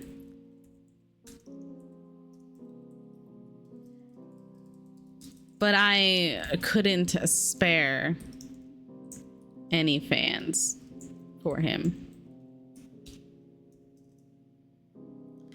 What is your relationship like with Kara now? I feel like this would be a defining moment for Kara and Tempest, and I feel like Tempest has made it now with art, and Kara has always said Tempest won't make it. So I feel like Tempest has drawn a boundary. We don't talk. She tries to schedule lunch meetings.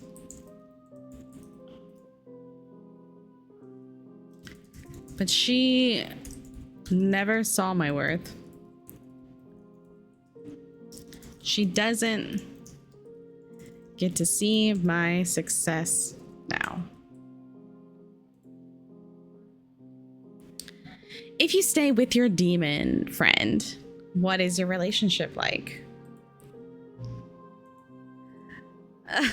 What is our relationship like? We are the power couple. This world is ours. They bow before us. It's a happy ending.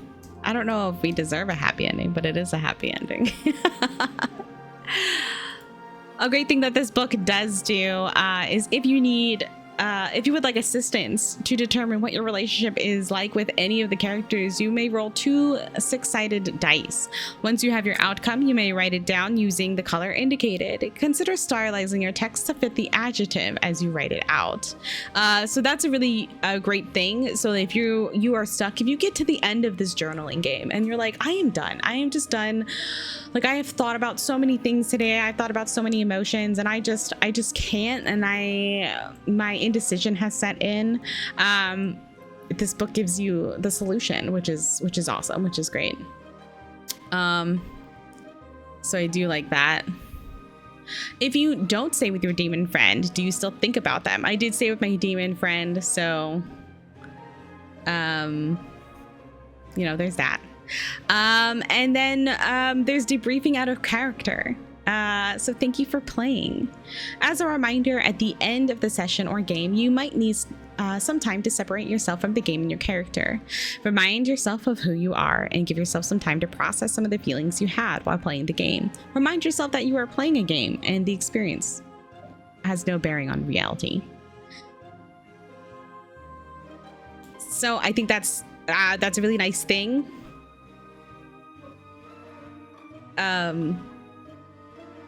That's a really nice thing to have as part of the game. is debriefing, because that is always super important. Again, with a game that does have such heavy content warnings, you want to practice your own safety. So keep that in mind as you're playing, as you're experiencing this, even as you're watching this recording in this stream. Take a few moments, decompress yourself from the story that we just experienced and told together.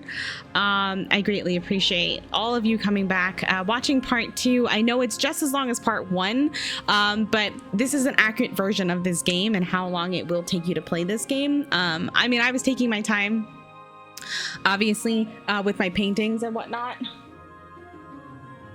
With our Frank Sandy, oh my gosh, that just looks wild. It just looks like extra wild on camera, I'm not gonna lie. There's kind of a close-up of our Frank Sandy. Yeah, that just looks like extra wild on camera there. Oh my gosh. Oh god, it looks so good though. But yes. So be safe if you do play this game, but thank you so much for being here. Thank you so much for spending time with me. I hope you enjoyed it. I hope that you get to play Forgery if you want to, or you pass it on to other people that you think might enjoy this game, and you get to go through this beautiful experience. All right, everybody, thank you so much for being here again. Shout out Silvia with Roll D5. You can always find us in the Discord. You can find me at Everywhere Important at Shadow Silvia. And yeah, I'm so happy that we did this and that we played through all of these games here at Roll D5. I just hope you all have a great rest of your day, your evening, your night, whatever time zone you are in. And we'll catch you next time on Roll D5. Okay. Bye-bye.